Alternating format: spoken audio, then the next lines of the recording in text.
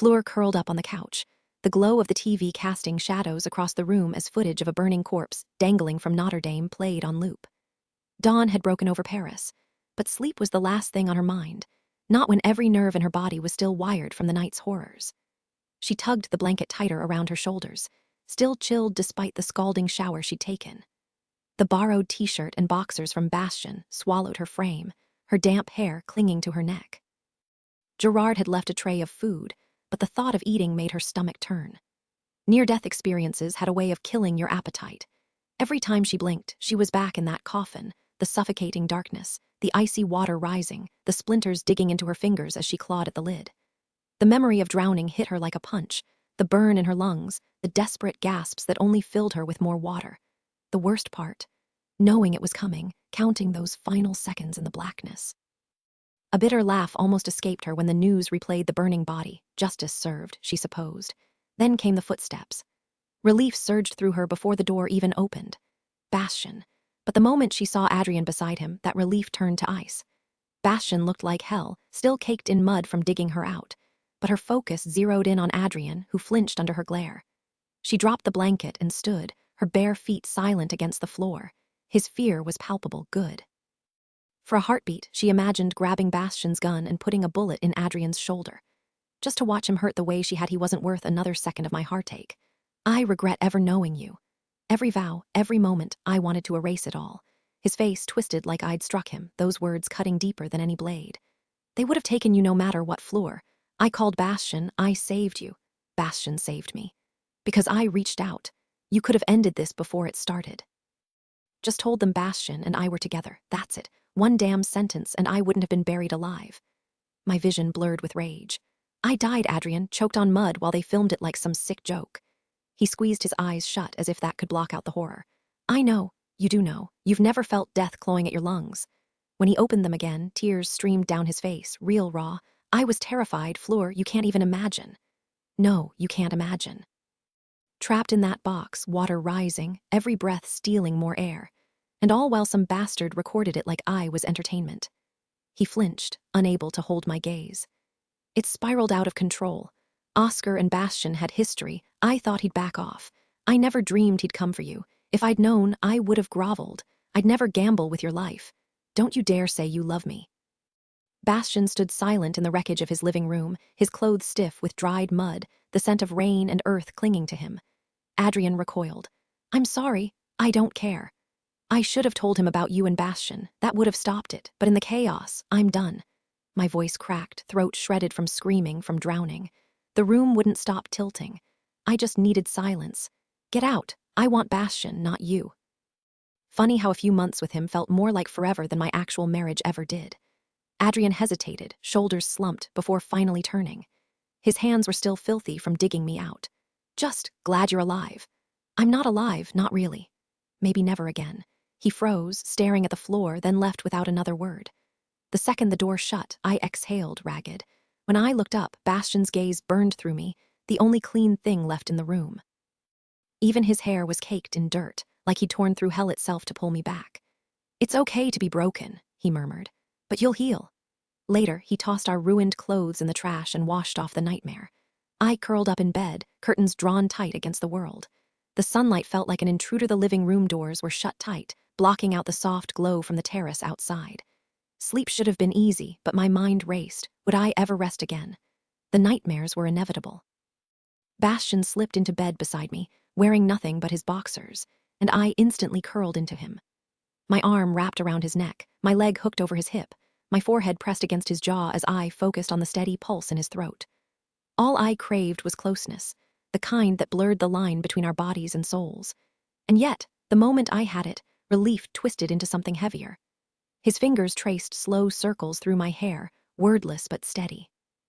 No questions, no empty reassurances, just quiet strength. My lips quivered as emotions I'd locked away burst free, like floodwater breaching a dam. I tried to choke back the tears, but they came anyway, ragged sobs shaking my ribs. Funny how grief works. It waits until you're safe to ambush you. In Bastion's arms, I could finally face the unthinkable. He didn't shush me or smother my pain with distractions. He just held me, letting the storm rage until I was hollowed out, until exhaustion dragged me under. When I woke, he was still there, eyes alert like he'd been watching me for hours. A sliver of dim light peeked through the curtains. Night had fallen while we slept. The weight of yesterday lingered, but time had dulled its edges. Processing fresh trauma was like swallowing glass. Distance, even just a few hours, made it survivable. Hungry? His voice was rough with sleep. I shook my head. Not really. You need to eat.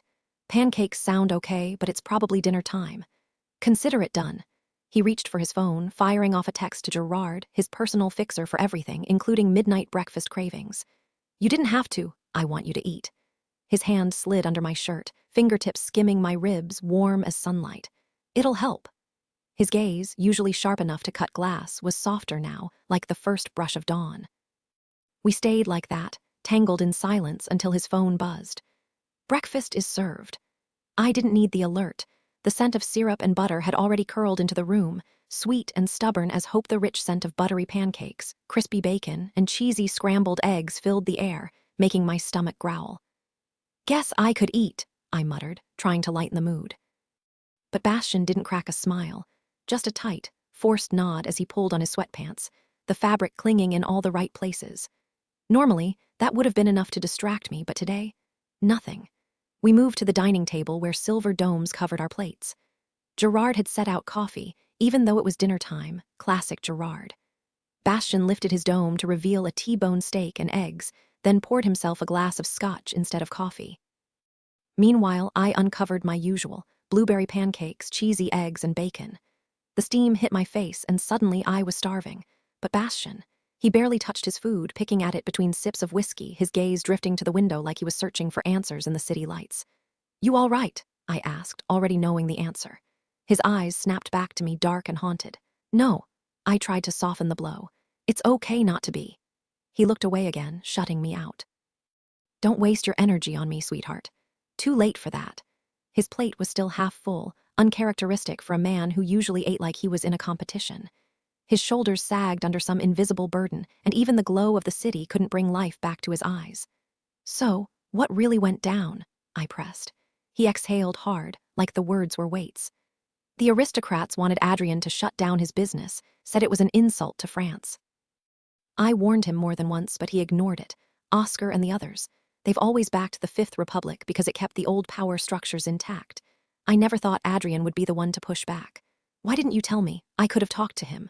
Separation of church and state, he said flatly. I frowned. What's that supposed to mean? You made it clear you wanted no part in my world, he muttered. I tried to keep Adrian alive because I knew you'd care, but he wasn't listening. Not to me, not to anyone. That doesn't sound like him. He wasn't reckless. Bastian was silent for a long moment. Depression makes people reckless. That business was all he had left. Because I walked away. The guilt flickered, sharp but brief, before I pushed it down. I meant what I said. I never want to see him again. The words had already left my lips when I faced Adrian, but I repeated them because the anger still burned inside me. Adrian's panic was instant, and if it weren't for Bastian standing between us, that fear might have cost me everything. If he hadn't betrayed me, I wouldn't be standing here right now. Bastian didn't argue.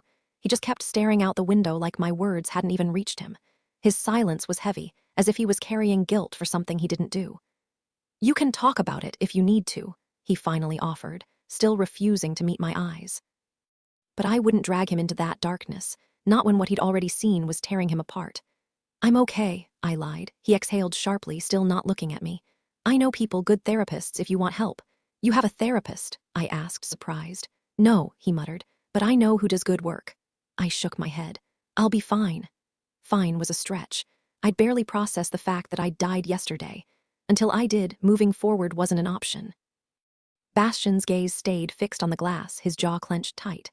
The view outside was nothing new to him, but his expression was raw, like every breath hurt. Bastian, I pressed. He still wouldn't look at me. Why won't you face me? Did he blame himself? Did he see me differently now? His chest rose with a slow, controlled breath before he finally spoke, voice rough. Because when I found you, Fleur, you were already gone. For 3 days, I didn't leave his house, and neither did he. My clothes had been tossed, so I lived in his oversized shirts and boxers, curled up beside him on the couch while mindless TV played in the background. Sleep came in waves, never enough, never restful. The bathtub stayed empty. I couldn't bring myself to go near it. Bastian was always there, his hands tracing my skin, his lips brushing my collarbone, his presence the only warmth in the cold wreckage of my life. But he wasn't the same. The man who used to speak in quiet reassurances now said nothing at all. The weight of what happened had hollowed him out. I knew I had to get my things from my apartment. Wearing his clothes like some lost ghost wasn't sustainable. It wouldn't take long, just a couple of boxes. But the idea of packing up my life after nearly losing it felt absurd. At the table after lunch, I finally broke the silence. I need to go back to my place. I can't keep stealing your clothes, no matter how cozy they are. His eyes snapped to mine. The first time in days he'd really looked at me, they quickly turned their attention back to the view, nodding in understanding. Got it. I had no choice but to show up wearing Bastion sweatpants and a hoodie. My own clothes were still back at the apartment. My shoes were the only thing that felt like mine. I waited, half expecting him to offer help, maybe send his guys to grab my things, but he stayed silent. This wasn't the Bastion I knew, and it unsettled me. So, can your guys still move my stuff, or... His gaze snapped back to me, sharp and sudden, but his whole body tensed like a coiled spring. His jaw tightened, his eyes turned icy, and for the first time in days he actually seemed there, present, focused. You still want to live with me? Obviously. Nothing between us had changed. My feelings for him burned just as fiercely, maybe even more now. I never wanted to step foot in that apartment again. His stare held mine, intense in a way I hadn't seen in weeks, like the old Bastion. Unless you don't want me to, of course I do. His voice was rough, like he was swallowing back something raw. His eyes were a storm, desperate, heated, so full of emotion I could feel it radiating across the table. I just wasn't sure if you still wanted this. Why wouldn't I? The words tumbled out before I could stop them. His expression flickered, the intensity fading as he pulled back again, retreating into himself. It was strange, Bastion never shrank away. He always took up space, demanded attention. But now he looked like he was trying to disappear. This is why you've been so distant. His gaze dropped, his jaw working like he was wrestling with his next words. I've been waiting for you to leave, he admitted, voice low. Waiting for the shock to wear off and reality to kick in.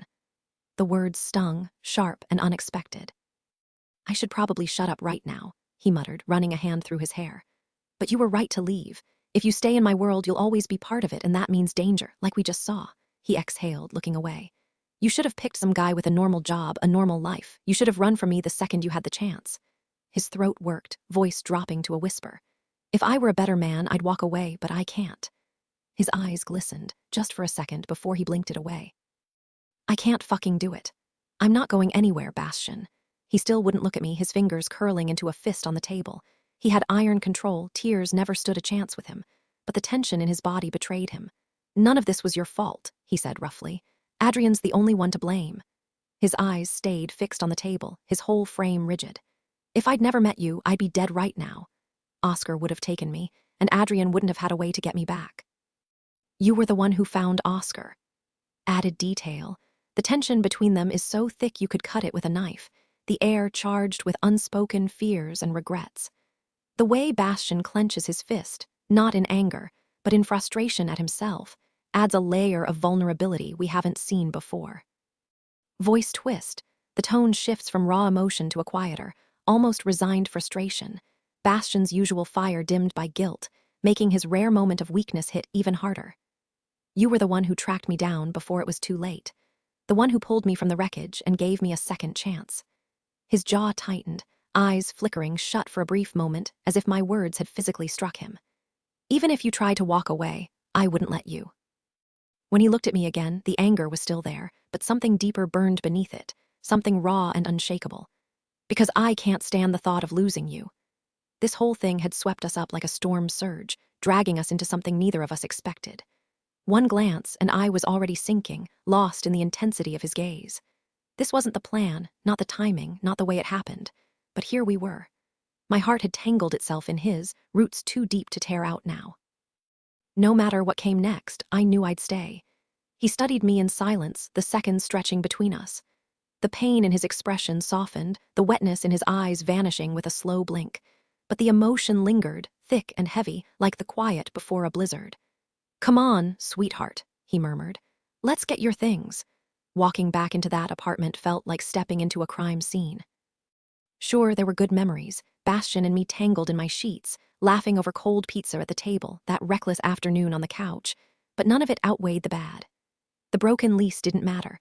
No way in hell was I sleeping here again. The place was a mess, boxes knocked over, drawers half open. I grabbed what little I had left, clothes, shoes, the essentials. My bedroom was the worst. Just looking at the bed sent a chill through me. I could still hear the footsteps, the split second I thought it was him before everything went wrong. The memories hit fast, the cold floor, the suffocating dark. Bastian's hand settled on my shoulder, steadying. "I've got you," I exhaled, forcing myself to focus. "Yeah, just a few more things."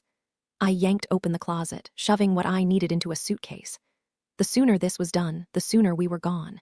He disappeared into the living room, calling his guys to handle the rest. I worked fast, tossing in the last of my daily necessities while he stacked boxes by the door. By the time I zipped up the suitcase, he was already at the kitchen table, lighting a cigar like he owned the place, which, technically, he wouldn't for much longer. 1 hour. Then we'd never have to look back. Half an hour later, the crew showed up and began loading the moving boxes. Surprisingly, Bastian didn't just stand around barking orders. He pitched in, hauling a heavy box downstairs himself, that damn cigar still dangling from his mouth. I zipped up my suitcase and wheeled it toward the entrance, where a few straggler boxes sat waiting. There were still things left behind at Adrian's place, expensive furniture, sentimental junk, stuff I'd been too furious to grab when I stormed out. I'd told myself I'd go back eventually, but let's be real, that was never happening. Now Bastian would handle it. No way was I stepping foot in that bastard's house again. As the last of the boxes disappeared, Bastian scooped up my suitcase like it weighed nothing. "Anything else?" he asked, scanning the empty apartment. "Just the furniture that came with the place," I muttered. Instead of dragging the suitcase, he carried it like it was made of glass. We took the stairs, because apparently elevators were too mainstream, and stepped out onto the sidewalk. His SUV sat waiting, but my other belongings were already gone, probably loaded into some mystery vehicle. As we pulled away, I stole one last glance at the building. That apartment had been my refuge after walking out on Adrian, my shaky first step into a life I didn't recognize. It wasn't home, just a pit stop between one disaster and whatever this was with Bastian. And speaking of Bastian, home wasn't a place anymore. It was him. The man had a walk-in closet the size of my old bedroom, yet his wardrobe was depressingly simple. A rotation of black tees, dark jeans, and exactly one sweater he probably forgot he owned. No flashy watches, no designer obsessions, just guns. Lots of guns. His only real indulgence was his sprawling estate, the kind of place with numbers in its price tag I couldn't even pronounce. I spent the afternoon unpacking, shoving boxes out of sight before his neat freak tendencies kicked in. His bathroom was a marble and gold monstrosity, with enough counter space for my entire makeup collection. For the first time in forever, I felt like I belonged somewhere, like maybe this Prince Charming with a gun collection wasn't just a fantasy. Meanwhile, Bastian was glued to his laptop, firing off texts like a man running a small country. Phone calls. Rare. I'd heard him speak into that thing maybe twice since we'd met. Guess some habits die hard. He ruled his empire with quiet precision, never making a sound. 5 days had passed since my death, or what felt like death, and only now was I starting to feel like myself again. The exhaustion had finally lifted, though I wondered if my brain was still recovering from those terrifying moments without oxygen. How long had I been gone? A minute, 2, long enough to leave me wrecked. Strangely, nightmares never came. Maybe because Bastian was always there, a silent sentinel guarding my sleep. His presence alone made me feel safe, so safe that if he hadn't offered to let me stay, I might have begged him myself. "Babe." His head snapped up from his laptop, eyes sharp like a soldier at attention. The nickname didn't make him smile like I'd hoped. He wasn't distant anymore, but the weight of what happened still clung to him. Funny, I was the one who'd drowned, yet I ached for him, for the horror of pulling me from the water, for the desperate fight to bring me back. "You don't have to stay," I said. A week without leaving my side, that wasn't like him. Normally, work consumed him, days passing without us crossing paths. Now, he'd abandoned everything. "I know you have things to do." His gaze searched mine, looking for truth. "I'll be fine," I assured him. His penthouse by the Seine was my sanctuary. When panic crept in, I'd stare at the Eiffel Tower, letting its glow anchor me like a lighthouse in a storm. Then he was moving, all hard muscle and ink, crossing the room in nothing but sweatpants. His hands cradled my face, fingers tangling in my hair as he tilted my chin up. "Life moves on for everyone else," he murmured. "Not for me. Not when my life is tied to yours." The most lethal man I'd ever known could also be the most tender. "It's okay," I whispered, gripping his forearms, soaking in his warmth. "Luca's handling things. But Luca isn't you. I wanted him here always, but I'd never guilt him into staying. Seriously, Go, you've done enough." His thumb brushed my cheek. "I'm here because I want to be, because I needed this time just as much as you." His voice dropped. "I've seen hell, I've caused it, but watching you die, that was the worst moment of my life." My fingers tightened. "I know." His gaze lingered on my lips before he kissed me, slow, deep, the first real heat since Oscar had taken me under. And for a moment, nothing else existed. His grip loosened as he pulled back, those piercing blue eyes locking onto mine with an intensity that sent a shiver down my spine. "I'll head back tomorrow, if you're really okay with it." "More than okay," I murmured, my voice steady. "Nothing's getting past this place without a bulldozer," he said, half joking, but the reassurance in his tone was solid. Fear didn't live here anymore. Not of being taken, not of betrayal, not of anything. Not when he was the one holding me. His lips curved into the faintest smirk, barely there, like a ghost of his usual confidence. "That's my girl." His mouth met mine again, slow and deliberate, his hands framing my face like I was something precious. The chill in my fingers dissolved under his touch, my pulse kicking back to life like he'd jump-started it himself. My palms slid over the familiar terrain of his chest, all hard planes and coiled strength, heat radiating through his skin. One arm banded around my waist, crushing me against him as he bent to deepen the kiss. It was a rhythm we knew by heart, yet every brush of his lips felt like the first time, electric, dizzying. His other hand slipped under my oversized shirt, gripping my ass with a possessive groan that vibrated against my mouth. Desire wasn't just a spark between us, it was a wildfire. For 5 days we'd been too tangled in shock to touch each other. But now he moved like a man unleashed. In one fluid motion, he scooped me up and carried me to the bedroom, the sheets still crisp from Gerard's earlier tidying. Clothes vanished in a haphazard trail, his sweats pooling at his ankles, my underwear tossed aside without a second thought. Stubble, he couldn't care less. His focus was singular me.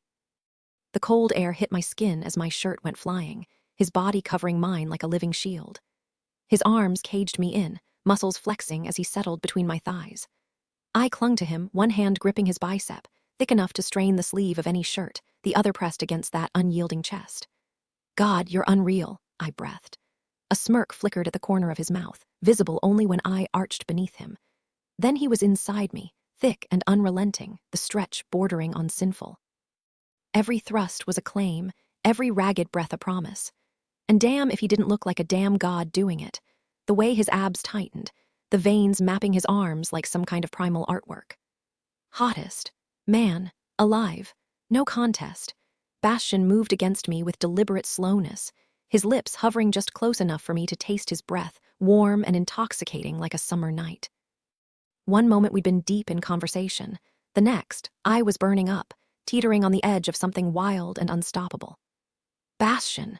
My fingers traced the tension in his neck, the steady pulse beneath his skin, the heat radiating off him like an open flame.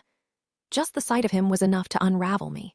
His rhythm shifted, each thrust hitting its mark with precision, turning my body into liquid fire. Sweat glistened on his skin, the scent of him raw and masculine, sending another wave of desire crashing through me. I was right there, ready to let go, but my body held back, savoring the unbearable tension for one more second. His breathing grew ragged, fighting for control, refusing to give in until I did. And then I shattered. My grip on his wrists tightened like I was bracing for a freefall, nails digging in as pleasure ripped through me. His name spilled from my lips between gasps and moans, tears blurring my vision before slipping down my temples. No one else could take me there, where the world dissolved into something brighter than stars. He didn't wait for me to catch my breath before he followed, his release deep and possessive, leaving me craving more before he'd even finished. The moment his last shudder faded, he was moving again, driving into me with a hunger that shook the bed frame.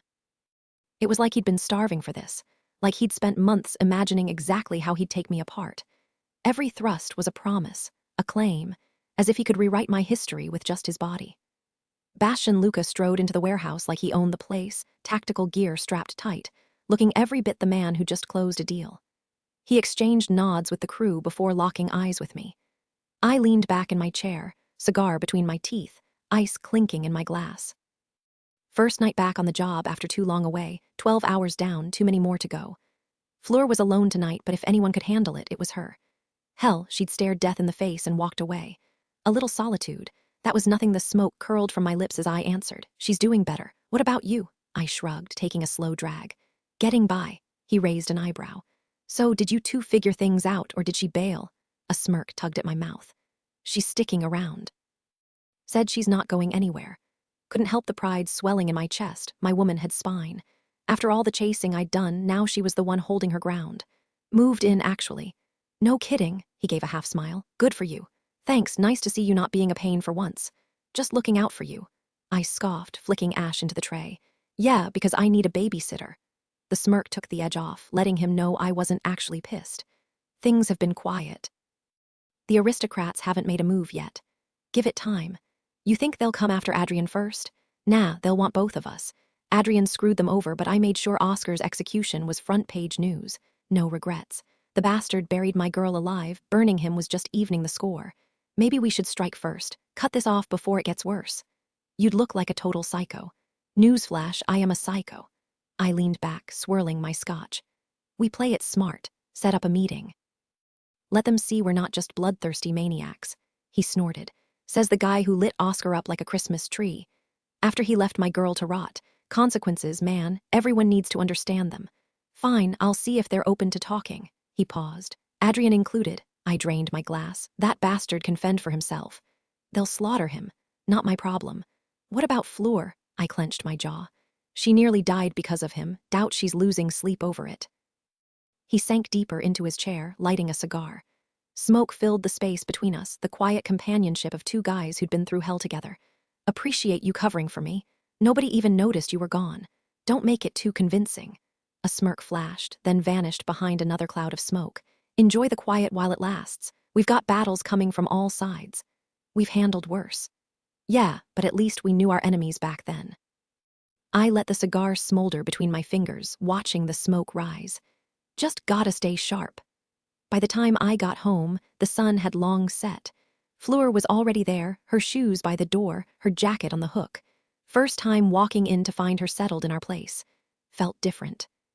Felt right. She was curled up on the sofa when I got home, still dressed in her work clothes. Pencil skirt, fitted blouse, those killer heels. Like she hadn't quite figured out how to relax in a space that wasn't fully hers yet. But the second I stepped inside, her whole face lit up, that bright, unmistakable joy hitting me like a wave. She stood, closing the distance between us in those towering heels, bringing her almost eye level with me. The way she looked at me, soft, warm, like I was the only thing that mattered, stuck in my mind like a snapshot I'd never forget. Then she kissed me, arms looping around my neck, her body pressing close. The heat of her against me, the way her lips moved like she'd been counting the minutes until this moment. It was everything I'd imagined when I asked her to move in. Coming home to her, whether she was wrapped in my shirt, sprawled across the bed, or fresh from the shower, was its own kind of addiction. My hands slid down to grip her hips, pulling her closer as I kissed her back. Missed you, she murmured between kisses, her voice low and breathless. The sound of it sent a shiver down my spine. No hesitation, no walls, just raw, unfiltered want. It was exactly what I'd craved since the first time I saw her. I lifted her up, carrying her back to the couch, her legs straddling my lap. Clothes became obstacles, her skirt hiked up, my jeans shoved down just enough. She unbuttoned her blouse, revealing the curve of her cleavage, while I yanked my shirt off, her fingers tracing my chest like she couldn't get enough. Then she guided me inside her, sinking down with a slow, deliberate roll of her hips, taking me an inch by inch. She moved like she had all the time in the world, rocking against me, her body arching as she found her rhythm. My hands gripped her waist, guiding her, matching her pace. The scent of her perfume mixed with the heat between us, her breath hitching as she worked herself over me. I peeled her blouse the rest of the way off, then unhooked her bra, freeing those perfect breasts, full, soft, tipped with tight little peaks. She leaned back, riding me harder now, her body moving with a confidence that had me gripping the couch to keep from losing it. This was it. No games, no doubts, just her and me, tangled up in each other like we'd been waiting for this all damn day. She arched her back, letting the sunlight catch every curve as she guided me with a slickness that made my pulse race. "You have no idea how much I want you," she whispered, her voice dripping with desire. I couldn't tear my eyes away. Every inch of her was intoxicating, from the way her hips moved to the way her breath hitched when my hands gripped her waist. She controlled the rhythm, slow and deliberate, like she was savoring every second. "Consider this my thank you," she murmured, her fingers trailing down my chest before teasing me in a way that made my jaw clench. The way she knew exactly what drove me wild was almost unfair. I'd been with plenty of women, but none of them had ever made me feel like this, like I was the only one who mattered. My grip tightened as she leaned in, her lips brushing my ear. "Don't hold back." That was all it took. The heat between us was unbearable, and when I finally let go, it was like fireworks behind my eyelids. She watched me with those piercing eyes, her skin flushed, her smile knowing. And just like that, I was hers all over again. Later, as we lay tangled together, she traced lazy circles on my chest. "Hungry?" she asked, her voice playful. I smirked. "For more than just food." She laughed, swatting my arm before pulling me up. "Dinner first, then we'll see." I couldn't resist showing her off, taking her to that little Italian place downtown where the candlelight made her glow even brighter. People glanced our way, but she only had eyes for me. And damn, that felt good. This wasn't just some fling. This was real. And for the first time in my life, I wasn't running from it. Every guy in the place couldn't help but stare at her, wishing they were in my shoes. But she was all mine, and I wasn't about to let anyone forget it. Dressed in an oversized sweater that barely covered her thighs and those killer black boots, she pretended to be casual while flipping through the menu. Honestly, it was the hottest accidental outfit she'd ever worn, definitely worth a repeat performance later. "What's your pick?" she asked, sipping her water. "The chicken," I said. She raised an eyebrow. "Still avoiding red meat?" I shrugged. "Doc's orders." "Good on you for actually listening," she teased. "I need you around for a long time." I smirked. My old man used to argue with my mom about his cholesterol like it was a sport, but he knew the streets would take him before his arteries ever got the chance. "Family curse," I muttered. She nodded, understanding without needing the details. The waiter swung by, and I kept it simple with roasted chicken while she ordered a salad and soup, barely eating lately, but I wasn't about to push it. "You didn't have to go back to work," I reminded her. I'd already made it clear to her boss she wasn't available, not like he had a choice. Her smile faded. "I needed to get out of the house. Could have gone shopping or tried yoga," she scoffed. "I don't do yoga." "Could have fooled me," I shot back, remembering how flexible she was. "And I don't need more clothes." I chuckled. First woman I've ever heard say that. That got a small laugh out of her, and I'd take it. I wanted her happy, carefree, but I knew she wasn't there yet. "You don't need to work," I said. "Rent's covered," she blinked. "I broke my lease, already handled it." 6 months paid up, more than enough time. Her expression went blank. "You didn't have to do that. You're mine, that means I take care of you." "I don't want to be a chore," I leaned in. "Sweetheart, you're the best damn responsibility I've ever had." She rolled her eyes, but the anger wasn't real. "I like working." I smirked. "No, you don't." Hated mornings, hated the grind, just never admitted it. "I like making my own money," she insisted. "What for?" "Food, clothes, basics," I grinned. "Already got you covered." She sighed, but that little smile was back. "That's sweet, Bastian, really." "Yeah, well, get used to it." "I meant what I said. I don't want you for your money," she insisted, her voice steady but her fingers tightening around her glass. "And I believe you," I replied, though the words tasted bitter. She shrugged, feigning indifference. "I don't mind working. It keeps me grounded." My jaw clenched. "You didn't work when you were with Adrian." Her eyes flickered with something unreadable. "That was different." "How?" The word came out sharper than I intended. I was used to people bending to my will, but she dug her heels in like she enjoyed the challenge. Most women would jump at the chance to be taken care of, but not her. No, she had to make everything difficult.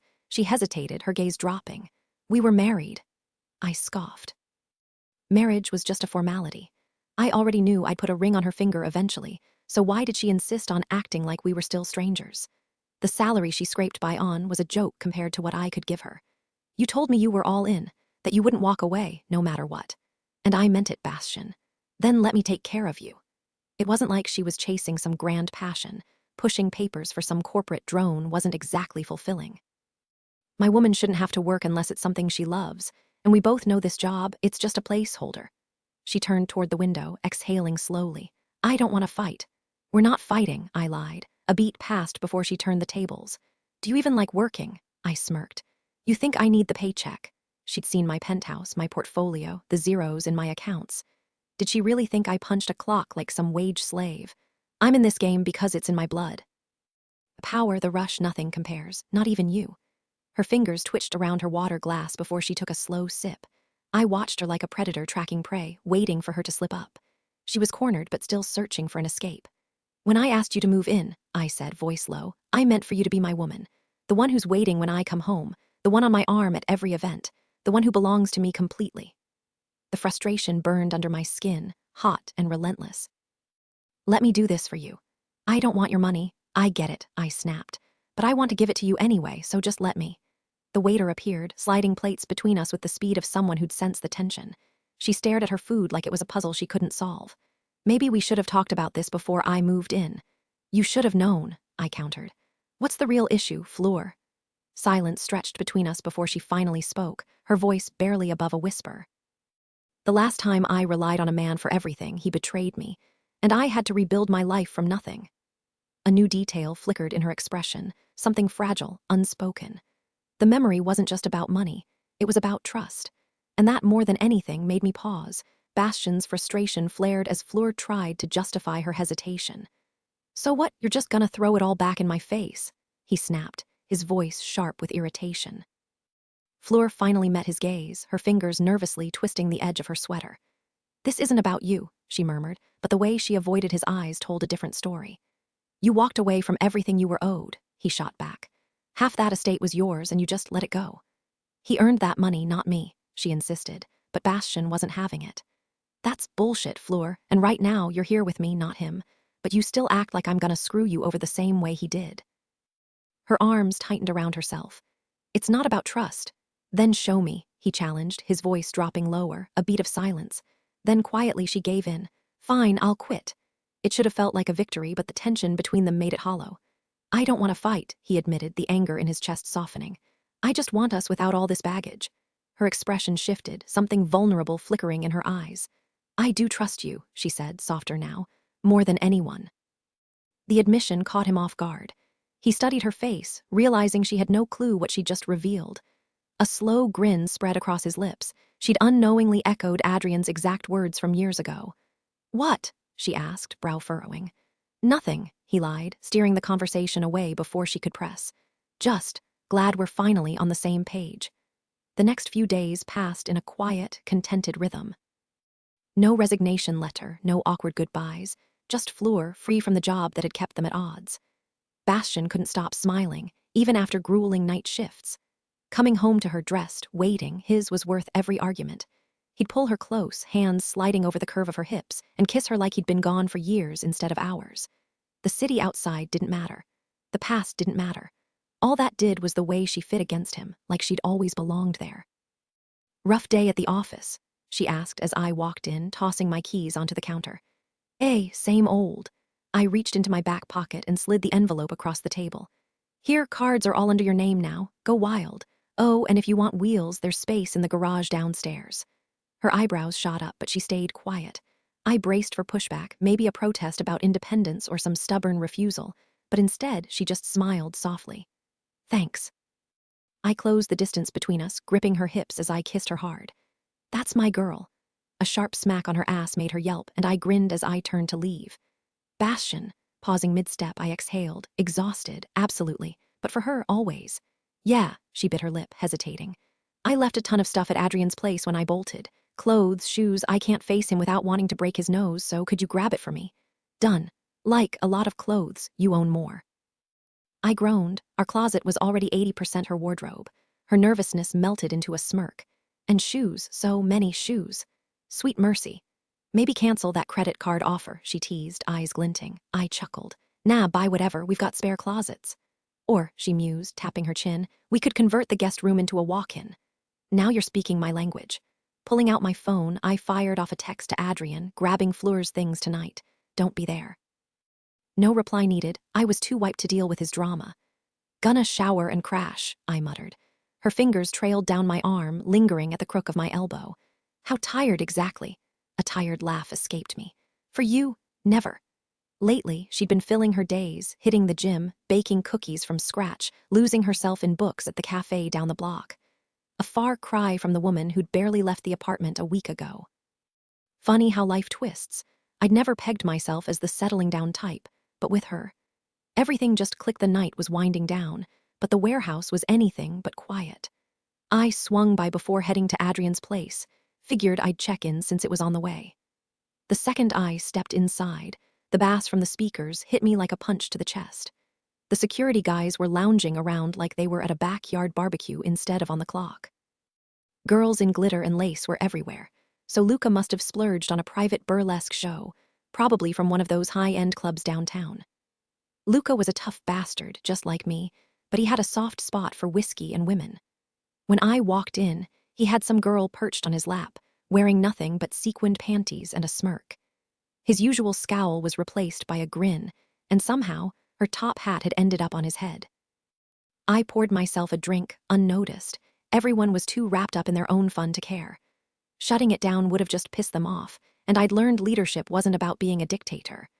Sometimes you had to let the team blow off steam, especially after a smooth shipment and a cleared tariff payment. Well, look who decided to show up. One of the dancers, Marie, spotted me and sauntered over.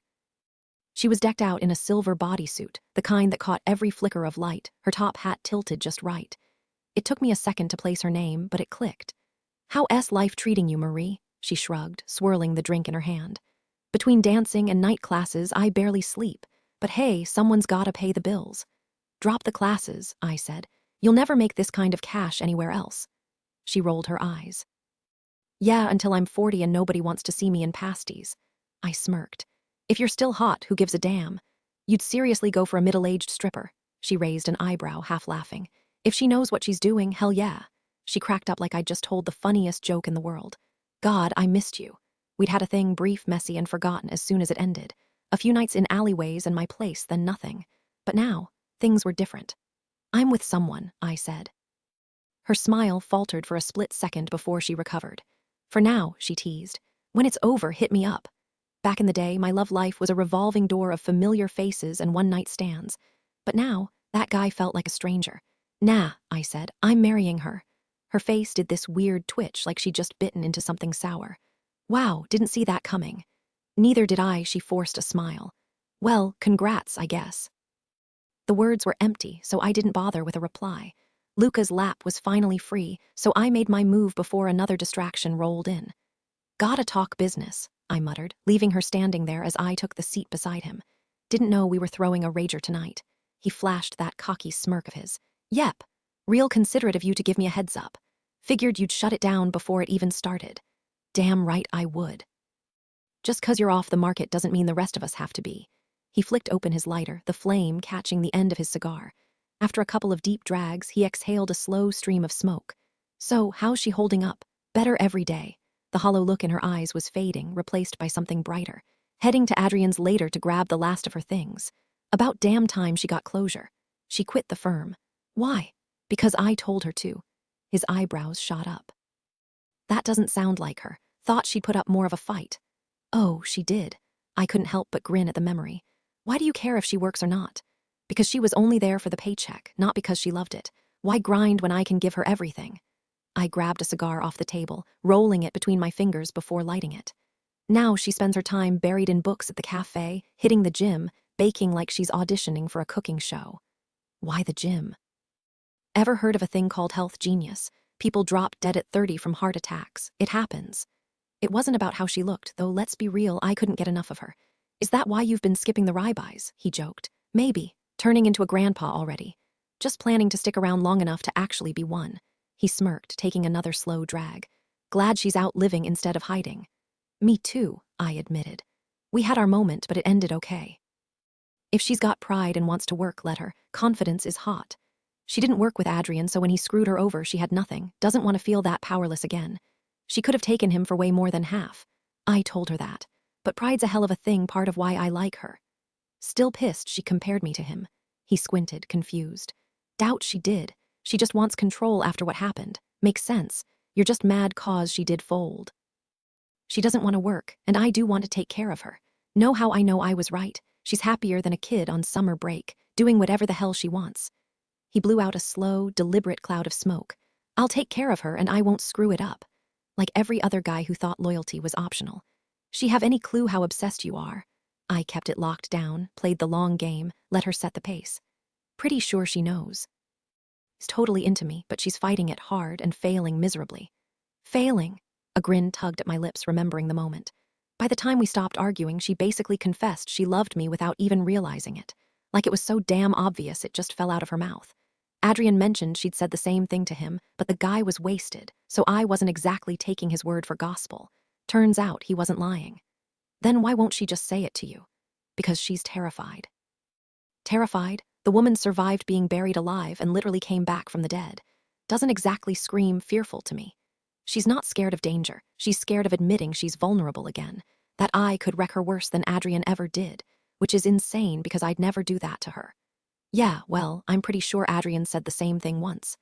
There's a difference between a man and a boy. She knows it. Luca nodded.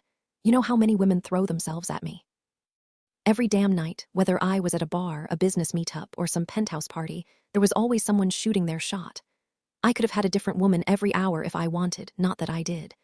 And you know how easy it is to walk away, like breathing, because that's my wife. The fact that Adrian didn't get that is mind-blowing. Probably thought he'd never get caught. I'd never get caught, I shot back. She'd never find out, and you sure as hell wouldn't snitch. It's not about getting away with it. It's about not wanting to in the first place. I just wish she believed that. Luca smirked. If she didn't trust you, Bastian, she wouldn't have moved in after you dug her out of that grave. She wouldn't let you take care of her. Yeah, maybe she's easing into things instead of diving in, but that doesn't mean she's not all in. I wanted her to say the words now, but Luca had a point. Knowing how she felt was enough. The rest would come when she was ready. When I pulled up to Adrian's place, the crew was already outside the SUV, cigars in hand, waiting. The butler led me inside, where Adrian was pacing like a caged animal. The second he saw me, he exhaled hard. How is she? She's good. Good, that's it. Had a rough start, but she's adjusting. Shops, works out, bakes, still won't take a bath, but after what happened, can't blame her. His shoulders relaxed. Okay, that's something. Did she go back to her job? She left. Why? I knew I shouldn't even entertain this conversation, but I needed him to grasp the truth. He'd lost her, and I was the one who picked up the pieces. That when he walked away, he didn't realize what he was leaving behind. Because she doesn't need a paycheck when she's got me.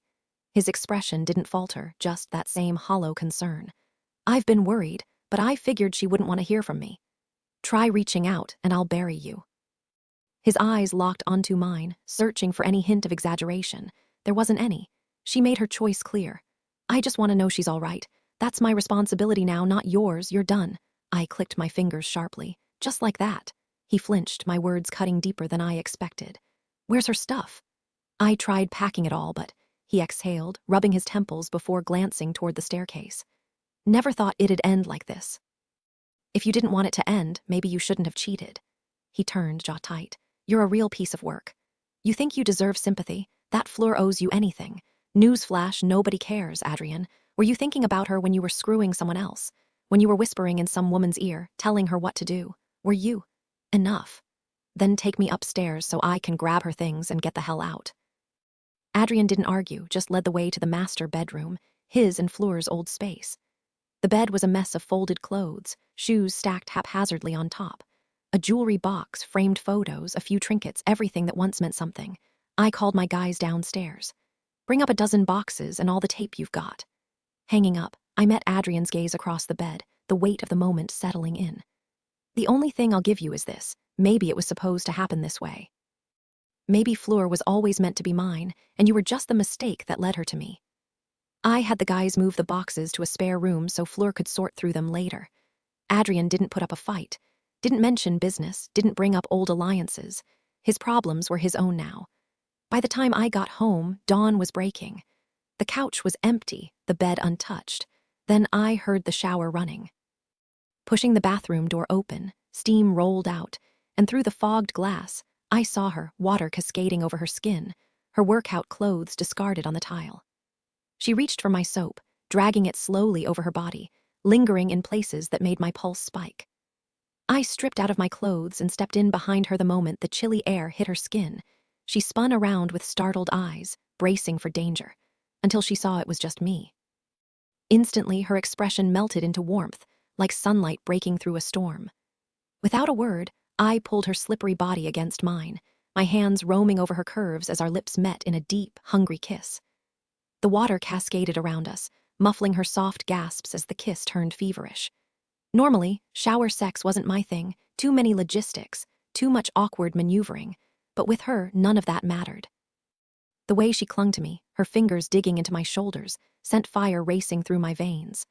I lifted her effortlessly, her legs wrapping around my waist as I guided myself inside her. She arched against me, her breath hitching as I moved, her body responding with every thrust. The way she looked at me, half-lidded, lips parted, told me everything. She loved this, loved the raw strength, the way I could hold her like she weighed nothing. And hell, she practically did. My arms were built for this. Her moans grew louder, more desperate, her nails scraping down my back. "You like this, baby?" I growled, picking up the pace. "God, yes." Her voice was ragged, her body trembling as she neared the edge. I didn't let up, driving into her until she shattered, her cries echoing off the tiles.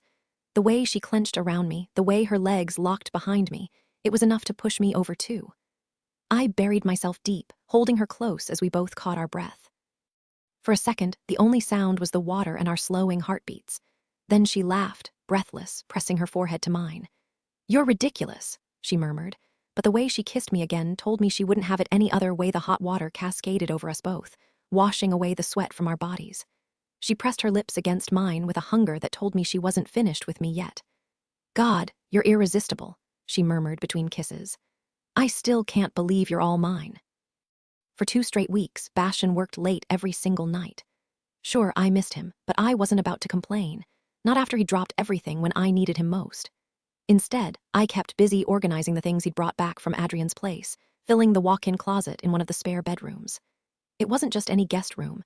It was practically a second master suite, perfect for storing my extra clothes and shoes. Then I found it, my wedding dress, still sealed in its garment bag. Bastian must not have noticed it tucked in with the rest. That day had meant something once, but now, it just felt like dead weight. Without a second thought, I tossed it into the donation pile.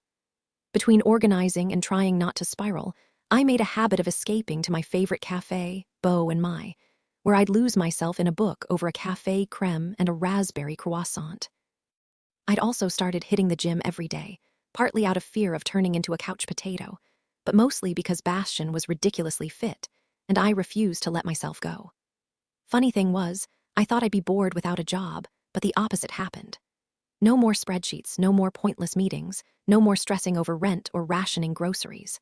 No more paper-thin apartment walls letting in every neighbor's argument. No more laundry in the kitchen sink. Hell, no more laundry at all. With Adrian, I'd been a glorified maid.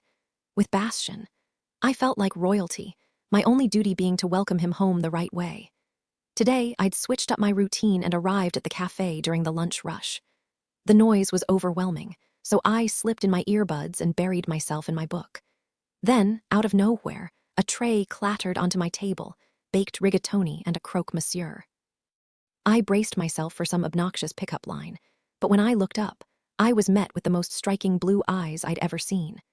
And just like that, my quiet afternoon took an unexpected turn. He grinned at my startled expression as he settled into the seat across from me, his tray piled high with enough food to feed a small army.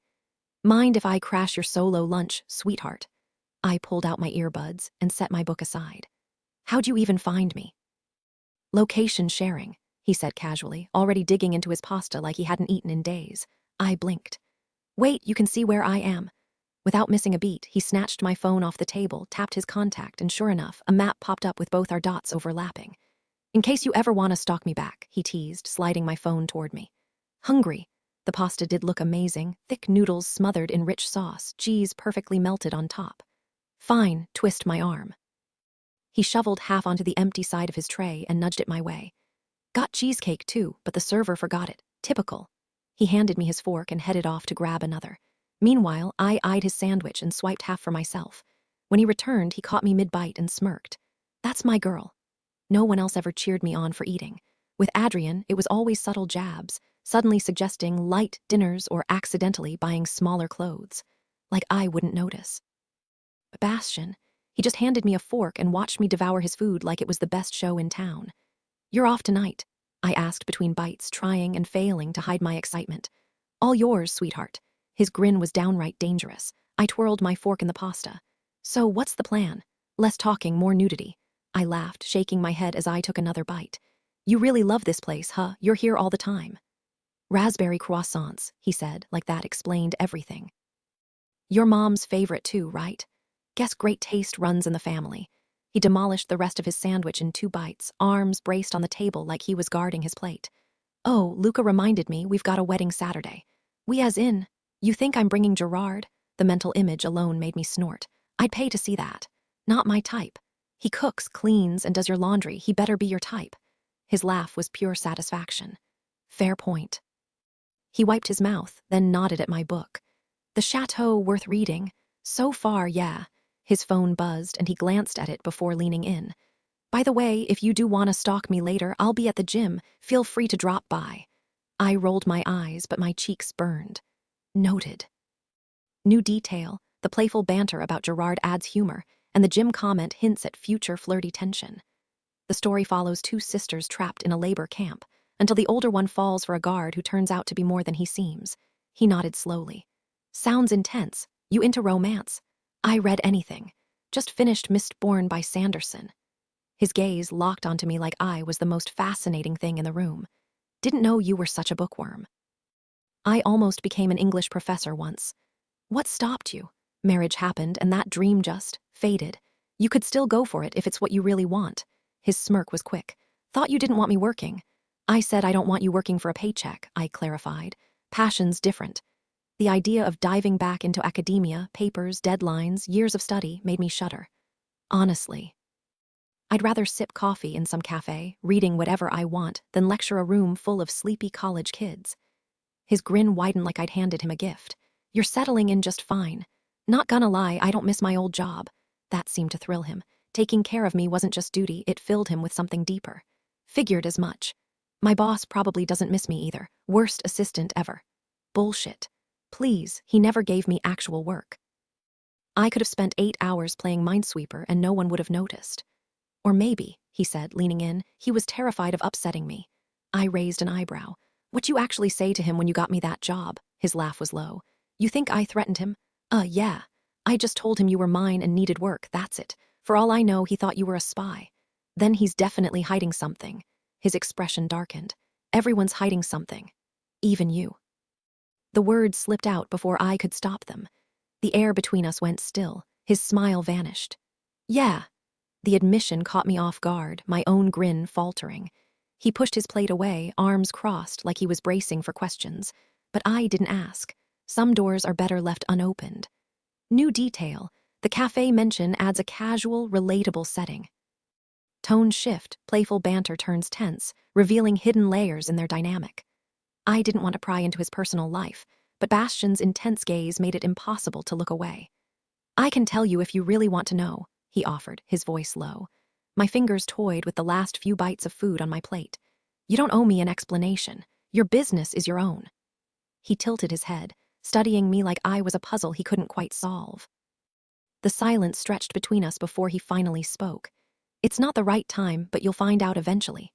Probably because we were in the middle of a crowded restaurant, surrounded by chattering families and oblivious tourists. Why does it matter? Because it's something you deserve to know, he said, his tone shifting. Not my finest moment, but I don't regret it. A cold weight settled in my chest, and I quickly steered the conversation elsewhere. So, whose wedding are we crashing? The abrupt shift caught him off guard. He blinked, taking a second to process before answering. One of my producer's daughters, the Four Seasons fancy, right? Good thing I finally got my luggage back. At least I won't show up in sweatpants. He smirked, stabbing a forkful of pasta. Who says you can't treat yourself to something new? After the mountain of clothes you already had delivered, I think I'm set. His grin widened. Pretty sure the movers are still recovering from hauling all those boxes. Will Luca be there? Maybe. He's not exactly reliable. Anyone else I should brace myself for? Oh, you'll recognize half the room. A drug dealer's wedding, definitely a first for me. It was surreal imagining criminals in tuxedos, toasting champagne like regular people. Bastian wiped his mouth with a napkin, unfazed. Trust me, I've been to plenty, birthdays, bar mitzvahs, you name it. Not all of them are monsters. Some are just guys trying to feed their families, running their business like a mom-and-pop diner. Is that what this is? He nodded. The rest, They're the ones who need someone like me keeping an eye on them. Otherwise, decent people get hurt. It reminded me of the night we met, how effortlessly he'd handled those burglars like he had the cops on speed dial. I seriously thought you were undercover that first night. I remember, he said, amusement flickering in his eyes. If I hadn't lived it, I'd call BS too. He absorbed my reaction like it was exactly what he'd expected. Paris has its secrets. The French emperors, they've been pulling strings since Napoleon's time. Started as his little pet project before he took the throne. Over the years, they've faded in and out, stepping up whenever the country needed them. Now, they're the shadow keeping the Republic in check. A waiter passed by, refilling our waters, and Bastian's expression turned thoughtful. Funny, isn't it? The things people never see coming. Our network spans the globe, with trusted allies who provide critical intel on terrorist threats and dangers facing America and our partners.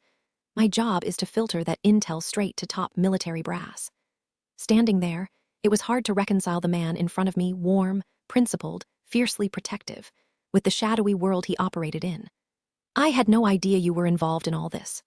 A smirk tugged at his lips. Fun fact, I'm actually related to Napoleon. Distant but legit, my mom's side. No way. Kept a few family heirlooms too. The aristocrats let me hold on to them, blood rights and all that. Let you? That didn't sound like Bastian.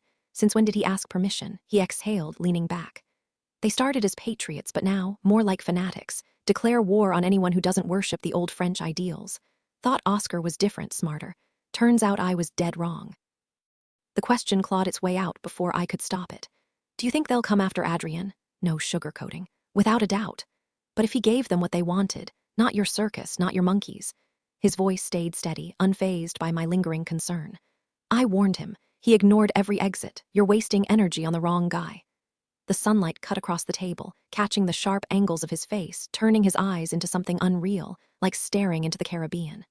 And you? I pressed. They'll come for you too, won't they, after Oscar? That's my battle. Bullshit, it's mine now. He shrugged, infuriatingly calm.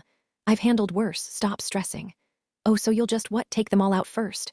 The grin he flashed was pure trouble. Thought I told you not to worry. I slammed my hands on the table. I love you, you impossible bastard. How am I supposed to not? And then he was laughing, full and bright, like I'd just told the world's best joke. Arms crossed, gaze locked on me, equal parts fond and exasperated. You hear yourself, right? My stomach dropped. Because yeah, I did. Somewhere between the gunfire and the late-night whispers, I'd gone from running to rooted. And the terrifying truth, I wouldn't survive tearing myself free. Not from him. New detail. The Caribbean blue eyes comparison adds vivid imagery. Tone shift. The tension snaps into dark humor with Bastian's laugh, undercutting the dread. Everything crashed into me at once, the weight of it all finally sinking in as I stood frozen in place. For so long, I treated this like a fleeting moment, something to savor before it vanished. But now, the truth was undeniable. This wasn't temporary. This was permanent. I totally spaced on my doctor's appointment, I blurted, shoving my book into my bag under the heat of his unrelenting gaze. Catch you later. I bolted from the table, weaving past neighboring diners before slipping behind him. He didn't stop me, didn't demand I stay and face things head-on. Just let me walk away. I ended up at Maison Louvard, ordering their infamous crookie, a buttery croissant stuffed with a gooey chocolate chip cookie, my usual comfort food when emotions threatened to swallow me whole. But no amount of sugar could numb the gnawing unease twisting in my gut. Alone at a tiny cafe table, I stared at my untouched coffee, even though my hands were already jittery from too much caffeine. For the first time in months, I missed my old apartment, somewhere I could disappear without an audience. Now, Bastian would be waiting at home, ready to pick up where we left off. Was I ever going to be ready for that conversation? How had everything shifted so quickly? The ink on my divorce papers was barely dry, and here I was, tangled in a brand new life before I'd even processed the old one. I was right back where I didn't want to be, rushing forward before the past had fully faded. And yet, I was the one who'd brought it up first. Hours had passed without a call or text from Bastian. He was giving me space, even though it had to sting, watching me flee again. Then, as if he'd sensed my thoughts, my phone lit up. Got some things to handle. Place is yours. Back in the morning, he didn't want me wandering the city alone, drowning in my own head. I typed back immediately. Don't leave, I'm coming home. No reply bubbles appeared. Was he pissed? Texting made it impossible to tell. Now that money wasn't an issue, I hailed a cab instead of walking, one of the perks of unlimited funds. Convenience, speed, no second guessing. When the gates swung open before my car even stopped, it was like the security team had been tracking my return.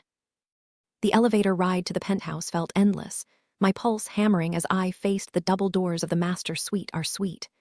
Fear coiled tight in my chest, irrational but suffocating. I hesitated, staring at the gleaming gold handle before twisting it open. Bastian was sprawled in an armchair, bare-chested, sweatpants low on his hips, elbows resting on his knees. His expression was unreadable, no anger, no bitterness. Just. Waiting the room felt heavy with tension as I shifted to the far end of the couch, right by the armchair where he sat. His gaze followed me, sharp and unrelenting like a spotlight I couldn't escape. The fireplace stood cold and unused, too warm a day for flames, but I fixated on it anyway, unable to face him directly. The late afternoon sun cast long shadows through the open curtains, a reminder that night was coming. "Sweetheart." His voice cut through the silence. I blinked hard, gathering my courage before finally meeting his eyes, those piercing blue ones that always seemed to see right through me. My pulse spiked, adrenaline flooding my veins. "You were the one who said it first," I pointed out, my voice steadier than I felt. "Not me." "I know." His jaw tightened. "Multiple times. Yeah, I kept my promise, I took it slow. But you hit the gas." "Got it, Bastian. Then why does it feel like I'm being punished?" His tone turned razor-sharp, frustration boiling over. "Punished? You drop the L word and then bolt," he snapped. "That's emotional whiplash."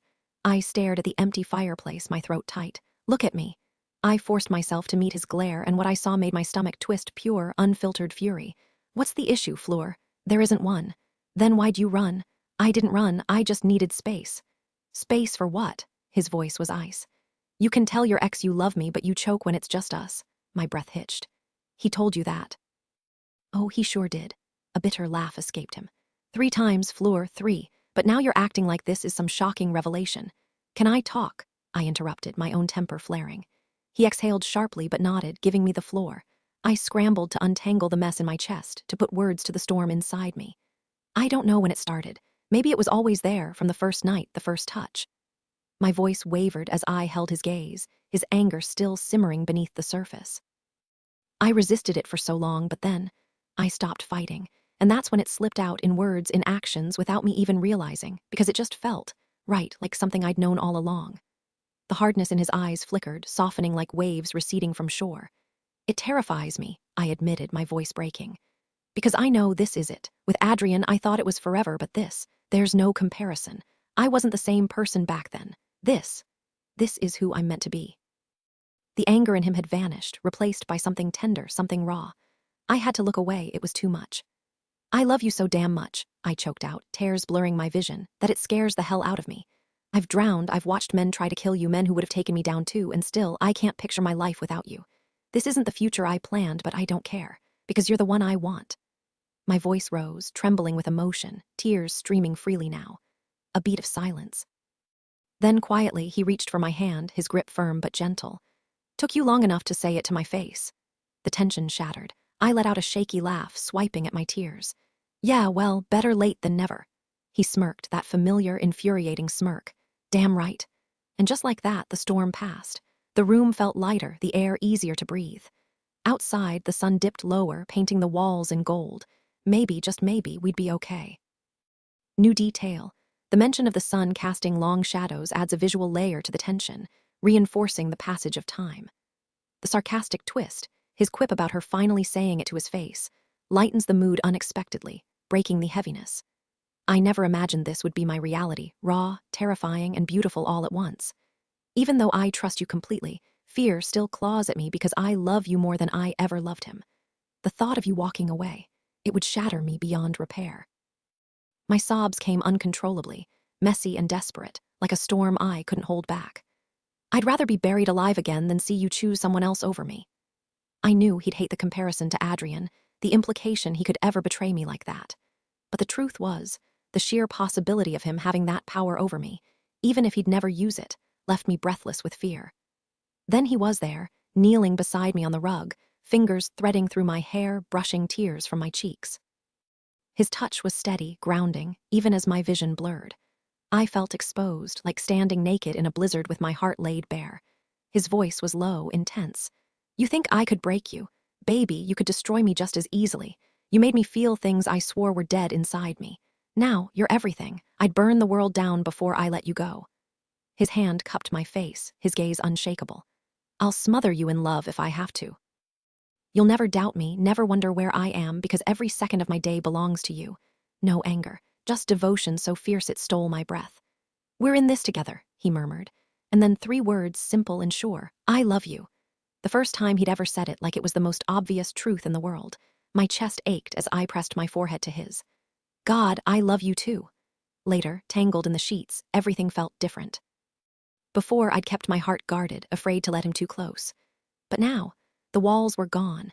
Every touch, every whisper, it wasn't just passion, it was surrender. New detail. Outside, rain tapped against the window, a quiet rhythm that matched the way his fingers traced my spine, like he was memorizing me. Shift in tone, from raw vulnerability to something lighter, almost teasing. And of course, the man couldn't resist ruining the moment. Next time you compare me to that clown, he muttered against my neck, I'm hiding your coffee for a week. I laughed, breathless. Worth it, his body pressed against mine, my legs wrapped tightly around him as he moved with slow, deliberate rhythm. His strong arms caged me beneath him, his lips exploring mine with a tenderness that made my heart ache. Every kiss felt like a promise, every touch like worship. My fingers traced the muscles of his back, nails digging in as he trailed kisses down my neck, teasing the corner of my mouth before deepening the kiss until I was breathless. I'd already come undone earlier, not because the sex was earth-shattering, but because I was hopelessly, stupidly in love with him. The realization hit me like a punch to the chest, sharp and undeniable. I love you, I whispered against his lips, the words tasting bittersweet. I was giving him everything, trusting him with the fragile pieces of me. He groaned like I'd said something filthy, his body responding instantly, hips stuttering before he stilled, filling me completely. For a moment we just breathed together, his forehead resting against mine, his sweat mixing with the scent of rain still lingering in the air. Then, without warning, he was moving again, slow and possessive, like he couldn't get enough. I fucking love you, sweetheart, he growled, and I believed him. When I woke, the room was dark, the only light coming from the digital clock on the nightstand, almost 8 p.m. I stretched, fingers brushing the empty space beside me. Bastian was gone, probably already showered or sprawled on the couch. I grabbed one of his shirts, slipping it on before padding into the living room. He was lounging on the sofa, phone in hand, the TV dark. My stomach growled loudly, announcing my presence. He smirked, glancing up. Hungry? Starving. Pizza and strawberries in the tub. I raised a brow. Since when do you do baths? He shrugged, pulling me into his lap. Since you. His lips found my neck, warm and familiar, and for a second everything else faded. But the thought of water made my chest tighten. Let's just stay here, I murmured. He studied me, reading the hesitation I didn't voice. Sweetheart, please. A beat of silence, then he nodded, tightening his arms around me. Couch it is. And just like that, the moment shifted, no grand declarations, just the quiet understanding that sometimes love meant knowing when to push and when to stay still. Don't toss that out yet. It's too early. I'll be right beside you. I turned my head away, but he gently cradled my face, guiding my gaze back to his. I'll be right beside you, he repeated, his voice steady, his eyes filled with quiet assurance rather than force. It wasn't an order, just a nudge, a reminder that I didn't have to face this alone. Day by day, the weight of that memory softened, slipping further into the past. It would always be part of me, but it didn't have to control me. I held his stare for a long moment before finally nodding. Okay. His lips brushed the corner of my mouth before he disappeared into the bathroom. The faucet turned on, water rushing into the tub. I'd soaked in that bath before as a guest, back when the idea of losing myself in a book while the water warmed around me sounded like the perfect escape. But after everything, I hadn't even considered it. Instead, I'd buried myself in crowded cafes, drowning out the noise with music. The tub might as well have been a locked door. Bastian noticed. Of course he did. He returned to the couch, pulling me against his side, his arms snug around my shoulders. His lips pressed against my temple. You've been here for months and haven't touched that tub once. Time to change that. My throat tightened. The memory of water rising cold, suffocating, flashed in my mind. Even now, I hesitated before stepping into the shower, waiting for the chill to fade. Bastian studied my profile. You're the strongest person I know. I let out a dry laugh. Your mom stayed married to a cartel boss for years, and I can't even take a bath. She ignored the truth because it was easier, he countered. You face it head on. That's courage. Leaving a cheater isn't brave. Then why do so many stay? I dropped my gaze to the coffee table. I know you can do this. Why does it even matter? Because I refuse to let fear steal the things you love, he said firmly. Don't give them that power. I shot him a look. No offense, but you've never drowned. He went quiet, like the words had knocked the air out of him. Then, softly, no, but you're still braver than I'll ever be. Gerard arrived with dinner, pizza, champagne, and a ridiculous amount of dessert. Bastian climbed into the tub first. It was massive, easily fitting 4 people, though Bastian's broad frame took up half the space. At least it wasn't shaped like a coffin, small mercies. The pizza sat safely on a raised tray, and champagne bottles lined the edge, ready. And for the first time in months, I didn't feel the water closing in just a few weeks back. This would have been the perfect night, romantic, dreamy, everything I ever wanted. Now, it felt like some kind of test, one that had my stomach twisted in knots. You've got this, babe, he murmured, stretching his hand toward me over the edge of the tub. His fingers were steady, waiting for me to take the plunge, literally. The guy had this unshakable confidence, his eyes locked onto mine like he already knew I'd pull through. And that pissed me off a little. I didn't want anyone, living or dead, calling the shots in my life. But bravery isn't some switch you flip. If it were, everyone would be walking around like action heroes. I hesitated, staring at the water, then finally grabbed his hand with a quiet exhale. The second my fingers curled around his grin lit up the room. Hell, it could have powered the whole city. That's my girl, he said, voice warm. 1 foot in, then the other. The water lapped at my knees, bubbles drifting lazily on the surface. The bathroom was stupidly luxurious. Dim lighting, marble everywhere, probably cost more than my entire college tuition. Nothing like the cold, muddy grave my nightmares kept dragging me back to. The only thing they had in common, water. I sank in slowly, letting the heat rise to my shoulders. The nightmares hadn't stopped, not really. Bastian didn't know. He was always out working, living his life. But being here, wrapped in the safety of his space, made the fear feel smaller. He lounged across from me, arms draped over the edges like some kind of bath-loving king, even though I knew for a fact the guy barely took showers. I hugged my knees, watching the bubbles pop one by one. It took a minute to convince myself I wasn't back there, that this was different.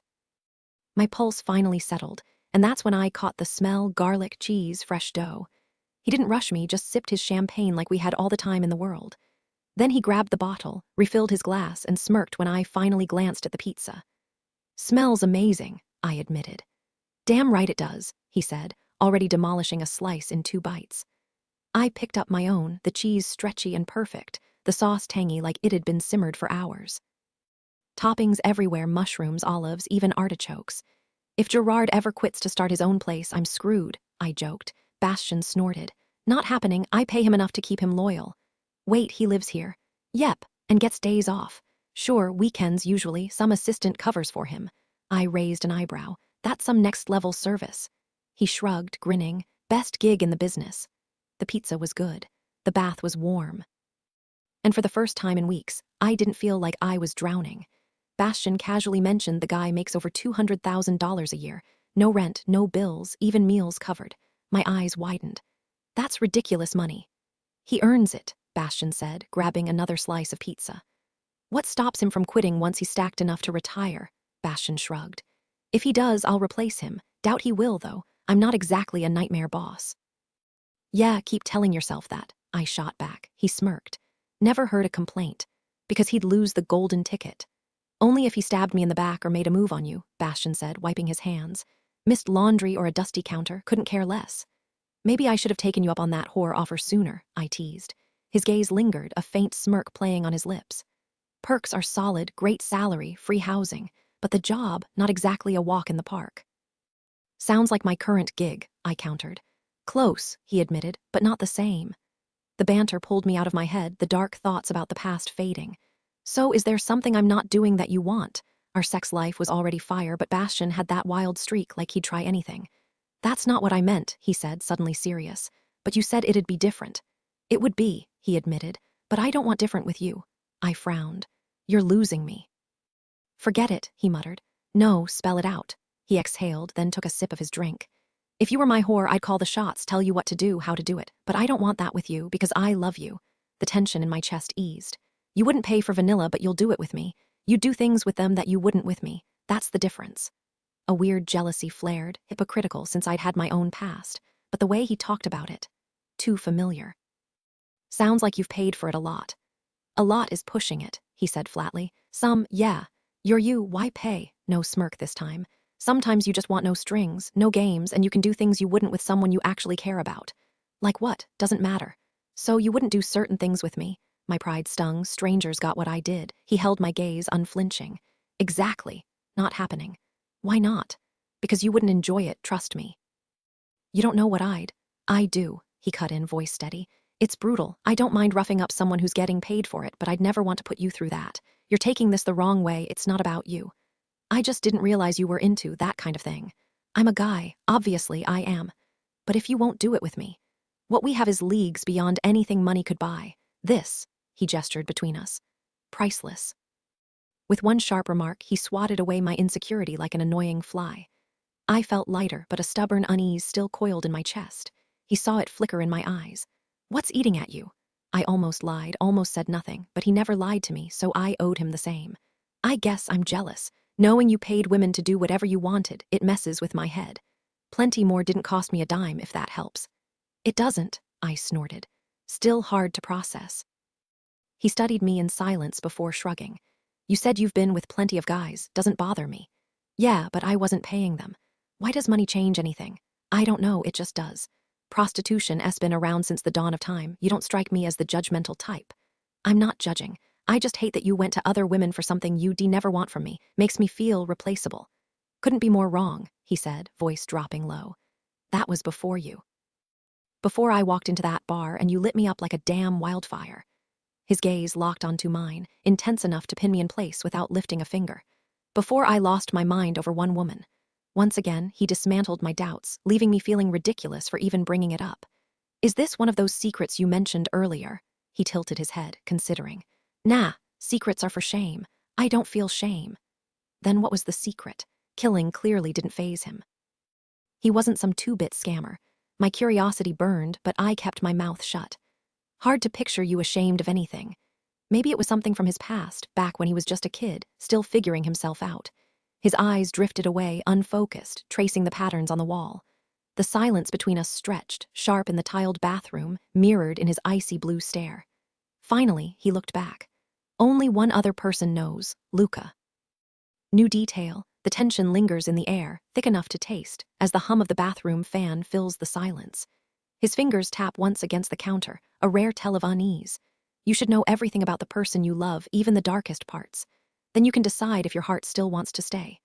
My fingers tightened around my glass. If love were a choice, I would have walked away ages ago. Bastian had pulled me in from day one, like gravity bending light. No logic, no escape. Nothing you say will change how I feel. His gaze was hollow, like he was staring through me. He pressed a fist to his temple, his usual spark snuffed out. I killed my father. The words hit like a punch. His dad had sounded like a nightmare, but this, I held my breath, waiting. We hadn't spoken in years, he continued, voice rough. Told him I was ashamed to be his son. He erased me after that, no calls, no texts, just silence. Then he showed up at my place when I was 20 and... Happened? Why? His jaw clenched. His love came with rules, be his perfect soldier or you were the enemy. He crossed a line, so did I. A muscle twitched in his cheek. Wasn't planned, wasn't self-defense, just broke. I reached for his hand, but he pulled away, grabbing his drink instead. Your mom? No, she'd never survive the truth. His laugh was bitter. My brother knows, keeps it quiet for her sake. The ice in my glass cracked. I'm sorry you carried this alone. Don't be. He drained his whiskey. Pretty sure he's sorrier. I leaned in. Whatever happened, it doesn't change us. His father demanded obedience. I just wanted him, flaws, ghosts, and all. Funny how love works. One man's deal breaker is another's I'll stay. New detail. The faint scar on his knuckles whitened as he gripped the glass. Had that night left its mark there too? Bastian had always imagined a simple life, one without the weight of his family's legacy pressing down on him. But when his father's gaze locked onto him, heavy and unrelenting, he knew that dream was long gone. I know you do, his father said, the words sharp enough to cut through the tension. 13 years earlier, Bastian sat in his dimly lit apartment, the rain tapping against the windows like an impatient visitor. It was an unusually warm winter, the kind where the streets stayed wet instead of buried under snow. His place was a disaster, empty bottles, half-eaten takeout, and the lingering scent of last weekend's reckless party. A few guys were still there, lost in their own haze of needles and powder. He joined them, but only out of boredom, not desperation. Night was falling, but for Bastian it might as well have been dawn. His schedule was flipped, coffee in hand as the city outside darkened. He'd sworn he'd never become his father, yet here he was, directionless, drowning in bad decisions. College rejections piled up, and without his father's influence, not that he wanted it, he had nowhere to go. Then came the knock. He ignored it, hoping whoever was on the other side would take the hint. But the voice that followed sent a chill through him. "I know you're in there, Bastian." His stomach dropped. 2 years without a word, and now his father was at his door. He could picture him, black coat, rain-soaked boots, that damn cross hanging around his neck like some twisted badge of honor. His mother never talked about him, filling their rare calls with meaningless chatter about restaurants and TV shows. It made him furious. She let him walk all over her, let him treat his own sons like employees. Sometimes he hated her more for it. When he finally opened the door, there he was, older, wearier, but still the same ruthless man. The years had carved deeper lines into his face, a testament to cigars, whiskey, and the stress of running an empire built on blood. Bastian saw too much of himself in that reflection, and it sickened him. His father's stare was cold, full of the same disappointment Bastian had known his whole life. Godric was the golden child, the heir apparent, and Bastian, just another failure in a long line of them. But fear? No, you can't fear someone you don't respect. I walked away, leaving the door wide open, my back exposed like a target. If he wanted to put a bullet in me, fine. He was the one who made me, after all. The creak of his boots on the scuffed hardwood echoed as he stepped inside, followed by the sharp click of the door shutting. I turned to face him, watching as his gaze swept over my dump of an apartment. The scattered needles that weren't mine, the half-empty bag of Coke on the coffee table that definitely wasn't mine either. The place was a mess, boxes still stacked against the walls like I'd just moved in yesterday, even though I'd been here for years. The women who crashed here didn't care. They were just passing through. He stopped a few feet away, his face unreadable, a storm brewing behind his eyes. What do you even say to a man who spent years pretending you don't exist? When he talked about family, I figured he erased me from the story, and nobody dared bring me up. My mom, she called when he wasn't home, then wiped the evidence like a guilty secret. She loved me, just not enough to stand between us. His jaw tightened, anger simmering until it boiled over. "You walked away from the business to live like this," he sneered, gesturing at the wreckage around us. "I sell luxury, you sell trash," I shrugged. "Could have gone to college if I hadn't bombed out of school." His laugh was sharp. "And that's my fault, you couldn't even count to 10. 2 years of silence, and this was his grand reunion. No, but you being a shitty father is definitely your fault." His nostrils flared, but he just nodded, like he expected nothing less. Still the same Bastian. Blaming everyone but yourself. Sitting in this dump, drowning in drugs and bad decisions. "You think you're better than me?" His voice cracked like a whip, loud enough for the neighbors to hear. "You're nothing without me, a waste of space in a piss-stained apartment. Should have been a girl, at least then I could have married you off. But no, you're just a useless boy with a brain too stupid to. Why are you here?" The words rolled off me like water. No love, no hurt, just exhaustion. He was just some angry old man screaming into the void. His face turned crimson, veins bulging. "No respect. What do you want?" I shouted back, done with this circus. 2 years of radio silence, and now you show up to yell at me. Congrats, Dad. Mission accomplished. I know I'm a disappointment. You're the biggest letdown I've ever known." His face twisted, and he took a step forward, trying to scare me like some low-rent thug. But fear wasn't something I had left, not after the hell I'd been through. I didn't back down, just locked eyes with the man I despised more than anything. He cracked first, swinging at me like we were in some schoolyard fight. His palm stung my cheek, but I twisted his arm and shoved him hard into a stack of crates, sending trash and syringes scattering. He crashed against the wall with a grunt, wincing when his shoulder took the brunt of the fall. Of course, he blamed me. That was his thing, always acting like everyone else started the fire he lit. "I only wanted one son," he spat, wiping blood from his lip. "But your mother had to go and ruin that. Should have drowned you the day you were born." I didn't let him finish. My fist connected with his jaw, knocking him flat. "And I wish you were 6 feet under." I snarled, slamming my boot into his face. The crunch of his nose breaking was almost satisfying. He howled, grabbing my ankle and yanking me down. Age hadn't slowed him much. His punch rocked my head back, stars exploding behind my eyes. Then his hands were around my throat, slamming my skull against the concrete. "Ungrateful little bastard," he hissed, rearing back for another hit. But I saw the glint of metal before he could pull the trigger. In one motion, I twisted his wrist, forcing the barrel against his chest. The gunshot echoed, sudden and final. His grip went slack, his body collapsing onto mine. I shoved him off, watching as his blood spread across the floor, soaking into my clothes. The tears weren't for him, just for the fact that this was how it ended. He hadn't come to make peace. He'd come to bury me. Bastion the warehouse was a few miles outside the city, close enough to the airport that the roar of jets drowned out the silence between us. I didn't drive much, so the Bugatti, bulletproof, custom-built, absurdly expensive, felt like overkill. But after last night, after the way she'd looked at me in the bathtub like I wasn't just a monster, maybe it was worth it. Funny how confessing to murder could somehow make things better. Baths still weren't my favorite, even with Fleur sitting across from me, all soapy and tempting. The steam made me feel like I was trapped in a sauna, but I endured it for her. She deserved to reclaim what some jerk had stolen from her. She'd admitted her feelings for me hadn't wavered, even after my secret came out. Sure, she'd been quiet since then, but I trusted her. How could she fully understand when I hadn't even explained it to her? Hell, I hadn't told Luca either. He probably thought I'd tracked down my father out of vengeance, but the truth was, it was the other way around. The warehouse compound loomed ahead as we drove through the gates, quiet, almost eerie, with only a couple of cars parked outside. The rest of the crew had stashed their rides in the hangar across the street, keeping them hidden. I pulled into a spot and cut the engine. Fleur's gaze swept over the steel fence, the barbed wire coiled on top like a warning. "Looks like a prison," she muttered. Because it was. A place where girls had been caged like livestock. I stepped out first, the morning chill biting through my jacket. Fleur followed, bundled up in a thick coat zipped tight against the cold. I banged on the rusted door, then glanced up at the security camera tucked in the corner. She hovered behind me, arms crossed like a shield. The sound of locks disengaging echoed before the door creaked open.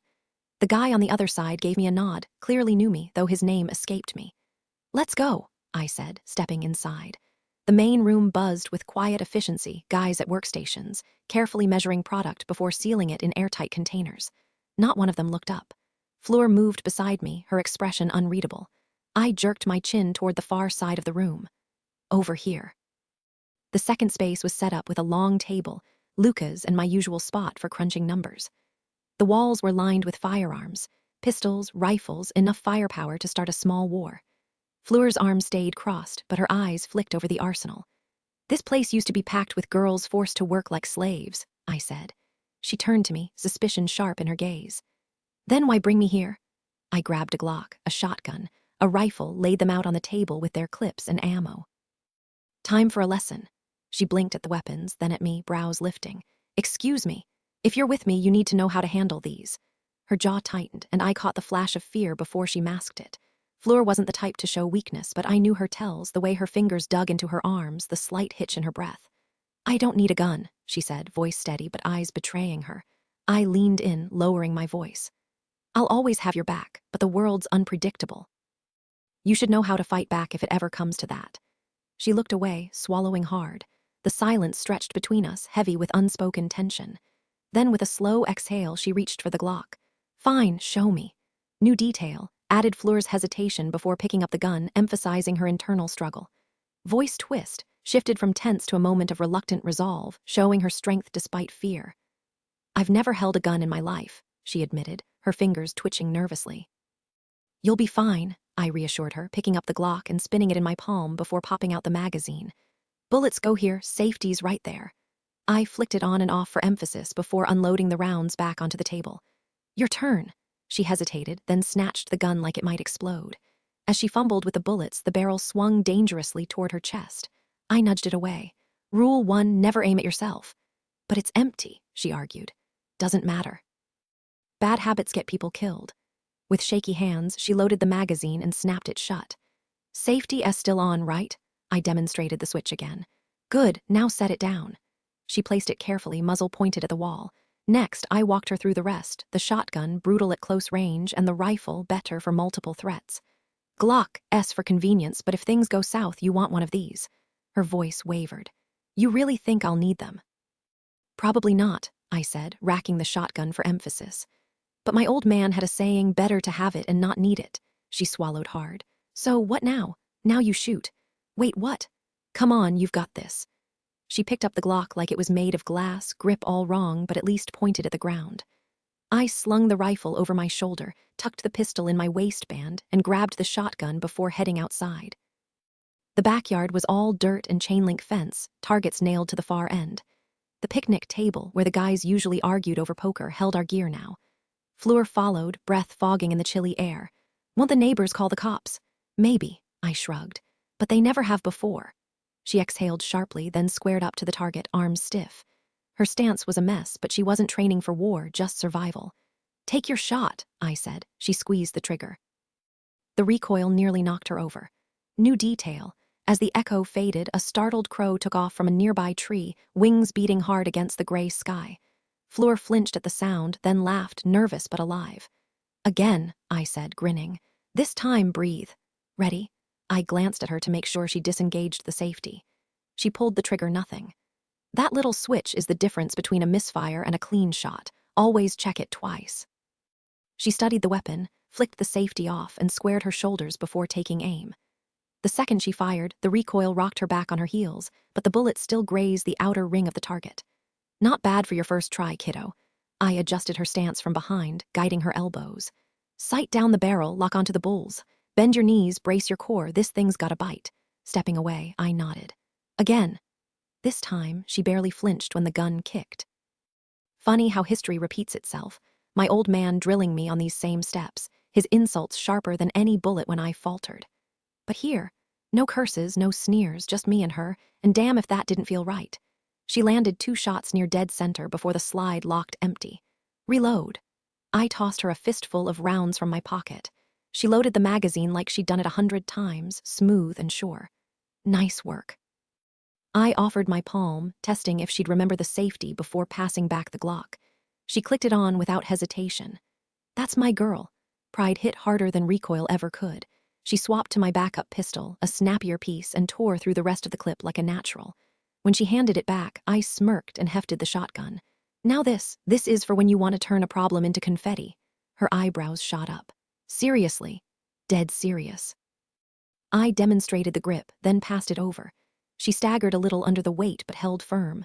Tuck the stock tight to your shoulder, unless you want a bruise to remember me by. I nudged her closer to the target. At this range, you're not aiming, you're announcing. The blast knocked her back 2 steps, but the target's edge vaporized. Hell yeah, I laughed as she racked another shell.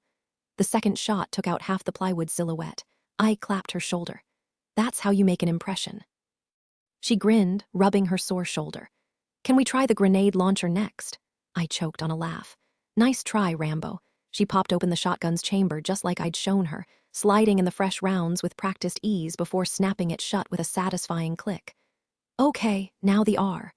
Her fingers moved instinctively to the safety before passing the shotgun back to me. Damn, this thing's got some weight to it. I took it, and she lifted the rifle like she'd spent years watching Hollywood heroes handle one. No hesitation, just pure confidence. Before I could even line up my own shot, she swung the barrel toward the targets and let loose, bullets chewing through the steel like it was paper. She didn't stop until the mag ran dry. Oh yeah, this one's fun. I grinned and tossed her another magazine. She reloaded like a pro, flicked the safety, and handed it back. That's my girl. I pulled her close for a quick kiss, then gave her a teasing swat on the hip. All right, time for the real lesson. Like actual combat, she asked, brow furrowing. More like how to stay alive if things go south. The excitement in her eyes dimmed instantly. You're scaring me. What aren't you saying? I held her gaze, letting my calm sink in. Nothing. Odds are you'll never need this, but I'd be an idiot not to teach you while I can. If things ever get ugly, I need to know you can get out. Like I'd ever bail on you. Any pride I might have felt got swallowed by frustration. You will bail if I tell you to. The sharpness in my voice froze her in place. 1 second I was kissing her, the next I sounded like a drill sergeant. Her eyes darted between mine, sizing me up like I'd turned into a stranger. The message had landed, so I dropped it. Ready? I set the guns aside, watching her breath fog in the cold despite her thick jacket. Yeah, most attacks come down to 3 grabs. I'll show you how to break each one. Okay, we'll take it slow first. I stepped in, seizing her arm like I meant business. Twist away, then strike. I guided her through the motion. If I don't let go, I'm breaking my own wrist. While you're twisting, drive your palm into my nose fast, one motion. I pressed her hand to my face, showing her the angle. Now let's do it for real. I'm not hitting you. Pretend you are. I grabbed her again, harder this time, and she flinched at the sudden force. Twist. She wrenched her arm free but hesitated. You forgot the strike. Oh, right. Again. This time when I grabbed her, she twisted and swung, but her palm barely tapped my shoulder instead of my face. Close, but not quite there. Got it. I ran her through a few more defensive techniques, how to react if someone came at her from any angle, even how to disarm an attacker if they had a gun. The moves were simple, but without practice, they'd fade from memory. Maybe she'd never need them. Maybe she'd need them in a decade. Either way, I hoped she'd stay safe. By the time we wrapped up, she wasn't shivering anymore. She even unzipped her jacket, letting the cold air hit her flushed skin. Your mom ever teach you any of this? Doubt she remembers now, but yeah, once upon a time. Who taught you? My old man. Every skill, every instinct, it all traced back to him. Some days I hated looking in the mirror, knowing his blood ran through me, that his darkness was my inheritance. She just nodded, no judgment, no pity. Let's head back. Finally, I could eat a horse. I smirked. What's your poison? She shot me a look. Anything, as long as you're the main course. Later, we stepped into the church, Fleur's arm looped through mine. She was all elegance, black dress, killer heels, gold jewelry glinting under the chandeliers like she'd walked straight off a magazine cover. The place was packed, guests shuffling to their seats, too focused on the ceremony to chat.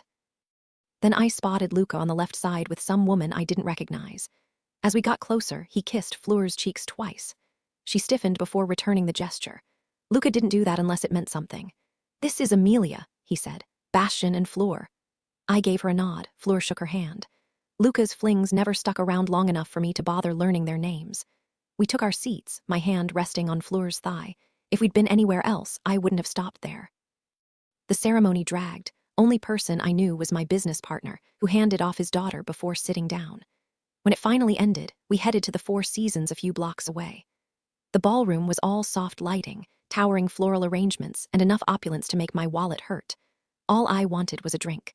Luca and I made a beeline for the bar. I felt a little guilty leaving Fleur with Amelia, but when I glanced back, they were deep in conversation. So, who's the mystery girl? Met her last weekend. Bar or back alley, he scoffed. You really think I'd bring a working girl to a wedding? I just shrugged. Some things never changed. I pulled it off. He shook his head like I was being absurd. Fleur knows about this. I told her. Not the full details, just that some of the women in my past had been paid for their company. She didn't freak out. Why would she? Remember Cynthia? He moved forward as the line inched ahead. She lost her damn mind when I mentioned it. Sounds like she had issues. He shrugged. Total psycho, jealousy's a nasty thing. Bullet dodged then. He smirked and took another step. Heard you took Fleur to the warehouse. Taught her how to handle a gun. Why bother? Because if she's gonna be in my world, she needs to know how to survive in it.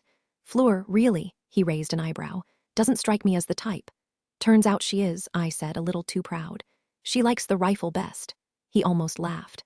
Yeah, I can see that, so. Things getting serious. He didn't ask outright, but the question hung there waiting. Yeah. I couldn't help the grin. He studied me, then matched it. Good for you, man. Appreciate it. I wasn't the sentimental type. Best friends were for guys who needed hand-holding. But if I had to pick one, it'd be Luca. She's solid. She is. Luca reached the front and ordered drinks for himself and Amelia. I grabbed a whiskey for me and a red for Fleur. As we walked back, he nudged me. Seriously, though most women wouldn't touch that kind of thing, especially after you know. She's tougher than half the guys in this room. Damn right, he said. Too bad she doesn't have a sister. I laughed, but the conversation died as we reached the table. I slid into my seat beside Fleur, draping my arm over the back of her chair, a silent claim. She took a sip of wine, leaving a smudge of lipstick on the glass, the same way she did when her mouth was wrapped around me. I stared longer than I should have, but before I could get lost in it, a few guys wandered over, turning what should have been a chill night into business as usual. Ruddy dropped into the seat next to me. First Regis, now Oscar, rough stretch, huh? Just cleaning up messes. I knew Fleur was probably bored, sitting there with her hand on my leg, sipping wine while the room ignored her. But she was mine, and I wanted her here, wanted everyone to see who stood beside me. The aristocrats have always been a bunch of fanatics, Ruddy muttered. Dangerous ones. Not losing sleep over it. Rumor says you should be. I smirked. I'll deal with it. I knew there'd be fallout for Oscar, there always was, but let them come. I was ready. The room buzzed with the kind of energy only a high society wedding could bring. Champagne flutes clinking, laughter rising above the live quartet, and guests packed shoulder to shoulder at round tables draped in white linen. Their organization might have been big, but it wasn't big enough to take me on. You'll get there, Butcher, he said, tipping his glass toward me before taking a sip. Small talk with the others circled back to Oscar and business, same as always. I kept my mouth shut about how he'd betrayed me. Mentioning what happened to Fleur, not an option. The wound was still too fresh for both of us. Then I felt it, that prickle at the back of my neck. He was here. Across the room, half hidden behind a sea of tuxedos and evening gowns, Godric stood with some elegant brunette murmuring in his ear. He nodded absently at whatever she said, but his eyes never left mine. He took a slow sip of champagne, never breaking contact. We hadn't been in the same room in years, he'd made sure of that. But tonight, he didn't seem to care. That could mean trouble, or opportunity. Be right back, sweetheart, I murmured, pressing a kiss to her temple before downing the rest of my scotch. She'd be fine. Luca was nearby if she needed him. I cut through the crowd, and Godric, ever perceptive, met me halfway, hands tucked casually in his pockets like we were just two old friends catching up. The dim chandelier light cast shadows over his face, and the soft strings in the background did nothing to ease the tension. He shifted his weight, sizing me up. Do you know the bride or groom? A smirk tugged at my lips. I know everybody, Bastian. Same cocky bastard. And here I thought you came for me. His expression didn't flicker. I'd rather not, fair enough. Still no leads for me. His silence stretched, colder than the ice in my abandoned glass. The indifference in his stare was almost impressive, like I was nothing more than a stranger asking for spare change. No, I nodded, feigning disappointment. Actually, I'm glad we ran into each other. There's something I've been meaning to say for 13 years. His jaw tightened. You never asked why or how. Or where. Because I knew you, never tell me. I cut in. For the first time, something flickered in his eyes, wariness, maybe even curiosity. I shook my head, letting the smirk fade. You were wrong, Godric. The air between us was thick with unspoken tension, the kind you could practically taste. He just stood there, hands shoved deep in his pockets, staring me down like we were the only two people in the room, never mind the sea of wedding guests around us. Anyone watching would have seen the electricity crackling between us. Go ahead, I pressed. Ask me. Godric hesitated, like he was stepping onto thin ice. For years, he'd believed some shadowy assassin had orchestrated the fall of Paris, most notorious crime lord, some cold, calculated killer with a vendetta. But when he found out it was me, that's when the fear finally hit him. The way it should have from the start. His expression didn't flicker, but his silence said everything. He was waiting, desperate for the truth he'd chased for over a decade. Here's the thing, I said, voice low. I wasn't some criminal mastermind plotting my own father's murder. He showed up at my place one random Tuesday, alone. No backup, no warning, probably didn't want Mom or you finding out. Big mistake. My fingers twitched at the memory. Told me I was worthless. Said he'd have preferred a daughter, at least she'd have been useful. Then he tried to put a bullet in me. So I put one in him first. A flicker in his eyes, just a split second of shock before he locked it down. I took his ring finger, sent it to you as proof, dumped the body, cleaned up, and you know what? No one came looking, not a single soul suspected me. I leaned in, watching his pulse jump in his throat. Everyone assumed I was too weak, too soft, just because I refused to kill some innocent girl. But look around, Godric. Who runs this city now? A slow smirk. Not him, not you. His jaw tightened, but he didn't speak, didn't move, just listened like this was the confession he'd been waiting for his whole life. You want to know the funniest part? I hadn't planned this. Hadn't expected to see him here of all places, and I definitely hadn't planned on airing out our family's dirty laundry in the middle of a damn wedding. If he could see me now, he'd be proud. And the fact that that thought makes me happy. I let out a dark laugh. That's the most twisted thing I've ever heard. Finally, Godric moved, just a slight shift as he dragged a hand over his face, like he needed a second to process. The music drowned out most sounds, but I still heard the sharp exhale he let out. Why now? His voice was rough. 13 years, 5 years, you had every chance, but you dropped this bomb here. I searched for an answer, but my mind was a swamp of half-buried memories. Usually my brain locked away the things I couldn't handle. Tonight. The walls had crumbled, the weight of his words settled over me like a heavy coat. Because I wasn't ready, but now I am. He exhaled slowly, shoulders tense, like he was bracing himself for whatever came next. His gaze flickered away, uncertainty flashing across his face before he forced the words out. The aristocrats are making their move in 3 days. Either we strike first, or we negotiate. For the first time in nearly 2 decades, I didn't see my brother as the enemy. Just a man caught in the same mess as me. He turned to leave, but not before tossing one last confession over his shoulder. I didn't know Fleur was yours. If I had, I would have put a bullet in Oscar myself. No lies, no excuses, more integrity than most men I dealt with. Yeah, I muttered. I believe you. He walked back to his table, where his date waited with an impatient tap of her manicured nails. Meanwhile, I slipped out of the ballroom, desperate for air. The music, the laughter, it all felt suffocating. Just minutes ago, I'd been relaxed, Fleur's warmth under my hand, laughing with the guys like nothing was wrong. Now, I just spilled my guts to my brother like some damn therapy session. Lost in thought, I barely noticed the plush carpet under my shoes until a voice cut through the haze. Bastian. I looked up.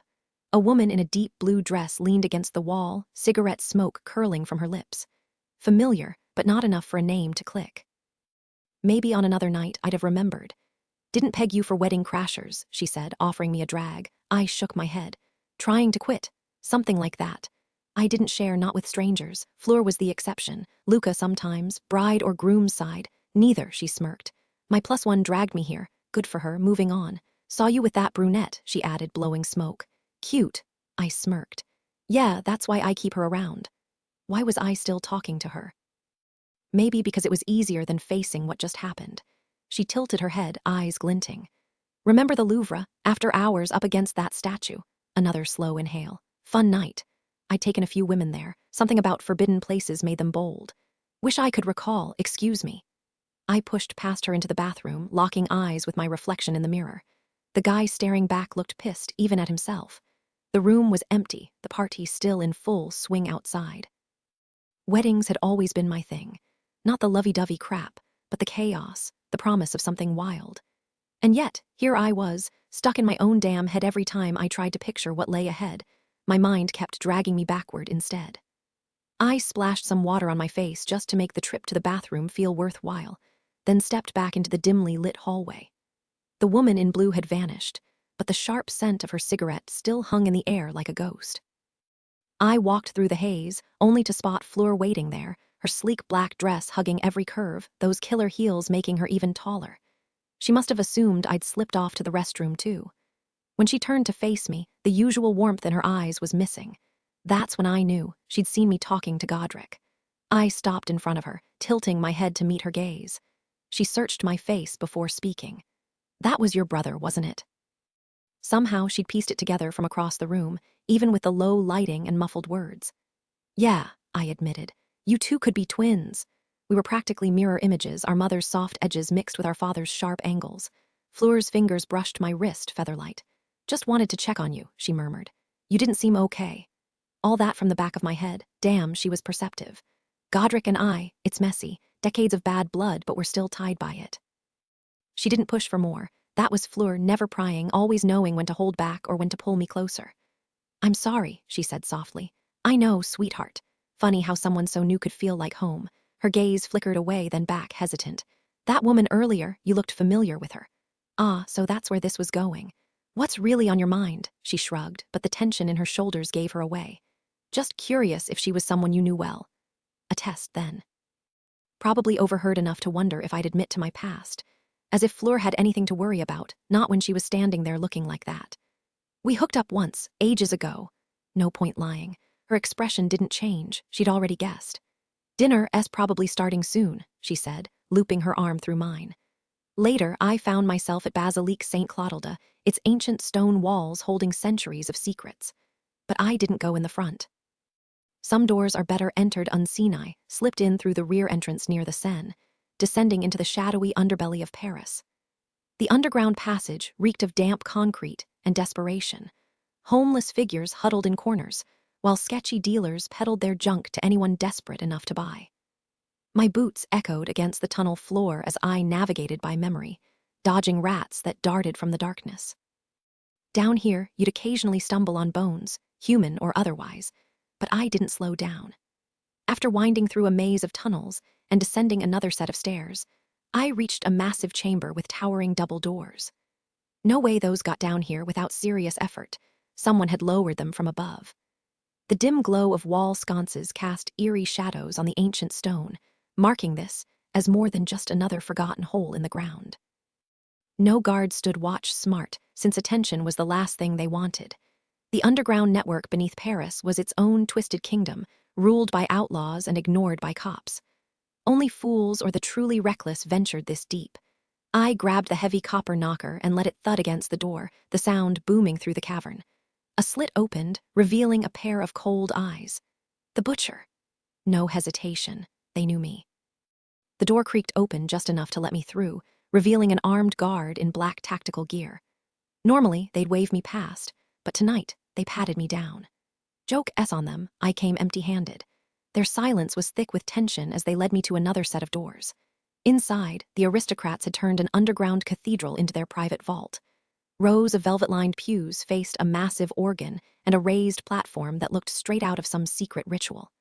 Beyond it, a treasure trove of stolen history, priceless paintings, sculptures, relics they'd decided belonged to France but kept hidden like greedy dragons. The irony? None of it saw daylight. They'd buried their loot so deep even the Seine couldn't wash it away. The whole setup screamed hypocrisy, hoarding culture while the world above never got to see it. Typical the moment I crossed the threshold, my eyes swept over the chaotic display. Paintings stacked haphazardly, tarnished golden chalices, ancient coins scattered like forgotten relics. It was a museum of stolen history, crammed together with no care for its value. Then I saw him, Marcus, draped in that ridiculous golden robe and matching hat like some cheap imitation of royalty. Another pawn stepping into Oscar's place, another self-proclaimed aristocrat playing at power. His arrogance was almost laughable. He didn't even bother reaching for a weapon. Why would he? I was unarmed, and these people loved their illusions of superiority. They called themselves a peaceful order, but I'd seen the blood they spilled, the lives they ruined. No gods, just greed wrapped in silk. Marcus halted a few feet away, his voice low but sharp enough to cut through the silence. "How dare you come here?" The anger in his words was coiled tight, his sleeves brushing the floor like some dramatic stage prop. "You killed my woman." "She was already dead," I shot back, keeping my tone steady even as fury burned in my chest. "You buried her in a coffin and the rain drowned her. The Fifth Republic's law is clear. I enforce it. Oscar crossed the line when he took an innocent life as collateral. Be glad I stopped at him and didn't drag the rest of you down with him." For a heartbeat, he didn't move. Then his lips curled, his rage barely contained. "You'll get no apology from me." If I could, I'd burn Oscar from Notre Dame a second time. One death wasn't enough for what he did. The doors creaked open behind him and more robed figures filed in, lining up like some cheap intimidation tactic. Seriously, was this supposed to scare me? Marcus lifted his chin. "You've declared war." "I took revenge for my woman," I interrupted. "We've been allies for years. I'd rather keep it that way than bury every last one of you." I settled my score. "Can you move on, or do we have a problem?" He didn't hesitate. "Adrien has defied us too long. It's time he paid." I shrugged. "Do what you want, not my business. You interfered before. I saved my girl, that's it. If you want to dump Adrien's corpse in the catacombs for the rats, go ahead. I warned him to yield. His stubbornness isn't my fault." Marcus studied me, his gaze calculating. "I didn't come to beg for his life. I came to restore our alliance." A beat passed. The air was thick with tension, the kind that could snap any second. Then, just as I was about to respond, a distant crash echoed through the halls, something heavy toppling over. The aristocrats stiffened, their false confidence flickering. I smirked. "Sounds like someone else has a problem with your little club." The tension in the room was thick enough to choke on. I didn't hate these people as a whole, but push me, and I'd turn their precious church into a pile of ash, then dig up whatever they had buried underneath. "Lying to my face is exactly a winning strategy," one of them muttered. "Call it a friendly reminder," I shot back. "Cross me and I'll wipe you off the map. Simple as that." Marcus exchanged a glance with the guy beside him, their silent debate obvious. Neither dared to speak openly with me standing there. Finally, Marcus turned back, jaw tight. "If you want this to end, stay out of our way when we deal with Adrien." "I don't play referee between gangs." "Follow the law and do whatever the hell you want. String him up from the Statue of Liberty for all I care." His nostrils flared. Then consider this your chance to make things right. You went after my girl. I took Oscar, we're square. Marcus took a step closer, anger simmering. You made us a laughingstock, broadcasted our humiliation worldwide, burned one of ours alive in front of cameras, in our own damn church. I scoffed. Burying an innocent woman alive was your idea of subtle. Don't act like I started this, I just finished it. Oscar didn't know she was yours. His mistake, his funeral. My fingers twitched, itching for action.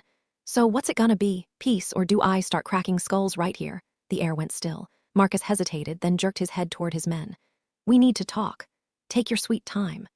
They huddled together, voices low, tension crackling between them. I didn't bother pretending to look away. If they tried anything, they'd regret it. The argument dragged on, and I rolled my eyes. I had better things to do than babysit their indecision. Finally, Marcus returned, frustration etched into his face. You swear you won't protect Adrian? I already told you, not my problem. Then hand him over and we'll call it even. A slow, mocking grin spread across my face. Not how this works. You want him, go get him. Marcus clenched his fists. He has the eye of the Sen, a national treasure. He can't be allowed to keep it. Then stop whining and do something about it. I leaned in, voice dropping to a razor's edge. My gift to you is walking out of here alive. Be grateful. Marcus didn't hesitate this time. My words finally cut through his stubbornness. Fine, he growled. Stay out of our way with Adrian and we won't have a problem, Butcher. Glad we're on the same page, I shot back. Now let's both get the hell out of here.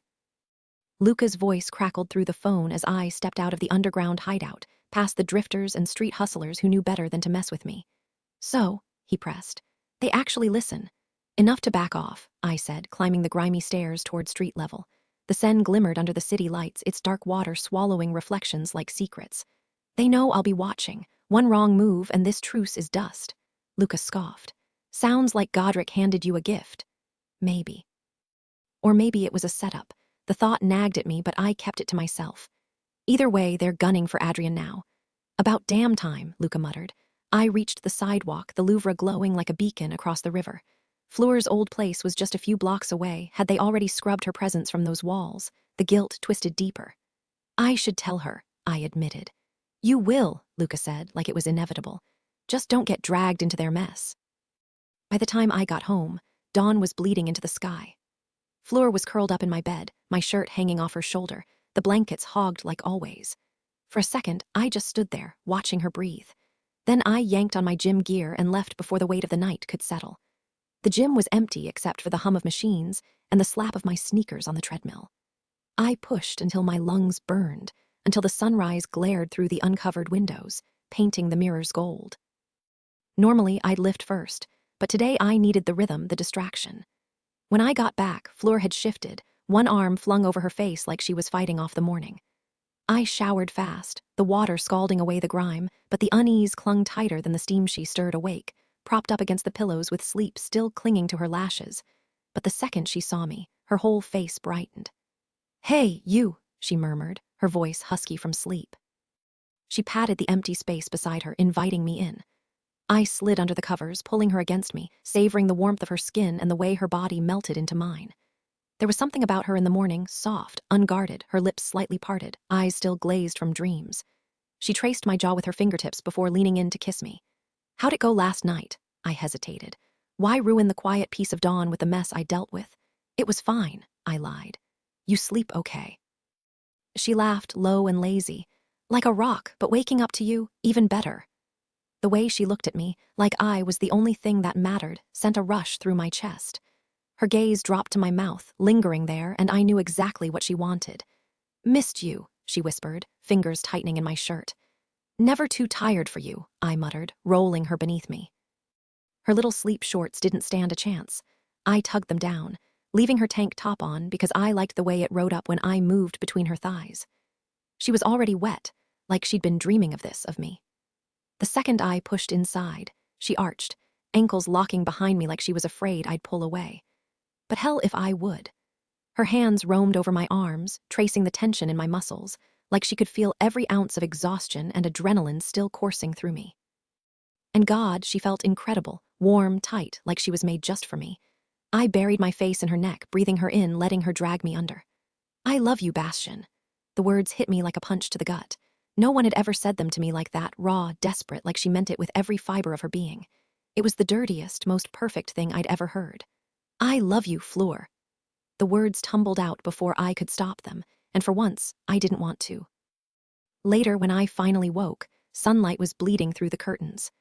My phone was a disaster, missed calls, texts, the usual chaos. But the bedroom doors were shut tight, a towel stuffed along the bottom to keep the light out. Fleur's doing. Always looking out for me, even when I didn't deserve it. And just like that, I was gone for her all over again. I glanced at my phone to check Fleur's location, still in the house, but not in the bedroom.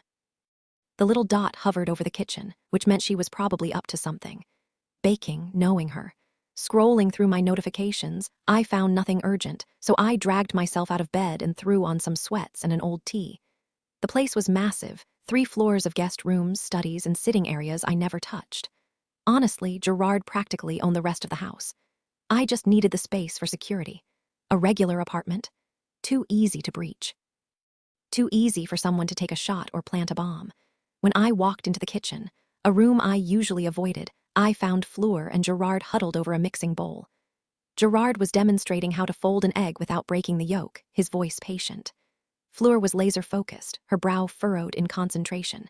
She didn't even notice me until I slid onto a bar stool. "What's the masterpiece today, sweetheart?" she startled, and Gerard nearly fumbled the mixer. "Sir." "I didn't see you there." "Relax, Gerard." Fleur's face lit up like it always did, like I was the best surprise she'd ever gotten. She rushed over, wrapping her arms around my neck and pressing a quick kiss to my lips. I pulled her closer, not caring who was watching. "Chocolate cake," she said when she pulled back, breathless. "Found the recipe last night and couldn't stop thinking about it." Gerard cleared his throat. "Would you like breakfast, sir?" "Dinner's fine," I said, barely glancing at him. "Whatever the chef wants." With a nod, Gerard disappeared toward the staff kitchen. This one was technically for guests, not that we ever had any. Fleur poured the batter into a pan, slid it into the oven, and set a timer with a hopeful grin. Fingers crossed. I loved that she spent her days like this, baking, reading, living instead of grinding away in some soul-sucking office job. Waking up knowing she'd be there was better than any paycheck. If she'd been stuck in a cubicle, we'd be back to stolen weekends and rushed dinners. No thanks. Added detail. The scent of vanilla and melted chocolate filled the air, mixing with the quiet hum of the oven, something small but warm, a detail that made the moment feel real. Shift in tone, from detached observation to something softer, almost amused, because who knew watching someone bake could be this entertaining? "I bet it'll turn out amazing." She circled back and settled onto the opposite stool, her fingers drumming lightly against the counter. "Not that you'd care much, since sweets aren't really your thing."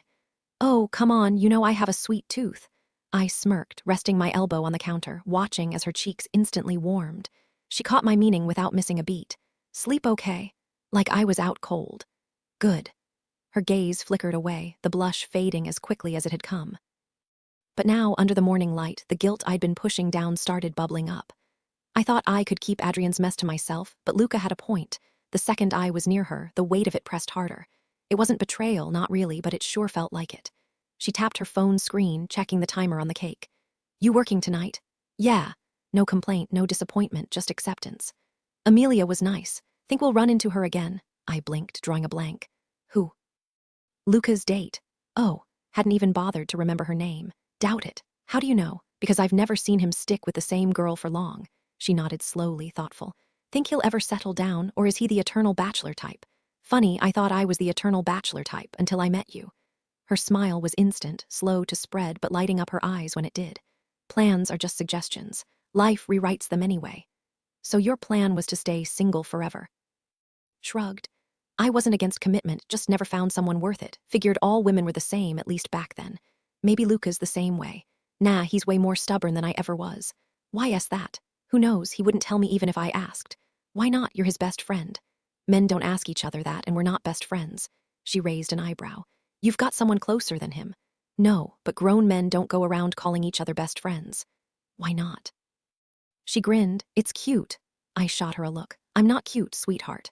She held my stare, unflinching, before tapping her phone again. "I just really want cake. You could have asked Gerard to pick some up." I wanted to bake it myself, but baking hungry is a bad idea. "This a new hobby, or have you always baked?" "New," she admitted. I used to cook all the time, so baking felt like a treat. The mention of her past, of Adrian, tightened the knot in my chest. Keeping this to myself meant no blowback, but the lie of omission still sat heavy. There's something you should know. Her eyes snapped up from her phone, guarded, like she already sensed the storm coming. I made peace with the aristocrats, but they're coming for Adrian. Maybe she'd seen it coming all along. Added detail, the subtle tension in her fingers as she taps the phone, hinting at nerves she won't voice. Tone shift, playful banter turns serious as the weight of unspoken truths takes over. She'd probably been carrying this weight for a while, biting her tongue to avoid bringing up her ex around me. They promised to leave me alone if I stayed out of it, she admitted. Her expression stayed frozen, like she was still processing everything. I gave her space, waiting for words that never came. I almost didn't tell you, she finally murmured. I already knew it wasn't over, so she had been thinking about it. You want me to step in? Step in how? She countered. Like stop them. She leaned against the kitchen island, elbow on the counter, chin resting on her fist. Her fingers absently traced the edge of a vase filled with fresh peonies, had they always been there. Next to them, a cluster of white candles flickered softly, unnoticed until now. They told you not to get involved, didn't they? Yeah, but you know I'd burn the world down for you. Did I want to clean up her ex's mess? Hell no. But if she asked, I'd do it without hesitation. That's what love was: unconditional, reckless, even when it meant risking everything for a man she'd once loved. Her gaze dropped, lingering somewhere beyond me. I'll always care about Adrian, she said quietly. I want him to be okay, but you warned him repeatedly and he ignored you. Just tell him what's coming, if he doesn't already know. Give him a chance to run, but that's it. I can live with his choices, but I won't survive losing you. Not for him, not for anything. When she finally looked at me again, her eyes held mine, steady and sure. I'd wage war for her in a heartbeat, but the fact that she wouldn't ask me to, that meant everything. Walking away from the man she'd vowed to love forever couldn't have been easy, but she chose me anyway. I'll tell him. Later, in the back of my car, I dialed Adrian's number. It rang forever. The aristocrats would call this interference, but Fleur had asked, and that was enough. He finally picked up. How is she? Always her first. He was good at pretending he gave a damn, almost convincing. Part of me pitied him despite the countless times he'd betrayed her. She's my problem now, not yours. Stop asking. I just want to know she's safe. She's perfect. Came to a wedding with me, baked a cake today, and now she's passed out in my bed. Need more details. Silence. Then, what do you want, Bastian? Not a damn thing, but Marcus and the aristocrats, they want you dead. They told me to stay out of it, but Fleur asked me to warn you. And what she says goes. So consider this your heads up. I didn't kill Oscar. They don't care, Adrian. He'd still be breathing if you just caved to their demands. Why should I bend my business to their twisted idea of owning French culture? Funny how you call them out when you're the one swiping art history from your own damn country. I'm Italian, genius. Yeah, and that just makes them hate you more, you idiot. A heavy sigh crackled through the phone. Look, you've got two choices. Hand over what they want and vanish. They'll lose interest fast once they get it. Or go after them first, which is suicide because you're outnumbered and I'm not bailing you out. Didn't ask you to, Bastian. Exactly. If you had, maybe you wouldn't be in this mess like some clueless rookie. Silence. I expected Adrian to say he was bolting, but he just stewed. I should have hung up, but some stupid sense of duty, probably leftover guilt over Fleur, kept me on the line. Adrian. What? Seriously, man, why's your ego worth dying for? Because their whole pure bloodline garbage is insane. They don't own history. Yeah, they're delusional, but they're also loaded and ruthless. You really want to end up as cave dweller Chow. Take the cash, retire to some beach, live easy. Don't be a martyr over this. You don't get it. Let me spell it out for you. I'm not coming after you. Fleur won't ask me to. You're solo on this. Dead air. I'd tried. Pride or survival, his call now. Good luck, Adrian. Fleur, the SUV door shut behind me as we pulled away from the gates. I adjusted the collar of my coat over the black dress, heels clicking as I stepped onto the curb. Bastian had texted, no ask, just a demand to meet him and the guys at some bar. Like I had a choice. The place was packed, bass thumping through the walls before I even walked in. Cigarette smoke clung to the air, mixing with cheap perfume and spilled liquor. The hostess whisked away my coat, and there he was. Bastian, lounging in a booth big enough for a small army, girls draped over his crew like accessories. He stood out, but not just because he was the best-looking guy in the room, because he knew it. I hesitated. Why was I even here? Then his eyes locked onto mine, and that smirk said everything. Too late to back out now. Bastian commanded the room effortlessly, lounging in the booth like he owned the place. his arm draped casually over the back as he chatted with one of his buddies. The guy barely glanced at the women around him, even though they were dressed to kill in tight dresses and plunging necklines. I weaved through the crowd, dodging groups clustered near the bar and packed tables.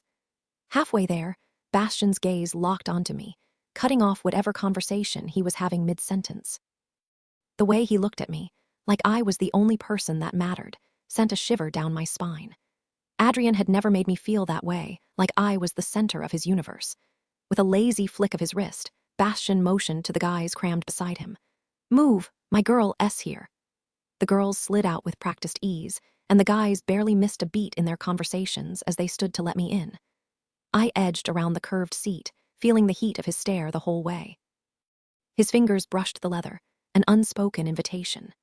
The second I was close enough, his hand found my hip, pulling me against him before his lips crashed into mine. The sharp tang of whiskey burned my tongue as he deepened the kiss.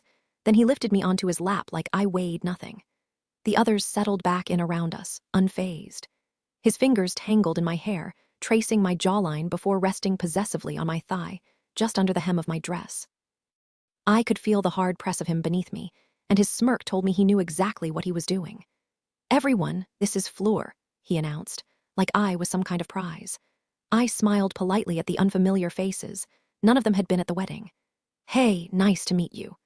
The conversation picked back up, shifting from absinthe to the heroin trade in London like they were discussing the weather. Meanwhile, Bastian's thumb traced slow circles on my bare skin, distracting me. It took me a second to notice Luca in the corner, too busy with a woman practically in his lap to acknowledge anyone else. Bastian flagged down a waitress, his voice smooth. "What'll you have, baby?" "Vodka cranberry," I said. He repeated my order louder and the waitress barely hid her disappointment before walking off. Not that it mattered, he was mine and he made sure everyone knew it.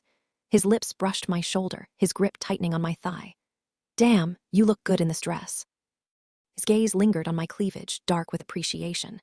"Then again, you look even better out of it." I rolled my eyes, but the way his grin widened told me he loved the reaction. Cocky bastard. Then again, with the way women had been eyeing him all night, he had every reason to be. His attention was laser-focused on me, but not in the way I expected. "Let's take this to the bathroom," he murmured, his voice low and rough. I rolled my eyes. "Yeah, no, not happening in some grimy men's room." "Why not?" "Because I have standards," I shot back. "You won't even notice the surroundings," he said, smirking. "Think of it like the shower, and we both know how much you love that." Before I could argue, his arms wrapped around me, effortlessly lifting me like I weighed nothing. I wasn't some delicate thing, but he handled me like I was made for him. The cocky grin on his face said it all. He knew he'd won. Just the memory of his strength, the way his muscles flexed under his shirt, sent heat rushing through me. He was easily the hottest guy in the room, and the fact that he only had eyes for me, that just made it better. Trying to distract myself before my cheeks gave me away, I glanced around. "Who are all these people?" "Business," he said simply. "Partners, investors, mostly in firearms." "Guns," I frowned. "I don't remember seeing them at the wedding." "They weren't invited." "So you just know everyone?" "Pretty much." "And you party with them," he shrugged. "Networking never stops." His fingers trailed higher up my thigh, teasing. "Why'd you think I wanted you here?" "Because you missed me," I teased.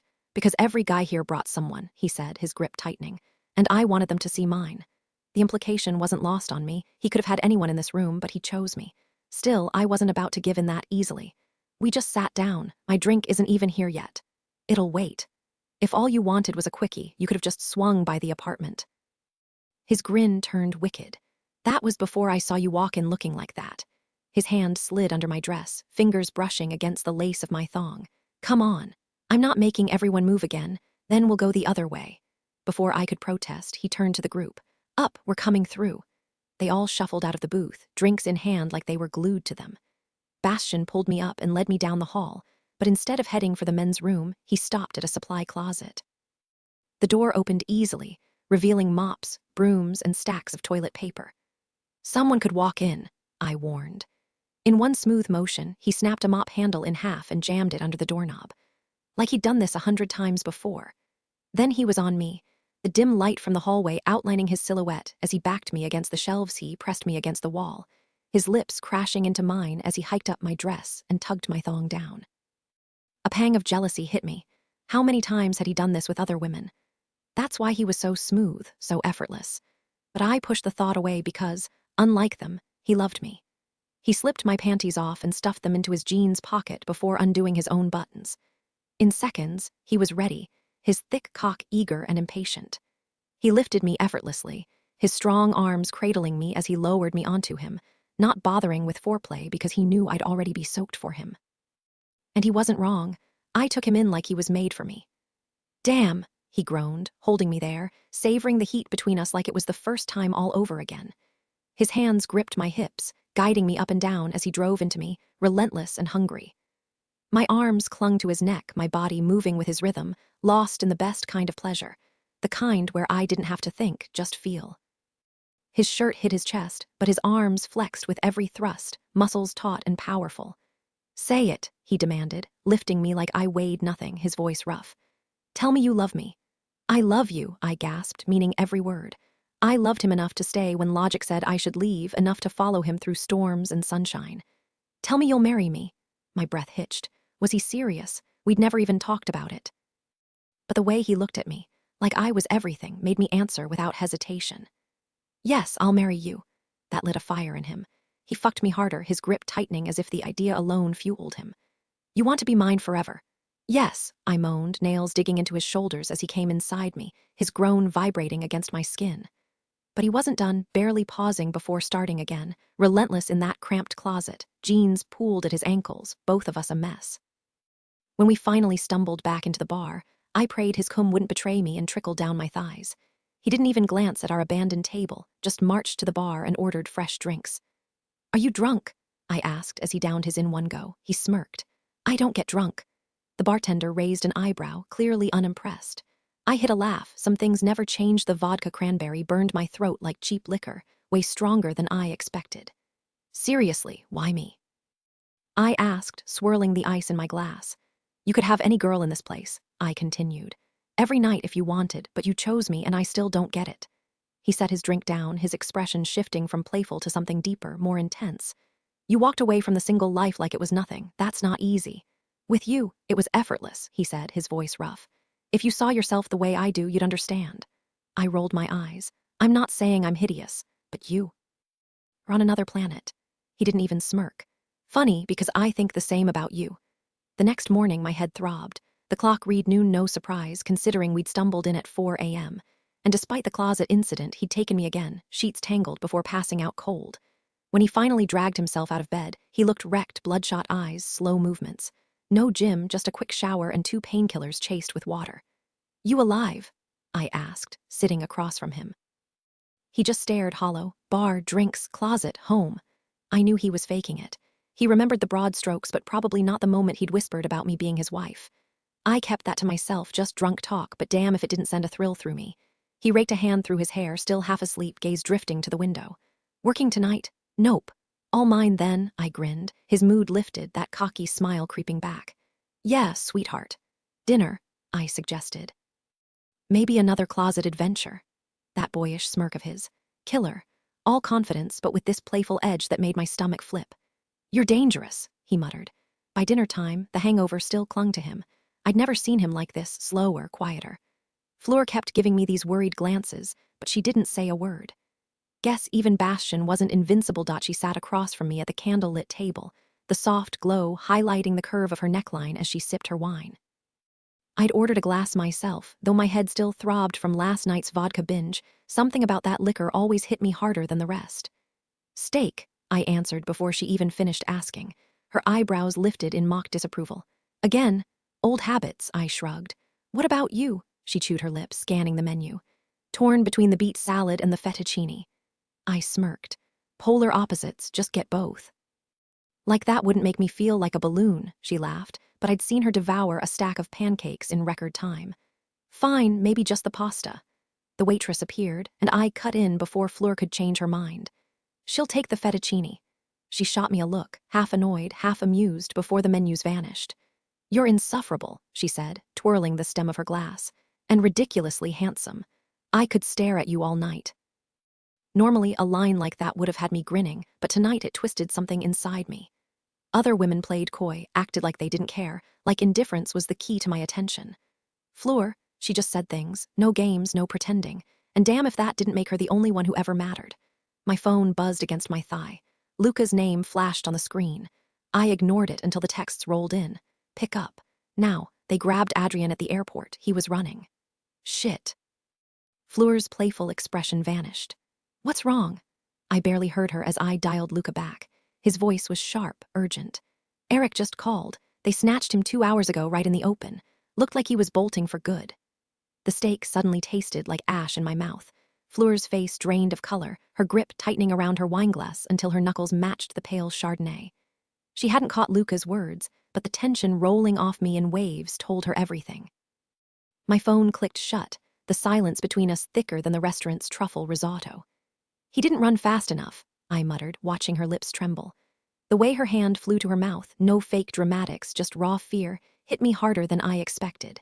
Most women would have shrugged at Adrian's recklessness, maybe even cracked a joke about karma. Not Fleur. Her compassion was a damn spotlight in a city full of shadows. Bastian, don't.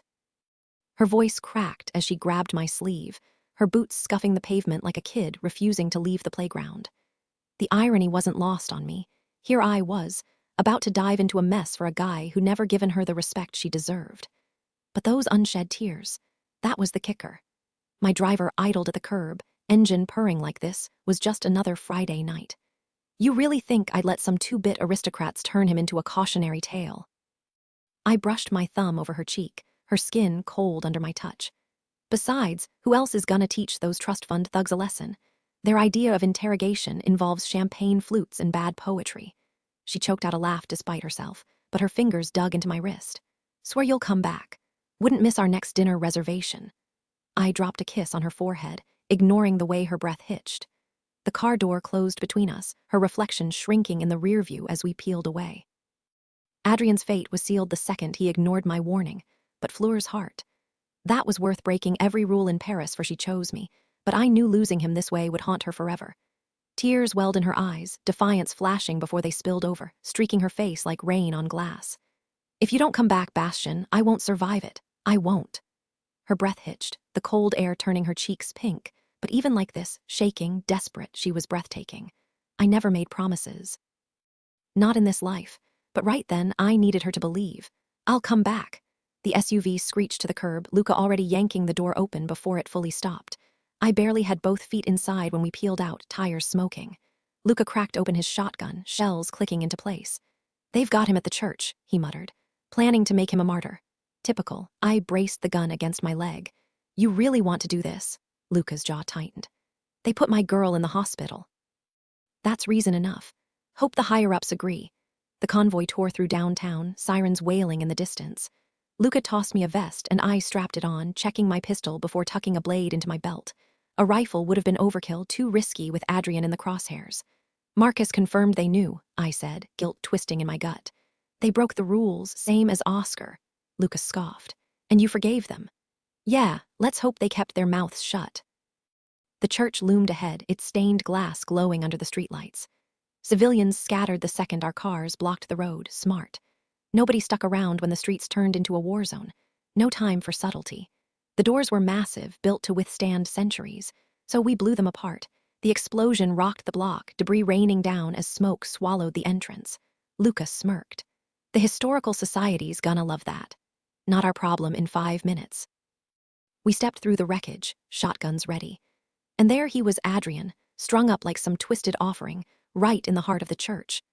Perfect. The air was thick with the metallic scent of blood and the sharp tang of gunpowder. Drenched in sweat and agony, Adrian writhed against the wooden stake, his hands and wrists impaled, his once white robe now a crimson mess. The haunting notes of an organ droned on in the background, like some macabre soundtrack no one bothered to turn off. Against the far wall, Marcus's guards stood like statues, rifles and shotguns locked and loaded, fingers twitching on triggers. They weren't firing, not yet. That call belonged to Marcus, who stood center stage in his ridiculous golden robe, his glare so venomous it could have melted steel. Adrian's eyes flickered between consciousness and shock, but when he saw me, something sparked. Hope, maybe. Marcus's voice cut through the tension like ice. The butcher's word is worthless, it seems. I stepped forward, my grip tightening on my weapon. As the first French emperor of the Fifth Republic, I declare every last one of you guilty. You knew Oscar took an innocent woman and you did nothing. That makes you just as rotten as he was. You asked for peace. Plans change. I pulled the trigger. The bullet tore through Marcus's chest before he even had time to blink. His body crumpled to the floor and chaos erupted. Gunfire shattered stained glass, bullets ripped through the chandelier, and the once sacred altar became a war zone. Luca ducked into cover, picking off guards with lethal precision. Adrian was frozen, a deer in headlights. If he didn't move, he was dead. I dropped one attacker, then another, before a knife-wielding lunatic lunged at me. The blade sliced my arm, but I drove my fist into his face so hard he hit the ground like a sack of bricks. One quick twist, and his neck snapped like a twig. The fight was brutal, messy, gold robe stained red, glass crunching underfoot, bodies piling up. Then silence, almost. A shadow darted toward the exit. Luca, don't let him escape. Got it. Luca bolted after him, another ally in tow. I turned back to Adrian, still pinned to the stake, his breathing ragged. My guys cut him down, and he collapsed onto the floor with a groan. Every nail, every blade I yanked free made him scream, blood pooling beneath him. If we didn't get him to a hospital fast, he'd bleed out right here on the marble. And then, just to make things worse, the damn organ music finally stopped. The words barely escaped his lips, weak and slurred. Why? Why did you come for me? His eyes were unfocused, the white streaked with red, like his thoughts were fading into nothing. I grabbed the gauze from one of the guys and wrapped his wounds tight, my fingers pressing hard to stop the bleeding. His skin was ghostly pale, like fresh milk spilled over black coffee, unnatural, unsettling.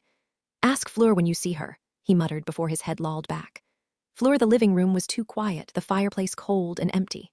My phone sat heavy in my hand, silent as a tomb.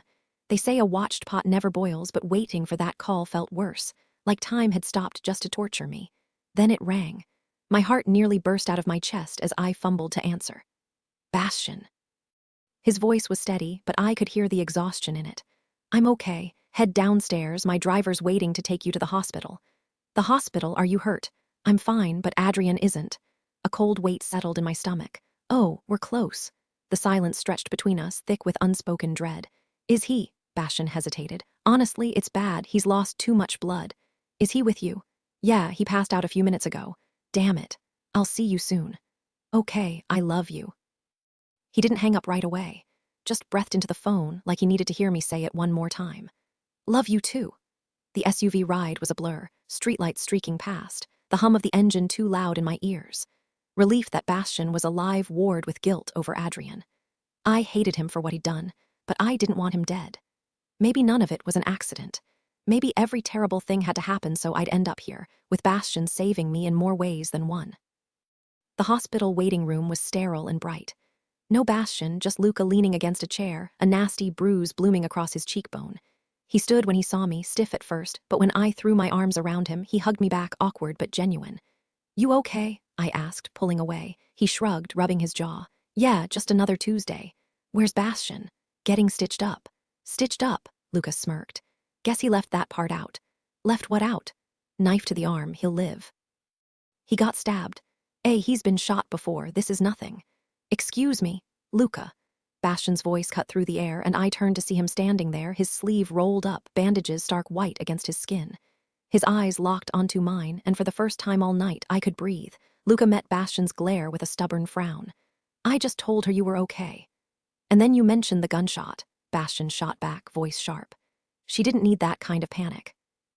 I pressed myself against him, breathing in the damp scent of rain clinging to his jacket. Alive. Whole. My arms tightened around him like I could shield him from everything. His hands settled on my shoulders, steadying me as if I were the one who needed grounding. It's okay, he murmured. Luca slipped away without another word. I stepped back, my gaze dropping to the thick bandage wrapped around Bastian's arm. Please tell me the guy who did this isn't breathing anymore.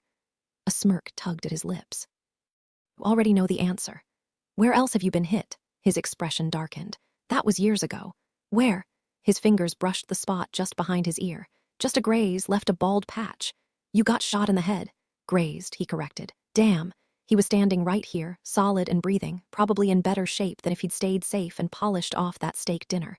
But my lungs still felt tight, like the adrenaline hadn't gotten the memo that the danger was over. Where's the guy now? Staff took him. Any news? Bastian shook his head. What did they do to him? He ignored the question. You want to stay or head home? I can have my team call with updates. Going home meant pacing the floors, imagining the worst. I'm staying. Then so am I. He nudged me toward a chair, sinking into the one beside me. Might be a long night. I sat, still in my dinner outfit, fitted jeans, boots, and a sweater that suddenly felt too thin for the hospital's sterile chill. The waiting room buzzed with anxious families, the TVS blaring mindless daytime dramas. After the terror of the last hour, the mundane waiting was almost insulting. Luca dropped into the seat on Bastian's other side. Did you find him? Bastian asked, voice low. Luca's jaw tightened. Vanished into the tunnels like a damn ghost. Bastian stayed silent. I had no idea who they were talking about. By the time I got there, Luca muttered, it was already over. Bastian didn't reply. Luca slumped back, eyes glued to the TV.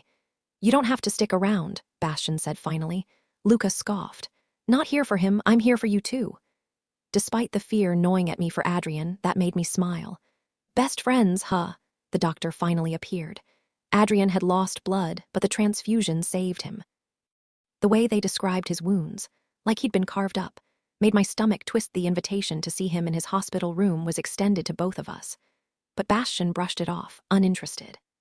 I stepped inside alone, the sterile quiet of the private room wrapping around me, just the steady beep of machines, the faint glow of city lights seeping through the blinds. He lay motionless in bed, his face drained of color, his frame thinner than I remembered. Had it been blood loss, stress, or something else? The last time I'd seen him, he was in shape, but now he looked like he'd been through hell. His eyelids fluttered open, slow and heavy, recognition dawning after a beat. Fleur!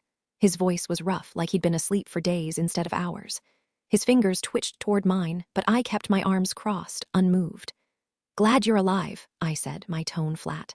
The flicker of hope in his eyes vanished instantly, replaced by something hollow. His wrists were wrapped in gauze, his face a patchwork of bruises, like he'd gone a few rounds with a freight train. Why'd you tell him to save me? He rasped. I didn't, I shot back. He just did it, because believe it or not, I didn't want you dead. I dragged a chair closer but made no move to touch him. Tragedy had a way of pulling people together, but not this time. Not when he played his own part in the mess. He hadn't exactly risked his life for me, so why should I pretend to care now? Does my family know? He asked. Not from me. Good, keep it that way.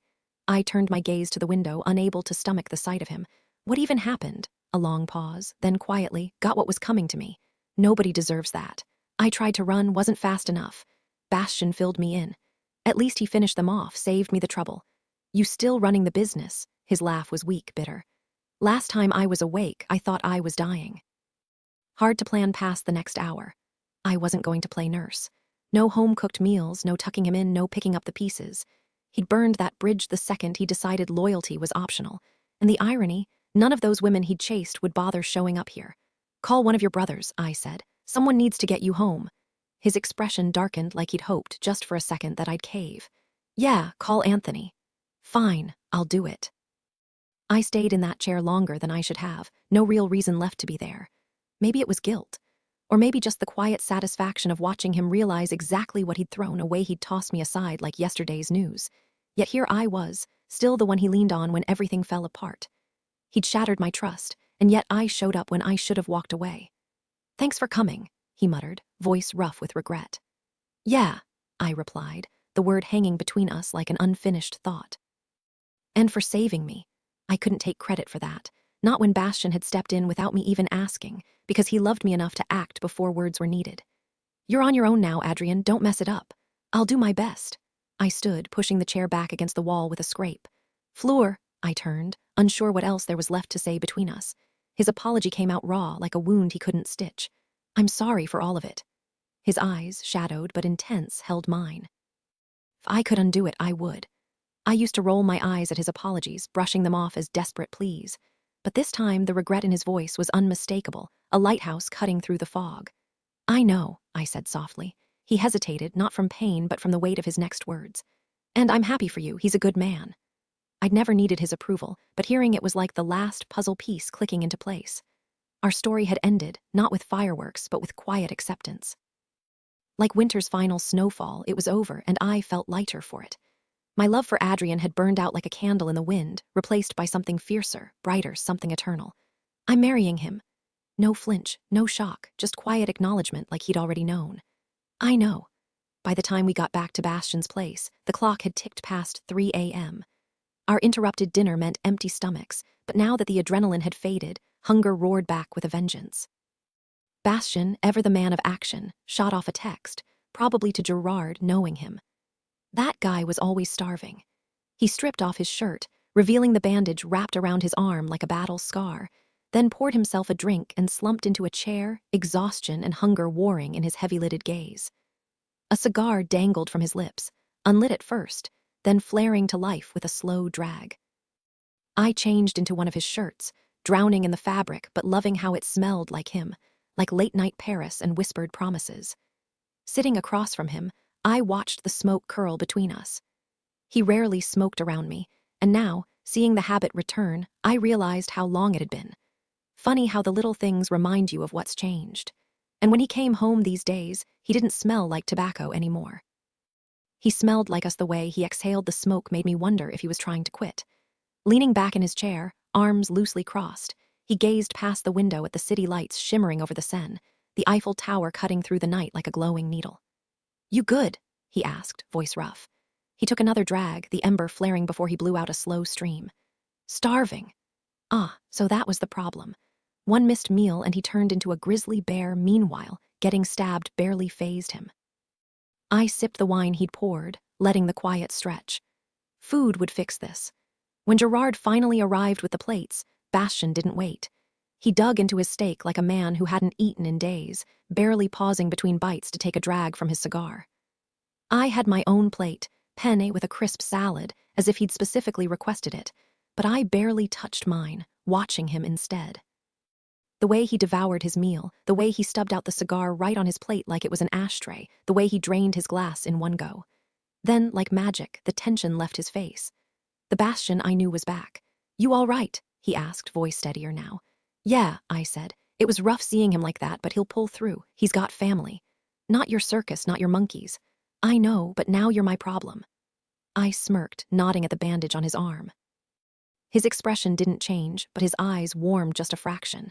Today could have gone so much worse. Instead, I got the goodbye I needed, no tears, just quiet understanding. "Closure," I murmured. "Finally. Good, you earned it.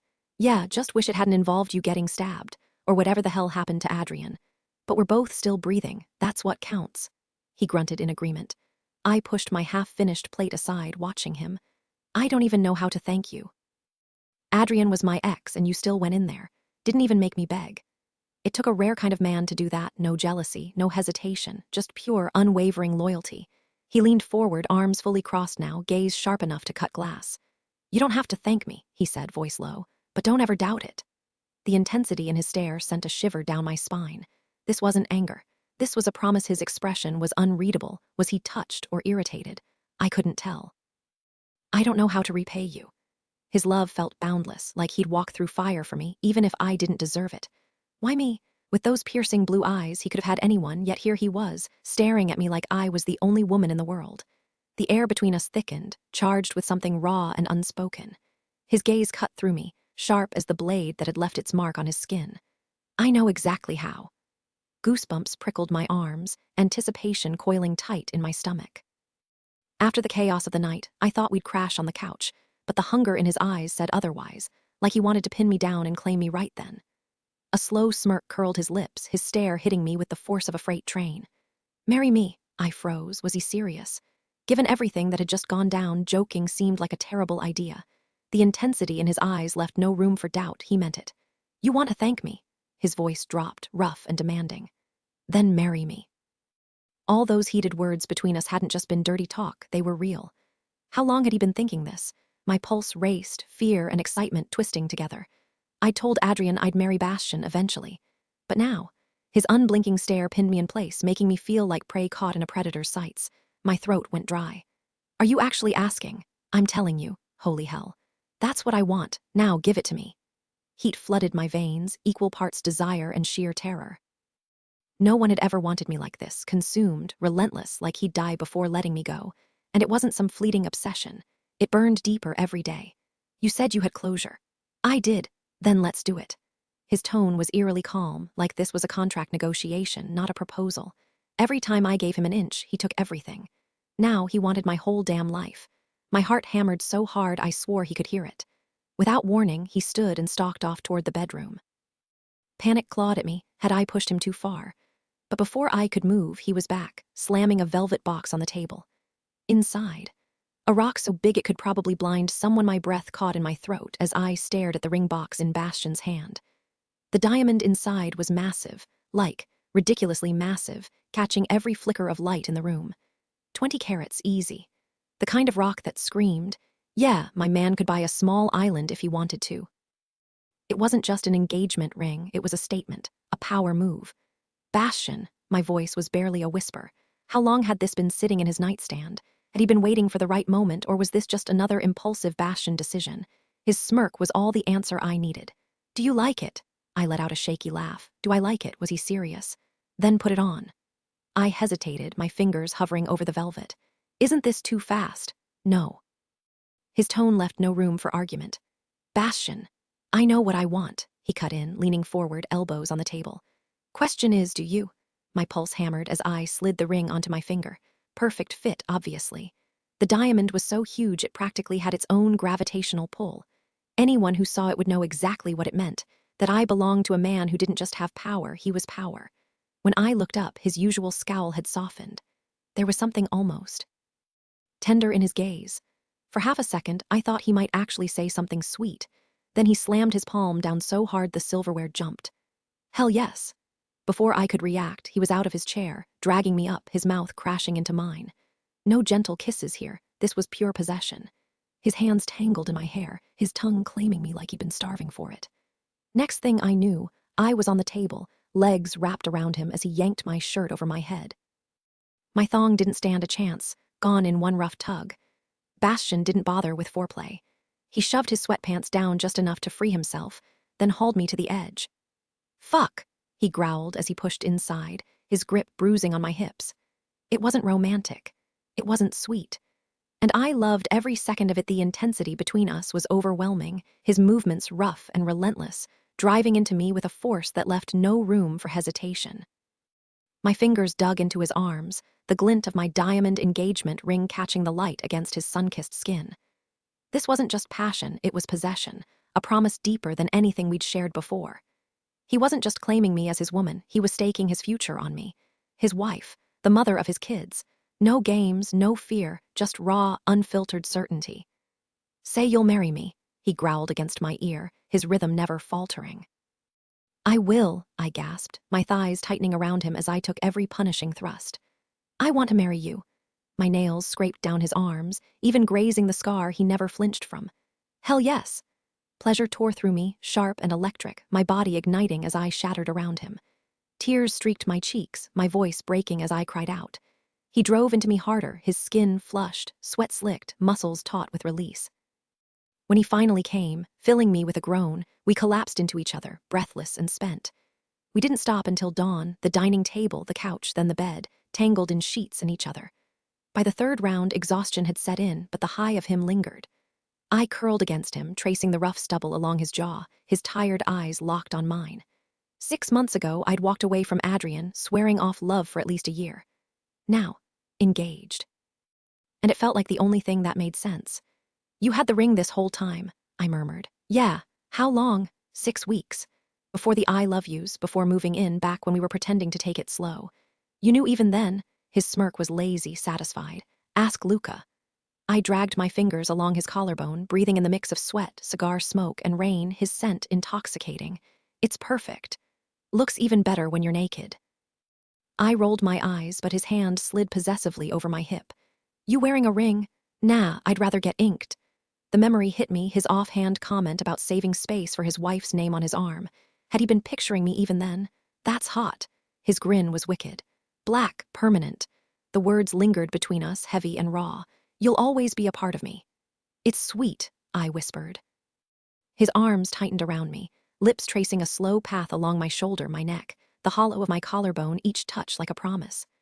When he finally pulled back, the morning light slipped through the curtains, painting gold across his face, turning his eyes into something wild and untamed, like the Caribbean at dawn. I love you, he murmured, voice rough with emotion. And I meant it, every syllable, every breath. But he didn't say it back. Instead, silence settled between us, thick and uneasy. His expression shifted, the warmth draining away as something darker took its place. My father showed up at my place after 2 years of radio silence, he began, voice low. The moment the words left his mouth, the air turned cold. Whatever was coming, it wasn't good. No warning, no explanation, just him standing there in my doorway like a ghost. His jaw clenched. I still don't know why he came. Maybe he was in the neighborhood, maybe he'd planned it, but he drove himself, no chauffeur, no security. Just him and whatever the hell he wanted to say. I reached for his hand, but he barely noticed. Bastian, you don't owe me an explanation. He kept going like I hadn't spoken. My old man never was much for speeches. 3 words max, orders, demands, threats. But that night, he had plenty to say, told me he regretted having me, said he'd have preferred a daughter, someone he could trade like poker chips. A bitter laugh escaped him, but his fingers trembled. For the first time, I saw him falter, the weight of memory pressing down hard. I held my breath, afraid to move, afraid to break whatever fragile thread kept him talking. He wasn't a good man, Bastian continued, voice hollow. But even then, who does that? Walks back into your life just to rip you apart. His gaze flicked away, throat working. Maybe I'm just desperate for a reason. Maybe I need to believe there was more to it than cruelty. The room felt too small, the air too thin. I bit my lip to keep from crying, from saying the wrong thing. This wasn't the Bastian I knew, the sharp-tongued, unshakable man who laughed off everything. This was something rare, something fleeting. It escalated fast. He threw the first punch, I threw the last.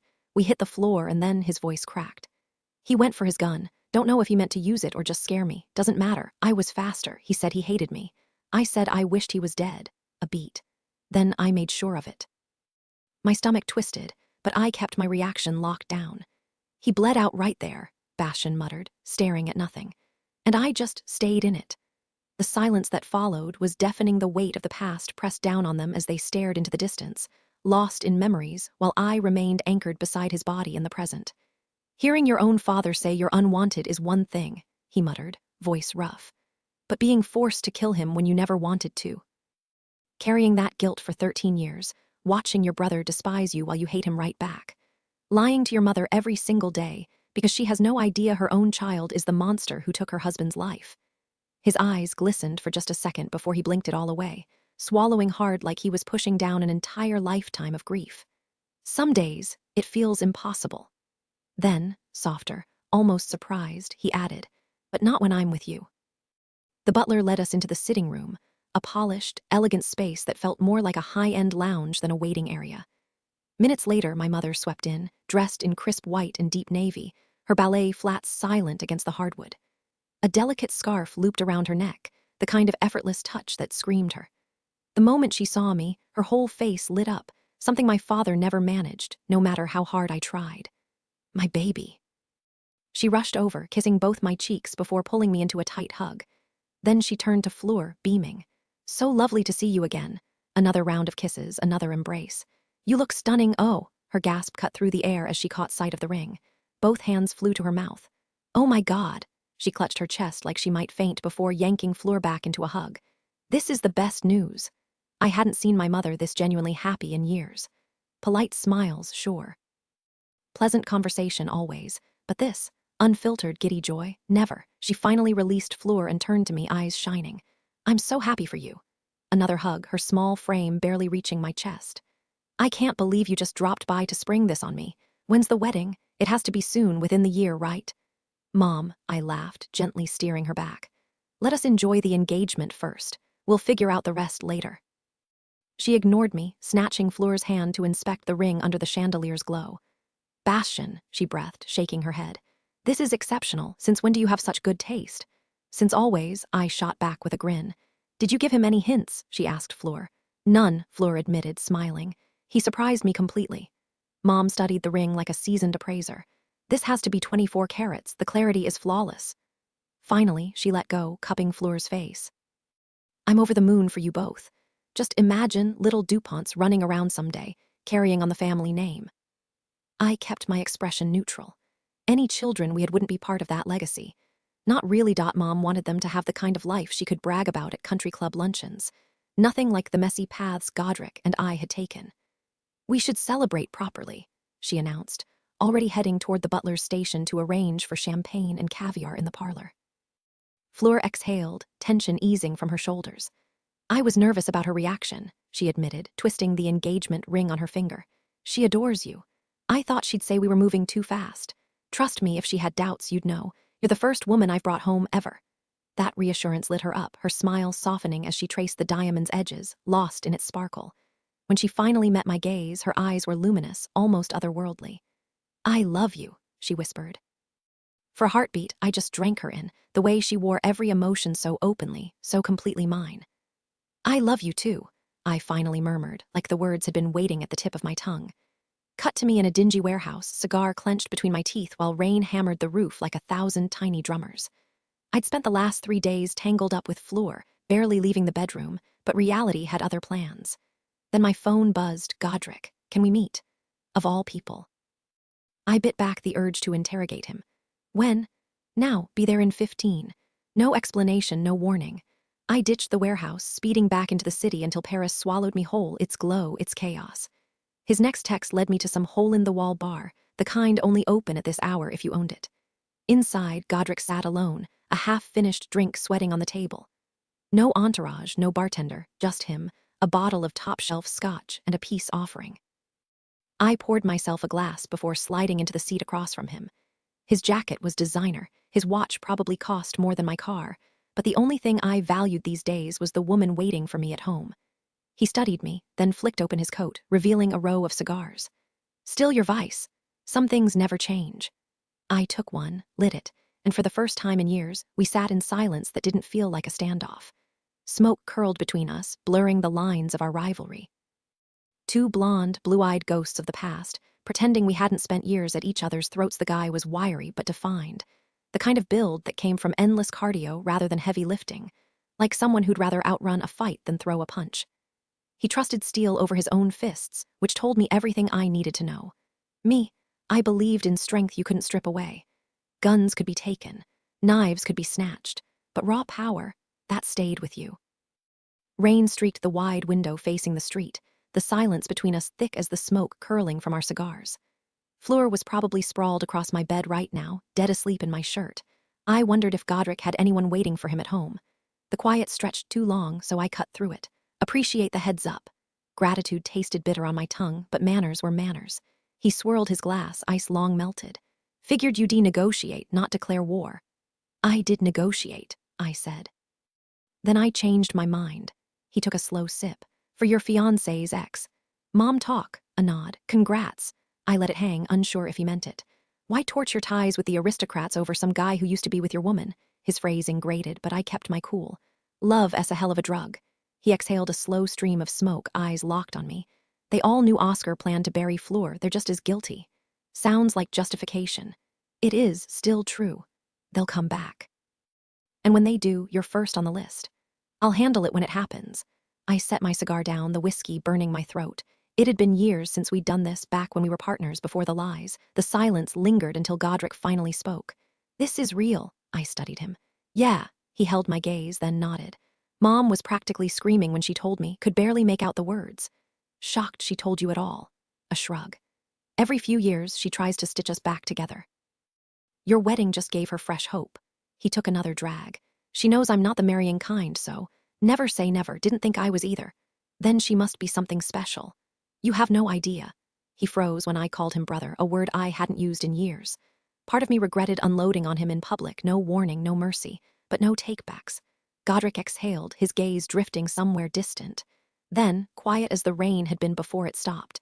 His name's Ivan. The world went silent. The man had broken out of a Siberian prison after betraying his own government. He'd spent years hiding in the shadows of the Middle East before resurfacing in Paris, building his own empire. Calls it the capital of money and influence, my contact muttered, tapping his cigar against the ashtray. I didn't panic, but my pulse kicked into overdrive. Bastion. The name left my lips like a curse. He exhaled a slow stream of smoke, the tension between us thickening. The guy doesn't just walk the line, he erases it. Then why are you even in the same room with him? We're not partners, just share a similar vision for how things should run. I leaned forward, locking eyes. If your playbook matches a psychopath's, what does that say about you? The question hung in the air, sharp as a blade. He didn't flinch, just let the smoke curl between us. Food for thought. His expression didn't change, but his grip on the cigar tightened. He's buying off every crew in the city to turn on you.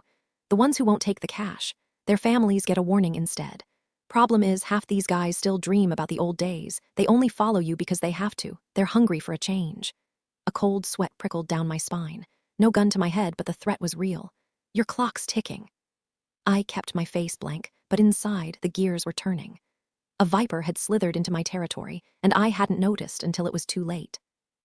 If he could shake the loyalty of my own men too terrified to even whisper his name, then he was already winning.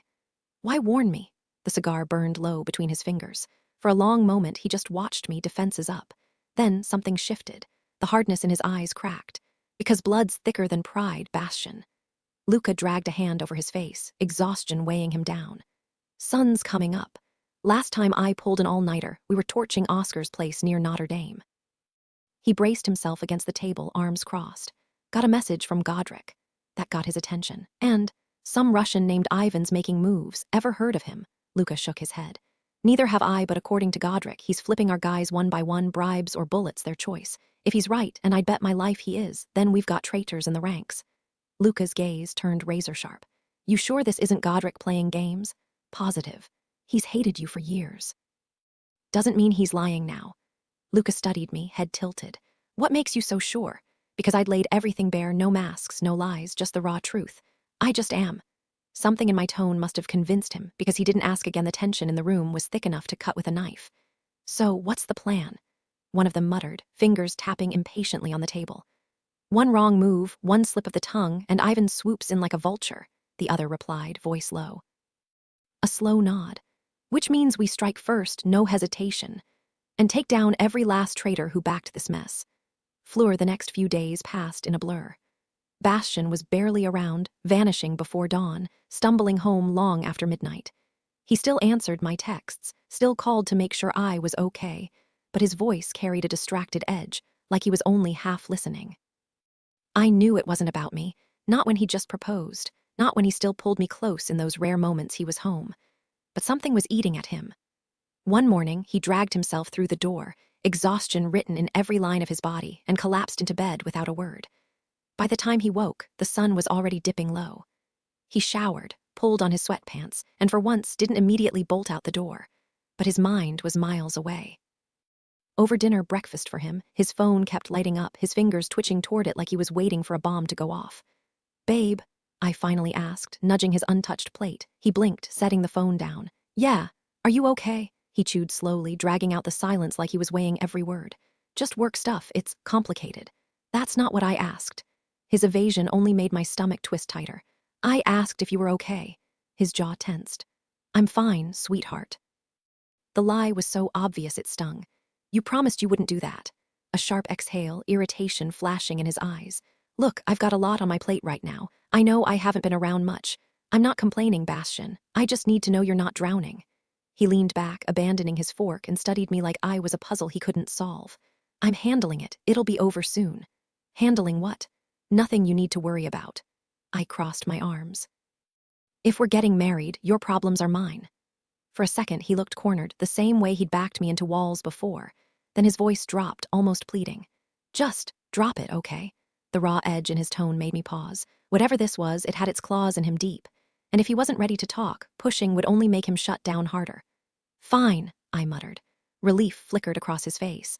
He dug back into his food with renewed focus, his stupidly perfect jaw working as he chewed.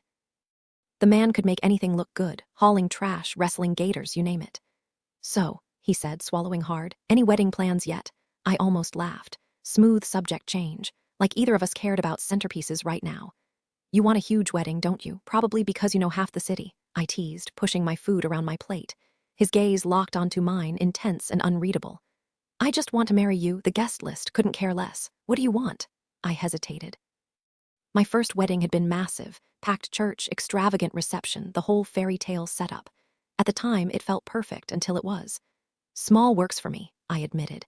But this is your first time, so your opinion matters more. Bastion leaned in, his blue eyes burning with conviction. You had a wedding before, but you've never married me. And this one, it's forever. The way he said it sent a shiver down my spine.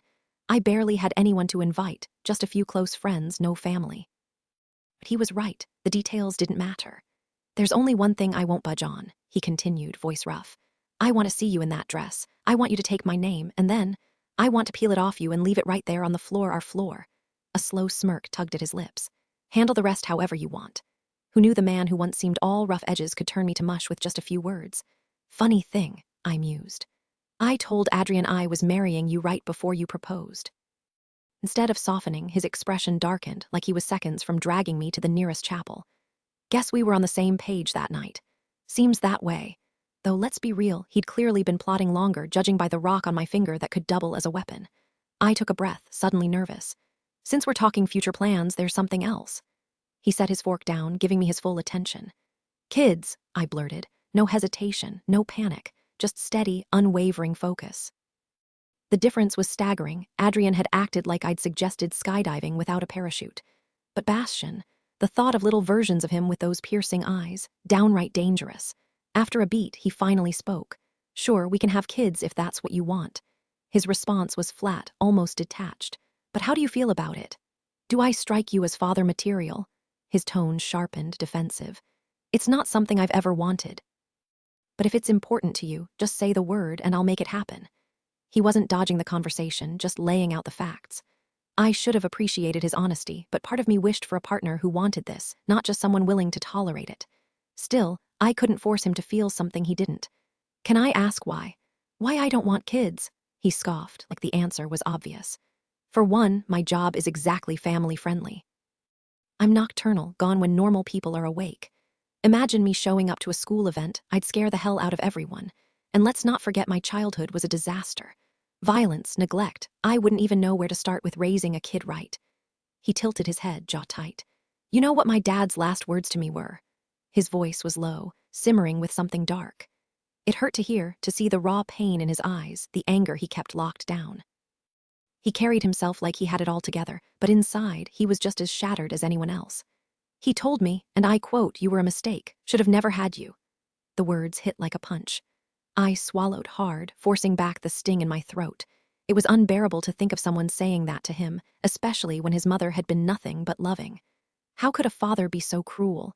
I don't just not want kids, I'd be terrible at it. I needed a second to steady myself, to keep my voice even. I'm so sorry. Don't. His walls slammed back up. I don't need your pity, I've survived this long without it.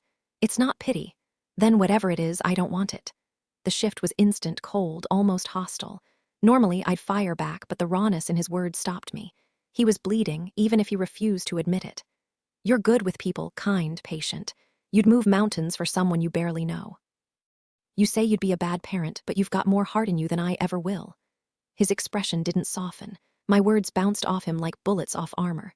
And if we had kids, I added carefully, you wouldn't have to worry about balancing work. I'd handle things. His brows drew together, slow and deliberate. I'd never ask you to give up something you wanted, so why ask me to give up what I built? That's not what I meant. The realization hit me like a freight train. So we'd raise kids while you're running the most dangerous crime syndicate in the country. I can handle the risks. I chose this life, but they wouldn't have that choice. His jaw tightened. You think I wouldn't protect my own family? I know you'd try, I countered, my voice shaking. But Bastian, you can't predict everything. This isn't just about us anymore. His laugh was sharp, humorless. You want me to walk away from everything I've built, for something I never even asked for? The quiet fury in his voice sent chills down my spine. I pushed further, knowing I was crossing a line. Do you even enjoy this life, or are you still trying to outdo your father? The room went dead silent. His eyes darkened, and for a second I swore I saw something unhinged flicker behind them. Don't, he said, each word a blade. Psychoanalyze me. The command hit like a physical blow. He'd never spoken to me like this, cold, controlled, but barely holding back something terrifying. I've bent enough for you, he continued, voice low. You want kids, fine, but my work doesn't stop. That's the deal. Take it or leave it. He shoved back from the table, storming past me toward the bedroom. I didn't dare move. The man who'd once whispered promises now radiated a fury I'd never seen directed at me.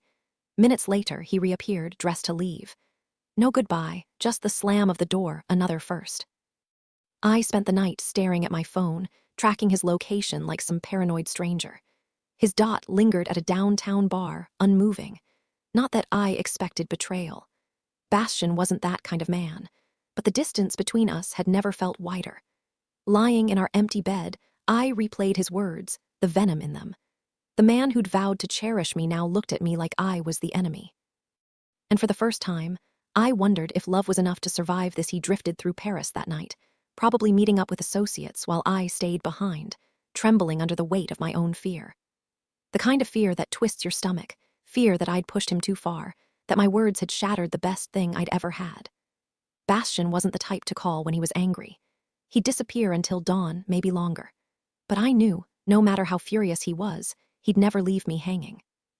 So I dialed his number, the phone's glow the only light in the dark. He answered before the first ring finished, background chatter fading as he moved, maybe stepping outside, maybe just far enough to hear me.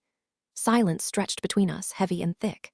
He knew I was okay, probably tracking my location the same way I'd been watching his dot move across the city. Words tangled in my throat, so I gave him the only truth I had left. I love you. I ached for him to be home, but I wouldn't beg. Not if he didn't want to be there. The quiet between us deepened, endless, until his voice finally broke it, soft, rough, like he'd been holding his breath. I love you, sweetheart, always. By the time he walked in, dawn was still hours away. I'd given up on sleep, showered, and curled up on the couch in his clothes, the fireplace casting flickers across the room. He froze when he saw me, like I was the last thing he expected. I kept my eyes down, afraid if I looked at him too hard, he'd vanish again. He dragged a hand through his hair before sinking into the armchair, one leg slung over the other. The distance between us was suffocating. No one had messed up, not really, but somehow everything had still broken. Then, out of nowhere, the words tumbled out. I want to have kids with you. His head snapped up, surprise flashing in his eyes. I could already see it. A little boy with his smile, his stubbornness, and the inevitable heartbreak of watching him leave home one day. But I can't do that if you're still in this life. Not after what I went through, because if it happened to them, my voice cracked. Just the thought was unbearable. He looked away, jaw tight, like he was bracing for another fight. But I can live without kids, I whispered. I could survive a dream I'd never held.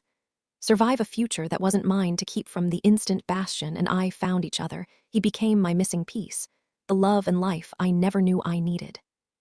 I can't imagine existing without you, I whispered, my voice cracking under the weight of the truth. His anger dissolved the second our eyes locked. Something shifted in his gaze, deeper than I'd ever seen, raw, unguarded. He didn't blink, didn't look away, just held me in that silence until finally he spoke. You don't have to figure this out today. Maybe time will change things. But time hadn't erased my fear, just dulled it, like a scar that still ached when it rained.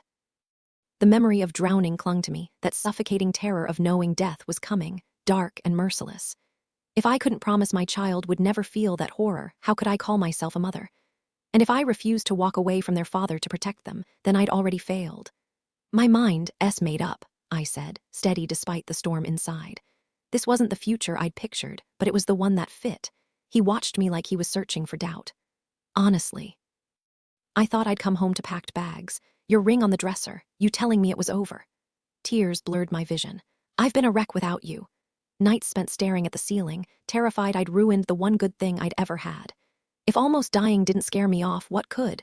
Then he was on his knees, hands cradling my face, rough thumbs wiping my cheeks. His voice was steel-wrapped in velvet. Nothing, because I'm not going anywhere. Bastian, by the time Luca and I hit the diner, it was practically noon. Pancakes at lunchtime? Why the hell not? I was running on fumes, between work and making sure Fleur never doubted she came first. Sleep had become a luxury. My old life. Gone. No more solo whiskey nights, no more empty bed. Now there were flowers everywhere, her lace tangled in my socks, and a warmth in my chest that no one-night stand ever gave me. Luca shoveled syrup-drenched bites into his mouth like he hadn't eaten in days. So, he mumbled between swallows, how's wedding chaos treating you? I smirked. Ask my fiancé. I'm just here to nod and sign checks. New detail, added the diner setting and Bastian's internal reflection on his changed priorities. Tone shift, from intense emotional confrontation to lighter, almost humorous camaraderie with Luca. You got any idea what she's planning? Apparently, she wants the ceremony in Luxembourg Gardens and the reception at the Four Seasons. Sounds like a massive event. Comes with the territory when you're friends with half the city. I dug into my eggs and bacon before touching the pancakes. Luca, on the other hand, always went straight for the syrup-drenched stack. Your mom helping her out? Nah, but maybe I should suggest it. Could be a good chance for them to bond. Luca nodded, mouth full. Or a disaster. Next thing you know, your mom's dropping hints about grandkids and all that nonsense. Fleur and I aren't having any. Seriously, he raised an eyebrow. Damn, you lucked out. Most women act like kids are the only thing that matters. Then again, Fleur's always been different. I hesitated. Normally, I'd keep this to myself, but Luca's the one person I tell everything. Actually, she does want them, just not if I stay in the business. I told her I wasn't leaving, so she said she'd be fine without them.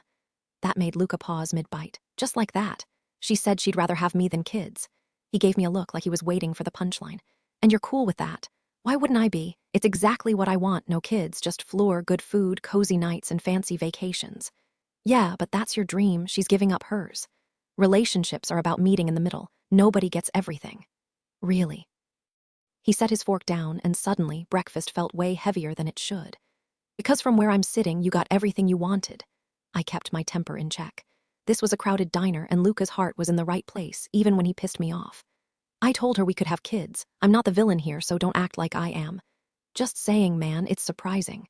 Why? I promised to keep her and any future kids safe. If she doesn't believe me, that's on her. Your dad kept you safe too, didn't he? And look how that turned out.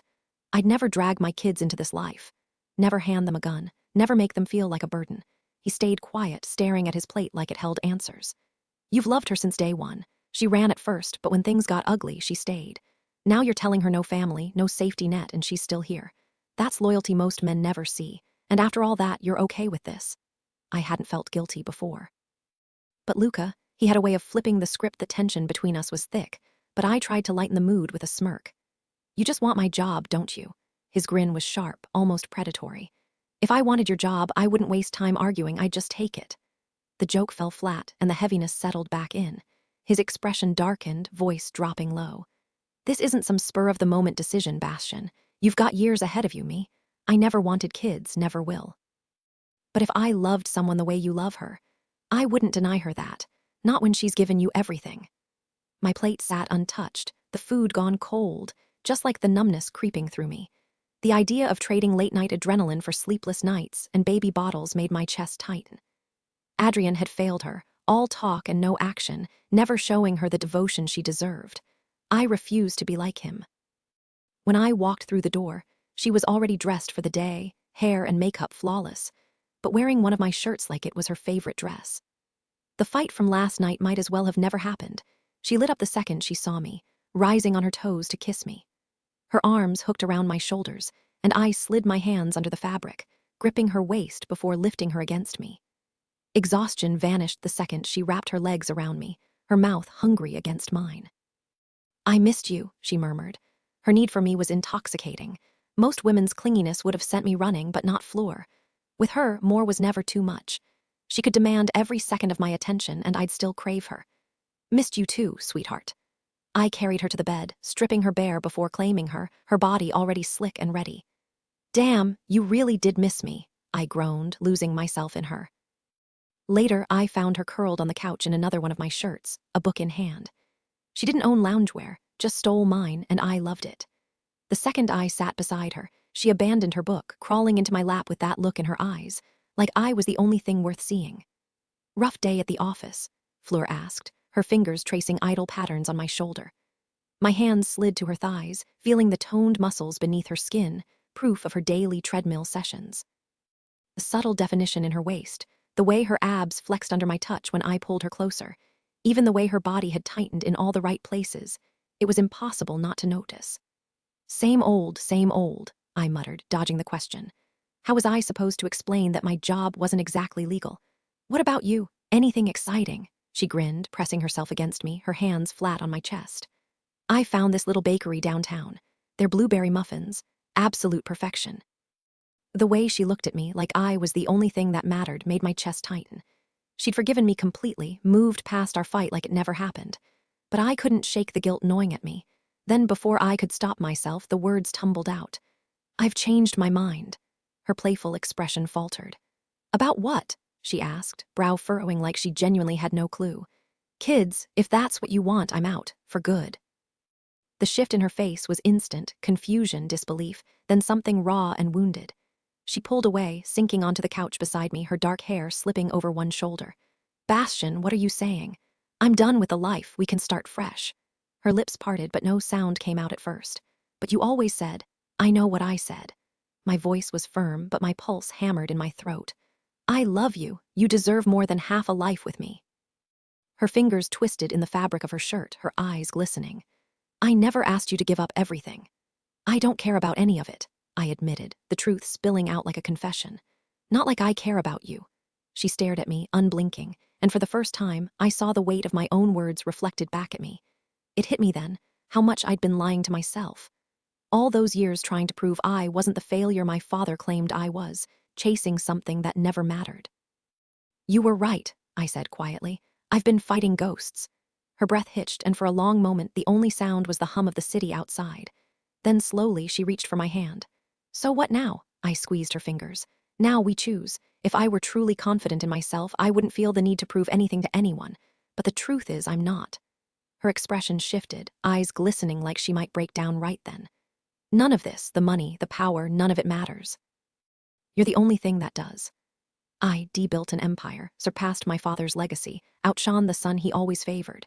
Yet here I was, just as hollow as the day he told me I was a mistake. I'd transformed my body, packed on muscle, inked over every scar, become someone unrecognizable from the boy I used to be. But inside, still the same wounded kid lying in his father's blood, staring at the ceiling, waiting for an absolution that never came. Bastian. Her fingers brushed my arm, sensing the storm beneath the surface.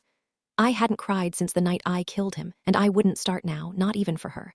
My gaze locked onto the fireplace as I took her hand, pressing a slow kiss to her palm before curling her fingers into mine and holding them against my chest.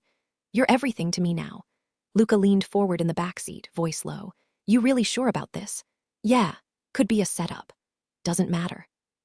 I stepped out before he could argue, letting the rain soak into my clothes as I walked toward the steakhouse.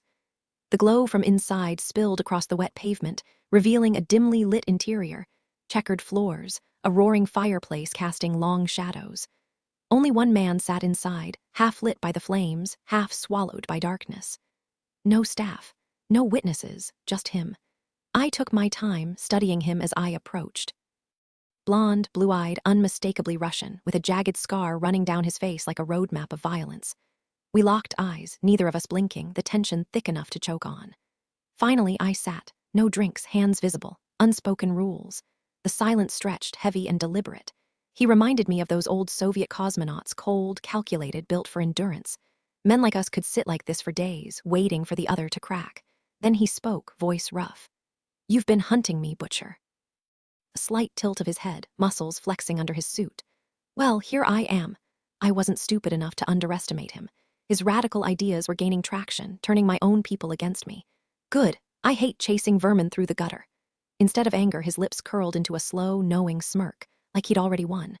You've got that cocky, young punk attitude. I dig it, reminds me of me back in the day. He dragged a finger along the jagged scar running down his face, his grin sharp. Before this little souvenir changed things. The warning was there, unspoken but clear. I wasn't about to back down. Still remember the bastard who gave it to me, never quite the same after that. Bet it felt better once your mom kissed it better, huh? He smirked, clearly amused. Most guys would have been shaking in their boots by now, but he liked that I was. I've followed your rise. From some dealer's kid to Martin's golden boy, then straight to the top, first French emperor. Impressive for someone your age, that's why I'm offering you a deal you'd be stupid to turn down. I already knew where this was going. Step aside, dissolve the Fifth Republic, and I let you walk away alive. You know I can't do that, Ivan. Ivan, his grin widened. We're on a first-name basis now. Aren't all people who want each other dead? That got a laugh out of him. I like you, Bastian, makes this almost a shame, almost. We're not going backward. France's economy is stronger than ever. Tourism's booming. My partners, they're thriving. Working with the government instead of against it has made everyone richer. Sure, but profits aren't what they used to be. Taxes, tariffs, your guys are working harder and keeping less. But fewer people are dying. The country's never been more powerful. That's worth something. 80% of your so-called partners disagree. They don't give a damn about patriotism or morals. They want the old ways back and you gone. I'd hoped they'd come around, but greed won out. The Fifth Republic stands, and when I find out who's backing you, they're finished. You really think that's how this ends? He leaned forward, elbows on the table. You're smart kid, naive but smart, still believe in the good in people, cute. But that kind of thinking, it gets you buried. I stayed silent. If you want to save the world, go be a teacher, a cop. Hell, throw your money at charity. You've got enough of it. In the years I've been doing this, I've saved thousands, tens of thousands of lives. France is standing in the world, stronger than ever. The real impact, can't even measure it. That's worth more than any payout. Funny how the guys who say money doesn't matter are always the ones swimming in it. And you're not. 5 years in a Russian prison, had to claw my way out, start from nothing, eating trash, stealing clothes off men's backs. His voice turned icy. So no, Bastian. I don't have the luxury of pretending money doesn't matter. The tension between us crackled like a live wire. He wasn't just some thug, he was a man with nothing left to lose. And that made him dangerous the moment I landed in Paris. Whispers of the butcher reached my ears, and I knew that was exactly the role I needed. Sorry, but we're not hiring, came the dismissive reply. His grin was razor sharp. You're the kind of guy who thinks his own crap smells like roses. But if you don't stop sniffing it long enough to see what's coming, you'll lose more than just your pride. The amusement vanished, replaced by ice. You're outmatched. This is your final warning. Take it or regret it. I'd had enough. He was playing tic-tac-toe while I was 3 moves ahead in a war game. You won't tear my country apart. You won't turn my city to ash. And you sure as hell won't lay a finger on the women here. His jaw tightened. Then you've picked your grave. You think you know my reach, Ivan. You don't. But you'll find out. His gaze darted between mine, calculating. And if you're wrong, that pretty little fiancé of yours pays first. The threat hit like a blade. He just sealed his fate. Offers off the table, butcher. His smirk was the last thing I saw before walking away. Luca was waiting in the car, already firing questions, but I didn't waste time. Fleur goes underground. Assemble a team. Now. Guess that answers that. He pulled out his phone, fingers flying. I did the same, calling in every favor, every ally, including the Skull King. Our drug runs from Paris to Scandinavia had bought me leverage. He might not rule here, but his influence stretched far. By the time I got home, Fleur was deep asleep, 3 a.m. I hated dragging her into this, but hesitation wasn't an option. Ivan could already be moving.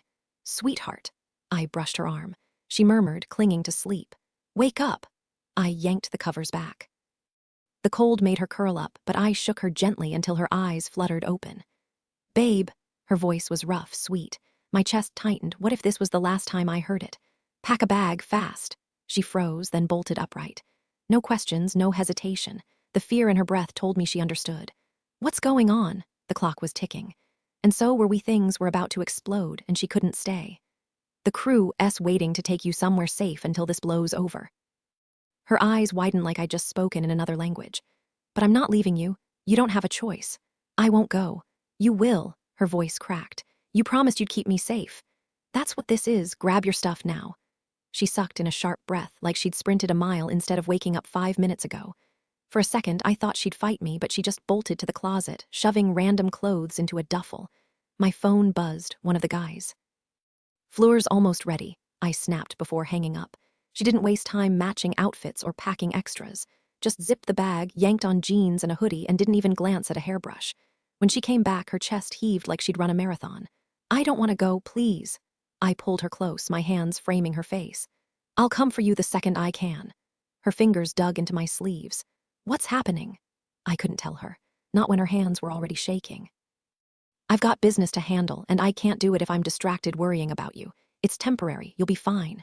Her eyes glistened. I'm not scared for me. If you're sending me away, it's worse than you're saying. I've handled worse. Liar, this wasn't just some turf war, this was a full-scale betrayal, some punk thinking he could rip my city out from under me. But now I had her, and that changed everything. A tear slipped free. No time for soft words. Let's move. I snatched her bag, gripped her hand, and hauled her downstairs to the gated driveway. 2 black SUVs idled, the first one for her. I threw her duffel in the back, then helped her in. Her lip trembled. Every instinct screamed to pull her out, but keeping her safe meant letting go. Love you. I kissed her forehead, lingering like it might be the last time. Only when she whispered, love you too, did I step back and slam the door. A sharp rap on the trunk sent the SUV rolling out. I climbed into the second ride. Head to the docks.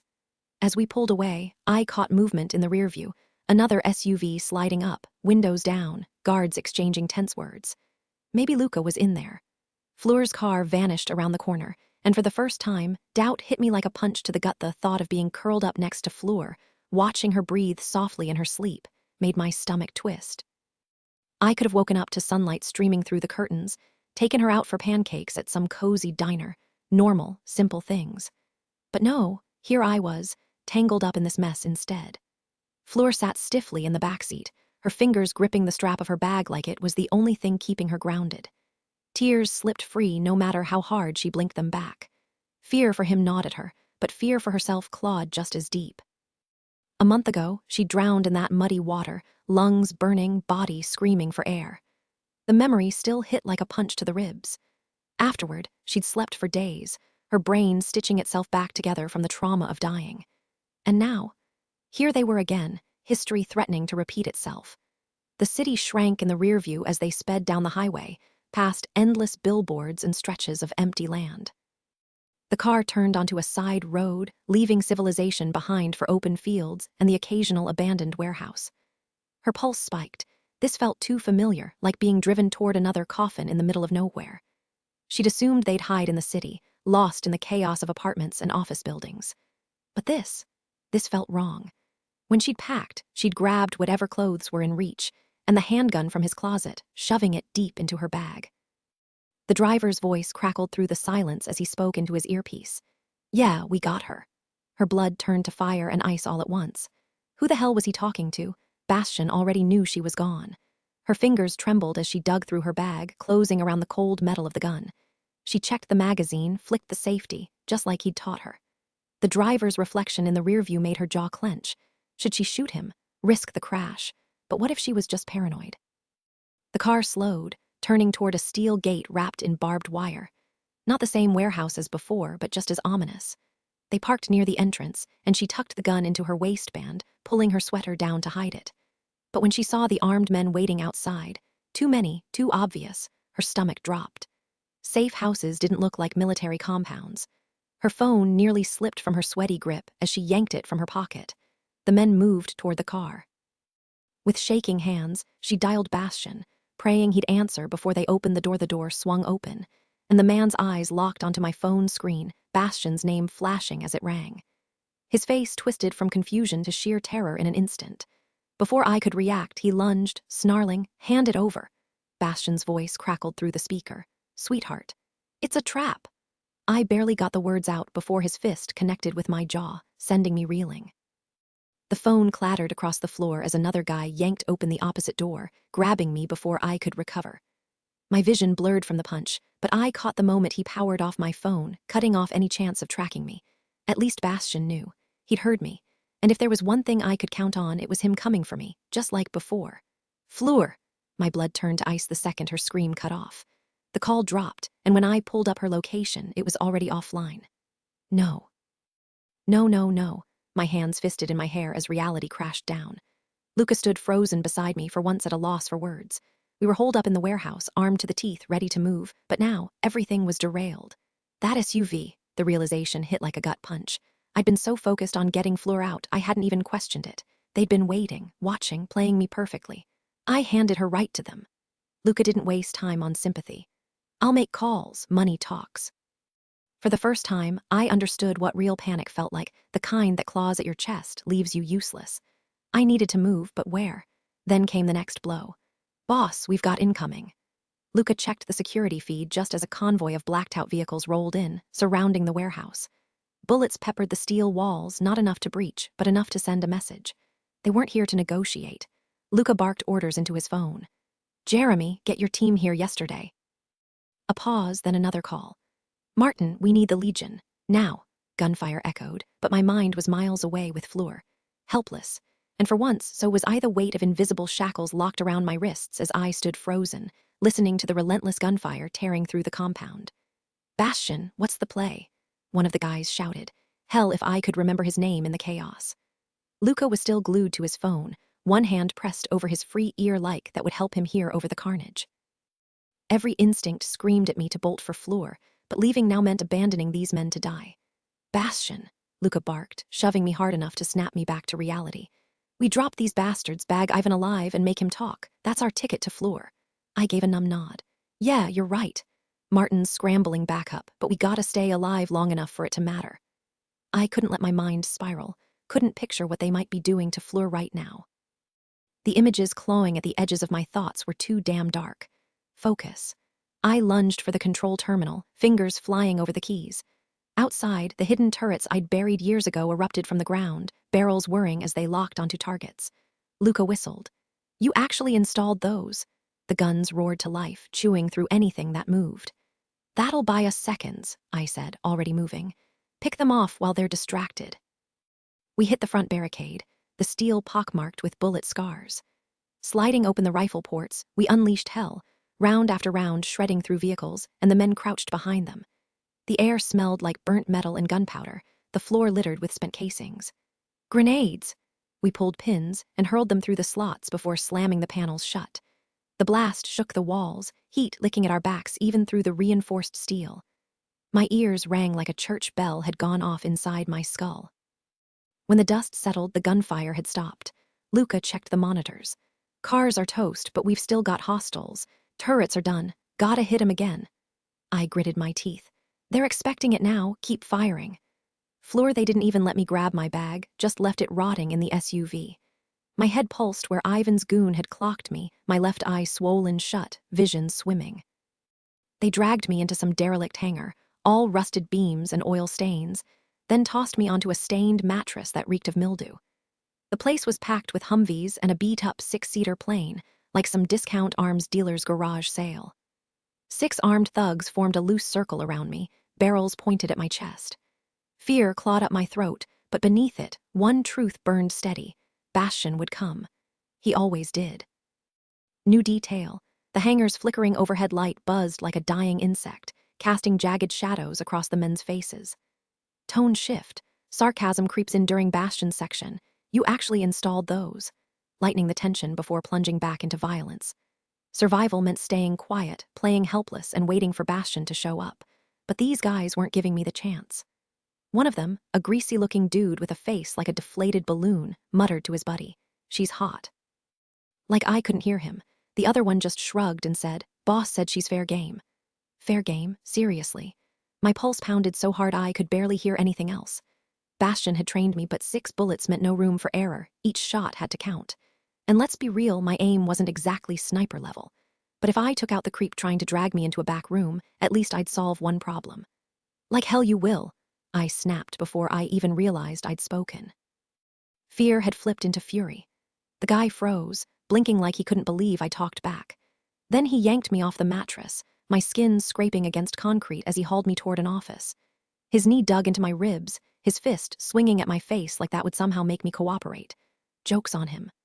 I shoved my gun into his chest and pulled the trigger before he could react. The blast was deafening, the recoil vibrating through my arms as he flew backward, collapsing in a heap. Blood splattered everywhere, none of it mine. My ears rang, but I didn't have time to process. I grabbed his knife, checked his pockets, but his phone was locked. Then I heard footsteps. More of them. I bolted for the Hummers, bullets whipping past me as I dove behind the nearest one. If they thought I was just some helpless target, they were about to get a very rude awakening, the uncertainty of whether they'd keep me breathing as leverage against Bastian, or just put a bullet in my head gnawed at me. I barely made it across the open space before a sniper blocked my path. No hesitation, I pulled the trigger. His face exploded, but he was still twitching, so I wrenched the rifle from his limp grip. Sprinting between abandoned cars, I realized too late they had me surrounded. No choice. I stepped into the open and unloaded, targeting legs and knees beneath their body armor. The warehouse echoed with screams and the metallic scent of blood. 12 men went down, but I felt nothing. Absolutely numb. Then my gun clicked empty. I dove for a fresh mag in the pile of groaning bodies, fingers slick with blood. "Shut her down," someone roared. I barely got the new clip in before a shadow loomed over me.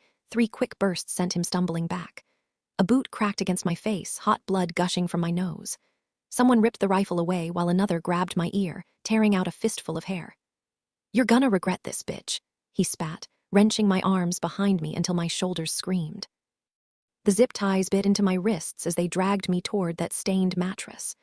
"Who wants first turn?" one sneered. Another kneeled behind me, yanking my jeans down.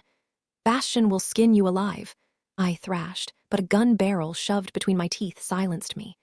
"Twitch, and I paint the walls," the guy growled, his finger resting on the trigger. The mattress sagged as the bastard behind me unbuckled his belt. No heroics, no last-minute rescue, just the wet sound of spit and the cold realization. Bastian wasn't coming. Not in time. The first tear fell when I heard him slick his palm. Added detail, the metallic taste of the gun barrel mixed with blood, amplifying the horror. Shift in tone, initial numbness twists into visceral dread as hope evaporates. I knew the risks when I chose Bastian, but now I was facing the brutal consequences. A smarter woman would have picked some boring accountant with a predictable life, someone safe. But no, I went for danger, and here I was, seconds away from being assaulted. Then a voice cut through the warehouse, deep, commanding, almost like Bastian's but colder. The guy with the gun in my mouth hesitated but didn't move it. The one on top of me froze, his disgusting intentions obvious. I couldn't turn my head, but I caught a glimpse of the man from the wedding, tall, blonde, ice-blue eyes, a sharper, deadlier version of Bastian. Bastian had warned me Godric hated him, but was the hatred deep enough to let this happen? Or worse, to join in? He didn't even glance at me, just leveled his stare at the men surrounding me. "Get the gun out of her mouth," he ordered. The guy hesitated before slowly pulling the barrel from between my teeth. The second it was gone, I gasped for air, my chest heaving. Then bang, Godric's gun flashed, and the guy beside me dropped, lifeless. Another shot, and the one on top of me slumped over, his sick fantasy cut short. Chaos erupted behind me, guns cocking, shouts, but Godric moved like a ghost, dropping them all before they could react. My wrists were still tied, my pants down, but I didn't care anymore. He knelt, sliced the ropes, and I scrambled up, yanking my clothes on like hell itself was chasing me. Then I saw him, the bastard who'd almost taken everything from me. Still breathing, still alive. I grabbed the nearest gun, aimed at his face, and pulled the trigger. Again, and again, until the gun clicked empty. Then I hurled it at his skull and screamed, raw and furious. Godric just watched, those eerie blue eyes mirroring Bastian's intensity. He didn't move, didn't speak, just let me unleash every ounce of rage until the man was nothing but a mess on the floor. Meanwhile, the gunfight outside escalated. Luca's voice cut through the noise. "This is about to go nuclear." "Where's the damn backup?" I snapped. Luca shook his head. "Ivan might have blocked them. We're on our own." And just like that, I realized Bastian wasn't coming, and neither was anyone else. Failing her wasn't an option. Not now, not ever. "I made her a promise," I muttered, my voice tight with desperation. Luca shot me a fleeting glance, pity mixed with urgency, before snapping back to the chaos around us. "We survive this first, then we go after her. The bunker's our only shot." "Bunker? That's just lining us up for slaughter," I snapped. "If I'm gonna die, it's staring down the barrel, not running like a coward. We're dead either way if we don't move." Then Ivan's voice boomed from the Hummer's speakers, grating and smug. "Butcher." The gunfire stopped. Silence, thick and suffocating. "They tell you to look both ways before crossing the street," he drawled. "Warn you not to take rides from strangers. Guess your folks skipped that lesson." Every muscle in my body coiled, rage burning under my skin. Hiding like some damn rodent while Fleur was out there, where I'd clawed my way to the top, only to crash straight into the dirt. "Every empire crumbles, Butcher," Ivan taunted. "Your turn." I scanned the room, my men, loyal to the end, about to pay for it with their lives. "Surrender, and I'll let her live." My fists clenched so hard my nails bit into my palms. Walking out there meant a bullet to the skull, a public execution to cement Ivan's takeover. He'd probably spit on my corpse afterward, and I'd take it if it meant she walked free. Luca's stare was heavy. "He won't keep his word, Bastian." I swallowed hard. "She might not." He cut himself off, sparing me the rest. "Don't do it." Ivan's voice crackled again. "Tick-tock, Butcher, my patience isn't infinite." I met Luca's eyes but saw only Fleur. "I have to. You know he's lying, doesn't matter, he'll kill us all anyway. At least this way you and the others get out. Swear to me you won't stop until you find her." The thought of Ivan laying a finger on her made my stomach twist. If Luca failed, I'd break. Ivan's voice turned sharp. "Last chance. Walk out, or I paint the pavement with her brains." A sharp ache shot through me, hot behind my eyes. Then my phone buzzed. For a wild second, hope flared, Fleur calling with her location. But the screen flashed Godric, a ghost from the past. Luca frowned. "Why now?" "No idea, too damn convenient," I answered. "Godric." Ivan's countdown blared. 10-9, but it wasn't Godric. "I'm okay," Fleur sobbed. "I'm okay," her voice shattered me. I squeezed my eyes shut, tears spilling over. New detail, the phone call unexpected, a lifeline in the chaos, twists the moment from despair to fragile hope. Tone shift, from grim resignation to raw, desperate relief, no sarcasm, just the visceral punch of hearing her voice. The countdown echoed in my ears, 8, 7, sweetheart, oh my God, my voice cracked as I fought back the tears. Where are you? Godric is bringing me back to Paris, she whispered, her words shaky. He saved me.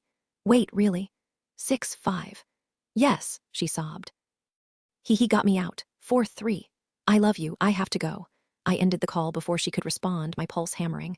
What the hell are you? I yanked open the panel. I'm stepping out. Then I slammed it shut again. Luca grabbed my arm, his grip tight. Are you insane? You walk out there and they'll rain grenades on you. I'll die either way, Luca. Then whistle before you throw. This is a death wish. Just do it, man, I trust you. And I'm telling you, doesn't matter, I still trust you. I shoved him back, then cracked the door open, locking eyes with him one last time before signaling Ivan I was coming out. You got this. I stepped into the pale morning light, the worst of the night finally behind me. Ivan tossed the intercom aside and sauntered toward me, that same cocky smirk from the restaurant plastered on his face. He stopped a few feet away, sizing me up. I held my ground, the knowledge that Fleur was alive flooding me with eerie calm. Adrenaline burned through me, sharp and intoxicating. I didn't care if I lived or died as long as she was safe. But I had to play this right. He had no clue Godric had turned on him. My brother had likely wiped out his men, leaving no witnesses. Let her go, she's not part of this. Yet here you are, he sneered, craning his neck to look up at me. Proof she's alive first. You're already out here, Bastion. Facing you doesn't mean I'm surrendering. Show me proof, or I'll take you down with me. He hesitated, arms crossed, scanning me for deception. Smart, because there was plenty. Finally, he pulled out his phone and dialed. Silence. He tried another number, still nothing. I bit back a grin, his confidence wavered. Then, from inside the warehouse, a faint whistle. Ivan's eyes flicked behind me, his mouth opening to bark an order. I cut him off. Guess loyalty's in short supply these days. I bolted, sprinting for the warehouse as grenades sailed past me. Gunfire exploded behind me. Just as I reached the door, it flew open, my legs pumped like pistons as I sprinted inside, only to trip and skid across the concrete floor before slamming into a table. The explosions outside rattled the building like a seismic wave, shaking dust from the ceiling. Luca barked commands over the gunfire, his voice cutting through the chaos. They're pulling back. I dragged myself up, snatching a rifle from the ground. Did we get Ivan? Not a trace, Luca answered, scanning the wreckage outside. I moved to a shattered window, peering out at the devastation. Abandoned vehicles burned in the middle of the street, their twisted frames belching black smoke. Bodies littered the pavement, left behind as the survivors fled. No sign of Ivan. The gunfire had stopped, but the aftermath would be a nightmare for the press. This wasn't the kind of bloodshed that belonged in a place like France. President Martin was about to face a media storm, but at least we were alive. And Fleur was safe. Luca dropped me off at the house, and I burst inside. They were in the sitting room, a space I never used because, let's be honest, who was I inviting over?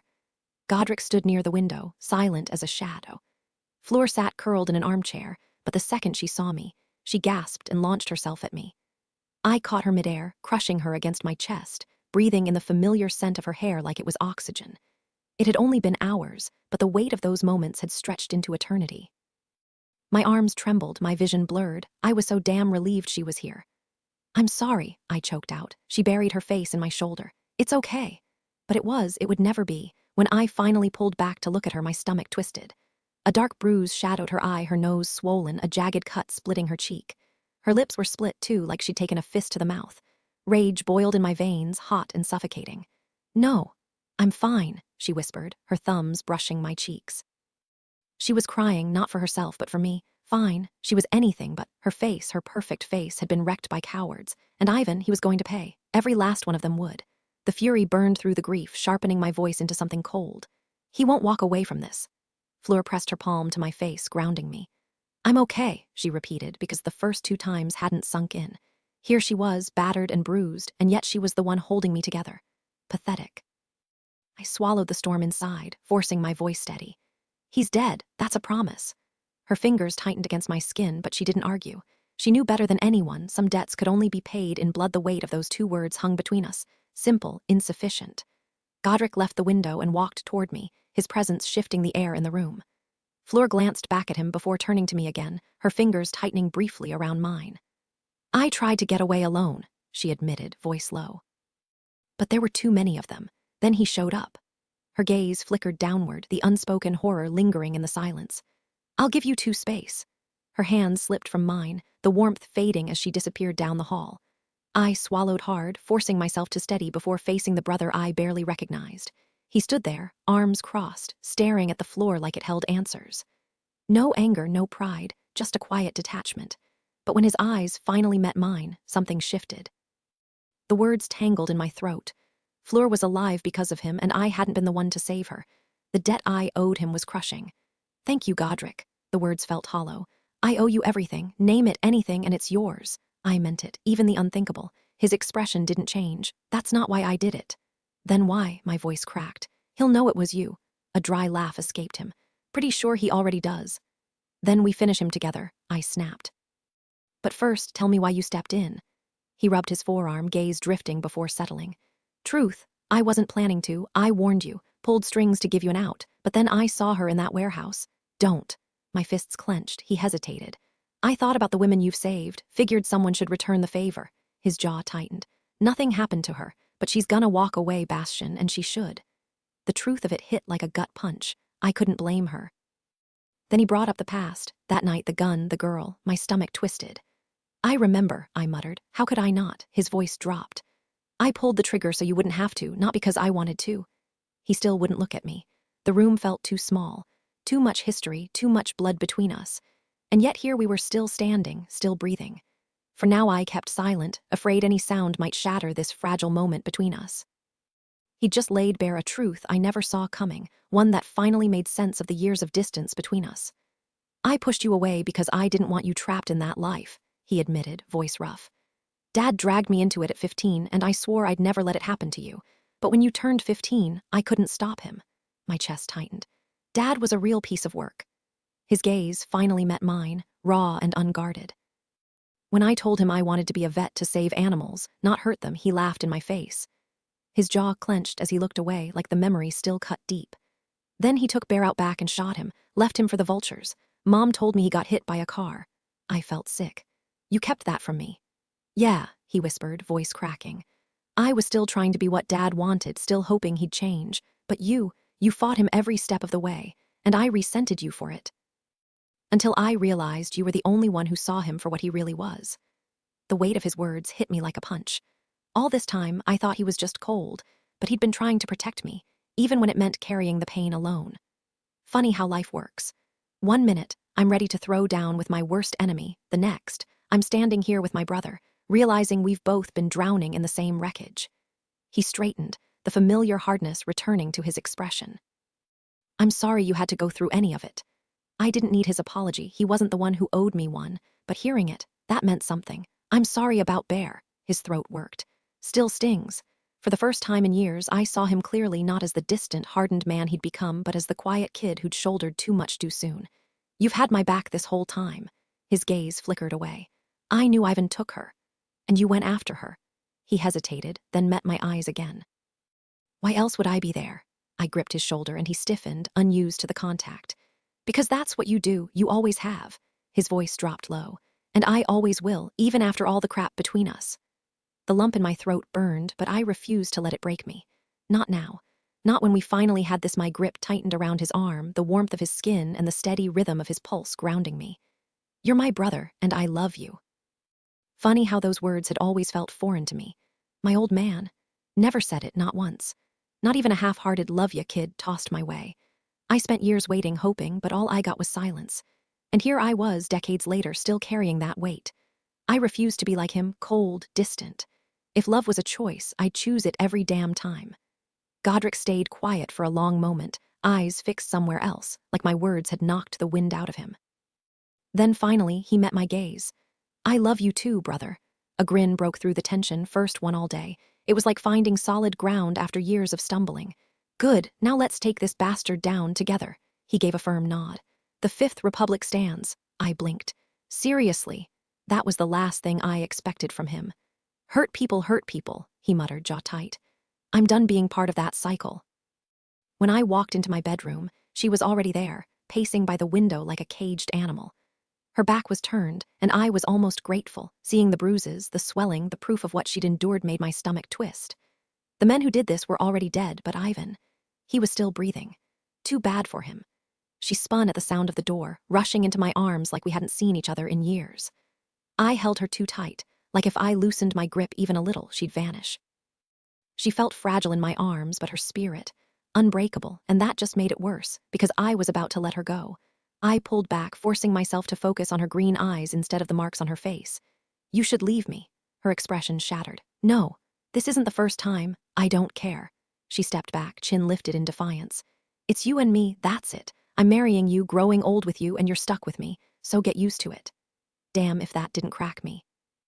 She was fierce, relentless, everything I didn't deserve. "Then I'm done," her brows furrowed. "Done with what? All of it." The realization hit her, and for a second she just stared. Then quietly, "You know my life was boring as hell before you, 5 years of nothing, then you show up and suddenly it's chaos. First time, fine, but now," she shook her head. "I don't trust it anymore." Nobody crossed me. Nobody touched what was mine, and yet here we were. I'd failed her, the one promise I swore to keep. The weight of that crushed me more than any bullet ever could. She exhaled, gaze dropping for a beat before meeting mine again. "So what now? I don't want you doing anything you're not comfortable with. Believe me, I'm all in." Part of me wanted to bolt while I still could, walk away with my winnings and never look back.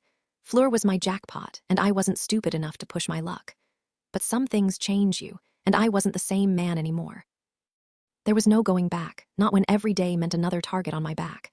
I should have sent her away the second she walked in. My brother saved her when I couldn't, that guilt would eat at me forever.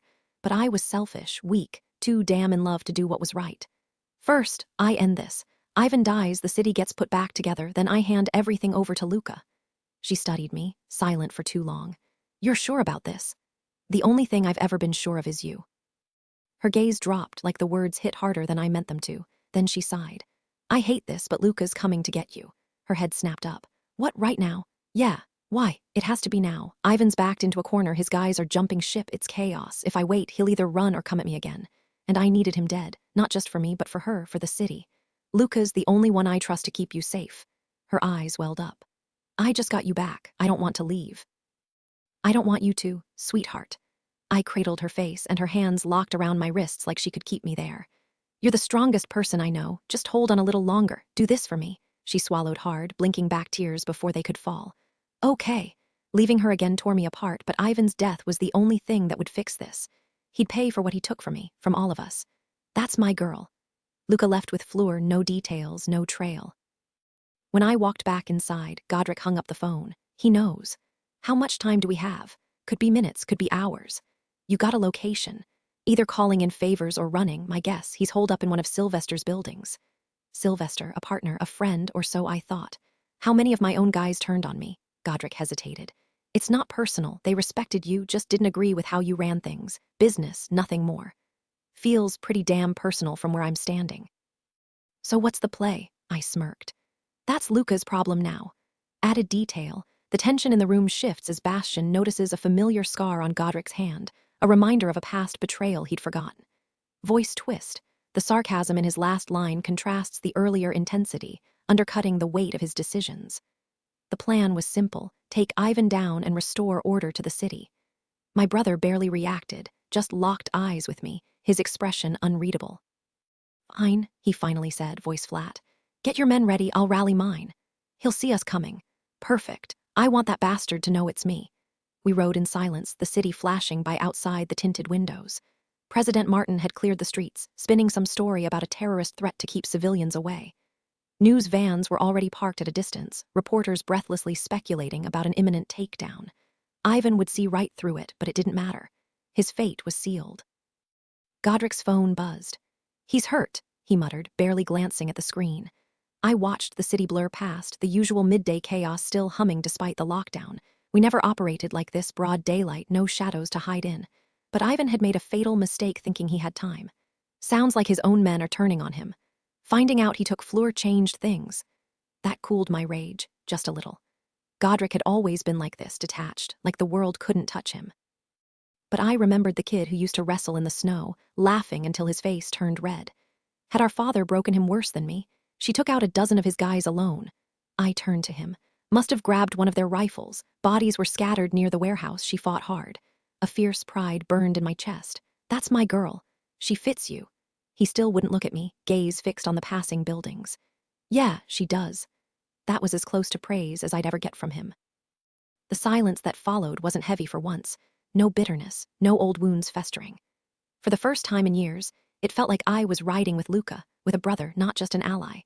When we reached the barricade, the scene was chaos. SWAT teams, armored vehicles, our own men already in position. We geared up, strapping on vests and grabbing rifles. Gunfire exploded before we even reached the building, bullets tearing through the street. I yanked Godric behind a car as windows shattered around us. Glass rained onto the pavement. Guess he's not going quietly, Godric said, voice eerily calm. I smirked. Dying like a coward suits him. This didn't feel like much of a fight to me. I moved low along the side of the car, watching as the foreign legions spilled out from the back of their armored vehicles. If we don't move now, they'll put a bullet in him before I get my shot. Godric shrugged, unfazed. So what? Let them handle it. It matters, I snapped. The soldiers were already breaching the barricaded door, gunfire echoing through the empty office building. Without waiting, I bolted, dodging between wrecked cars, bullets whizzing past as I zigzagged toward the entrance. By the time I reached cover, my lungs burned, but I was in. Godric appeared beside me like he'd taken some back alley shortcut. You didn't have to follow. His eyes stayed locked on the soldiers storming inside. Yeah, I did. We moved with them, blending in like we belonged. The place was a maze, 3 floors of abandoned offices, empty conference rooms, all stripped bare for lease, like trying to find a ghost. I pulled out my phone, dialing Martin directly instead of bothering with comms. Bastion, stand down. This is official business now. Godric kept his weapon ready but didn't raise it. I'm not here for official business. I'm here to put this bastard in the ground. Martin sighed. They've got him cornered. Northwest side, top floor. I didn't waste time thanking him. We pushed upstairs, following the sound of splintering wood as the team rammed through the last barricaded door. But Ivan had already cheated me. He swung from the chandelier, limp and lifeless. One of the soldiers cut him down, his body hitting the floor with a thud. No one checked for a pulse. No one cared. I stared at his corpse, rage boiling under my skin. He'd stolen my revenge, taken the coward's way out. So I emptied my clip into his face, once, twice, until there was nothing left but a ruined mess. The soldiers didn't flinch. Godric just watched. When the gun clicked empty, I still felt hollow. Fleur was still gone, and Ivan, he'd escaped me, too afraid to face what he deserved. Godric's hand landed on my shoulder. It's done. I looked down at the bloodied mess. For him. Luca answered on the first ring, his voice tight. Saw the whole mess on the news. I clenched my jaw. Too late. He took the easy way out before I could get to him. Still put a bullet in his skull, though. The faint hum of a news broadcast buzzed in the background. Doesn't matter now, it's over. But it was. Not for me. Seeing Fleur like that, broken, bruised, had carved something out of me. I'd wanted to tear Ivan apart with my own hands. Most crime syndicates operate in the shadows, but thanks to President Martin's interference, Ivan's empire crumbled faster than it should have. A damn shame. I would have preferred dragging it out, making him suffer longer. How is she? I asked, my voice rough. Fine, just sitting here giving me those sad eyes. Bring her home, I'm heading back now. Already on it. Stay put, we need to talk. A beat of silence. Then resigned, yeah, figured we would. When I walked in, Luca was waiting in the foyer, arms crossed like a shield. Fleur must have sensed the tension and disappeared upstairs. He wouldn't meet my eyes, but he didn't need to. He knew. One look at me and he understood. This wasn't just about revenge. It was about the kind of man I'd become. You'll handle it, he muttered. He exhaled, gaze drifting to the floor. We both saw this coming, at least it's not my funeral. Still sucks. A weak smirk tugged at his mouth. You've been eyeing my position for years. I forced a laugh, even though nothing felt funny. Guilty. We shook hands and I gripped his shoulder. Appreciate it, he shrugged. What's next for the rats? Wait, you're out now. Effective immediately. Damn, he ran a hand through his hair. Just got the damn job, haven't even thought about cleanup. Good luck. Thanks. The weight of the moment settled between us, heavy and unspoken. Then, almost hesitant, we're still doing Sunday brunch at Hollybelly, right? I smirked. Wouldn't miss it. And whiskey nights. Obviously. Good, he said, shoulders relaxing. Just checking. Fleur watched me like I might vanish. Even after a week, I couldn't look at her without seeing the shadows under her eyes, the fading bruises. I stayed close, slept beside her, cooked breakfast, pretended everything was normal. But we didn't talk about it. Some wounds don't heal with words. The warmth of his body still radiated against mine as we lay tangled in the sheets, his skin flushed from exertion just moments before. Even now, he didn't pull away, never did. My fingers drifted along the rough edge of his jaw, tracing the stubble that never quite softened. "How are you?" I asked, already knowing the answer. Instead of replying, he shifted, hooking my leg over his hip, his grip tightening possessively. Silence stretched between us, thick with unspoken guilt. "If you want to leave, I don't." His shoulders sagged under an invisible weight, his expression hollow. "Then tell me what's wrong." A bitter laugh escaped him. "What's wrong? Every time I look at you, it kills me." "Bastian, I'm fine. The scars are fading. Doesn't change the fact I wasn't there when you needed me." His voice was raw, stripped bare. "I swore I'd protect you, and I failed." "You didn't fail me," I said softly. "I did. Godric barely made it in time. If he hadn't, you'd have been alone, because I was trapped miles away, helpless. I made a promise too, and I broke it." We had everything now: peace, love, a future. But his self-loathing was a storm neither of us could escape. "Remember that night at Jules Verne?" I whispered. "I walked out because I was terrified of your world." "You should have stayed gone," he muttered. The words stung worse than any punch. "I came back because I wanted you. I knew the risks and chose them anyway. You act like this was all on you, but I was there too. I chose to stay, even after drowning in it, because losing you was worse." His gaze was ice, sharp and unyielding. "I made you feel like garbage for leaving. And I forgave you. I don't deserve it." "Bastian," I refused to let him drown in this. "We're past it. We're here. I don't want to waste another second looking back when our future is right in front of us. Let it go." His jaw clenched. "I don't let things go." "I know." My palm cradled his face, willing him to see me. "But I need you to, because forever isn't as long as we think, and I want every second of it with you." Something in him fractured. His breath shuddered out, tension unraveling as he closed his eyes. When they opened again, the storm had cleared, replaced by a quiet intensity. Not anger, just us. "I've got the rest of my life to make things right with you," I told him, and I meant every word.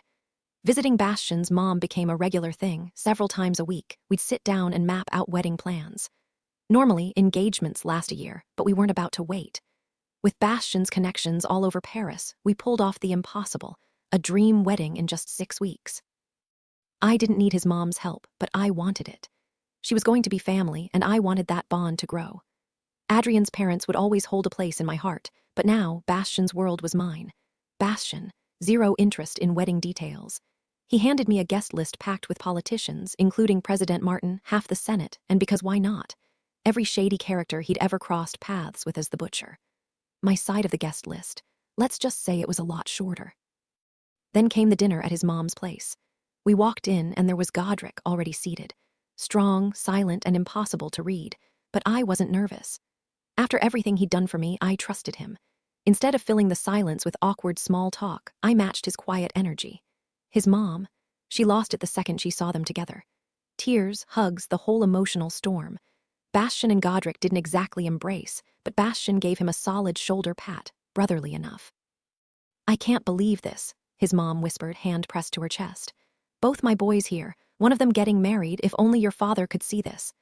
Bastian and Godric exchanged a glance quick, unreadable, before Bastian smirked. "Mom, did you invite your boyfriend?" Godric's eyebrow shot up. "Boyfriend?" Bastian grinned. "You did know, she's seeing some art collector peer." "He is not my boyfriend," she insisted, flustered. "But yes, he's joining us." The brothers shared another look, and I swear, I could see the unspoken plan forming. They were going to make this guy sweat. Then Pierre arrived, polished, put together, the kind of guy who looked like he belonged in a gallery opening. He kissed Bastian's mom's cheeks, all charm, while she beamed. "Behave," she warned her sons under her breath. Yeah, like that was going to happen. Her eyes shimmered with emotion as she gestured toward her sons. "I'd like you to meet my boys, Godric and Bastian." The pride in her voice was unmistakable, as if nothing in the world mattered more to her than these two. Bastian stepped forward first, offering a firm handshake. "Nice to meet you." Godric followed suit but stayed silent, his expression unreadable. Bastian, ever the bold one, crossed his arms. "So, what exactly are your plans with our mom?" "Bastian," his mother swatted his shoulder, cheeks flushing. "Honestly, you're impossible." Bastian shrugged. "Just asking. If he can't take it, he knows where the door is."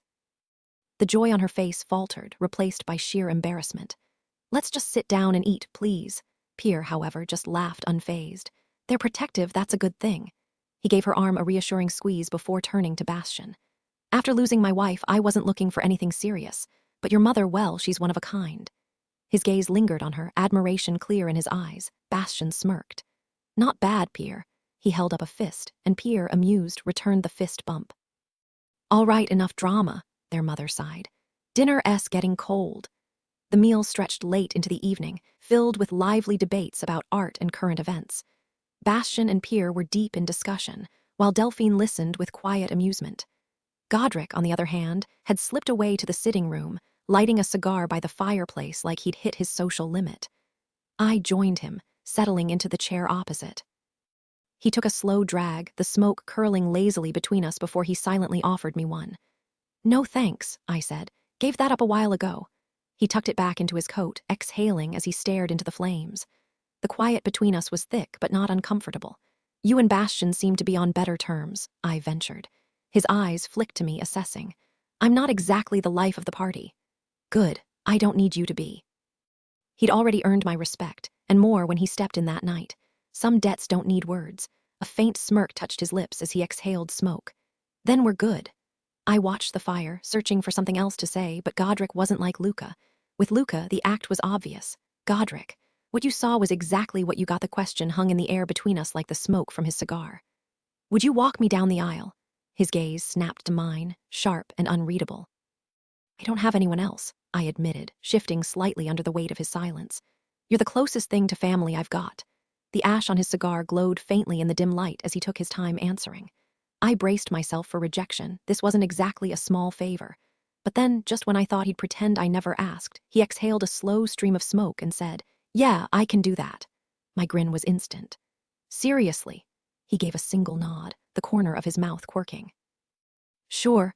The night before the wedding, Bastian and I sat in his brother's study, the air thick with tobacco and unspoken history. Fleur was still in the house. Neither of us cared for outdated traditions about brides hiding away. We'd spent the evening trading stories, most of them darker than the whiskey in our glasses. Godric tapped his cigar against the ashtray, the embers flaring briefly. I've been meaning to ask, he said, voice low. Where'd you leave the body? I smirked, though the memory wasn't funny. Plastic wrap and a dumpster behind my old place. The smoke curled from my lips like a confession. No one batted an eye, not even when the trash got picked up. Timing was on my side. By the time anyone caught a whiff, he was already ash in some landfill. The tombstone in the family plot was just for show, a hollow tribute to a man who'd never deserved one. Godric studied me, not with judgment, but something closer to respect. You ever think about telling Fleur? The question hit like a punch. I stared at the glowing tip of my cigar. Occasionally. He let it drop, shifting gears. So what's next for you? Same old, I said, exhaling, just with less power and more paperwork. Luca's already taken over without missing a beat. Godric shook his head, half amused. And you're really okay with that, trading an empire for this? I laughed. Retirement, monogamy, a white picket fence, maybe. The irony wasn't lost on me. I'd sworn I'd never be the kind of man who settled down. But here I was, willingly handing over my throne for a woman who'd somehow made me believe in something softer. I never imagined I'd find someone who could turn settling down into an adventure. The excitement's still there, just different now. Once we're married, Fleur and I are hitting the road for a while. Italy first, then Greece, maybe even Croatia if we feel like it. He gave a knowing grin. Solid honeymoon plan. Yeah, you thinking about kids down the line? Eventually. He studied me, waiting for more but careful not to push. Honestly, I don't know if I'm cut out for it, but I'll give it everything I've got. Why wouldn't you be?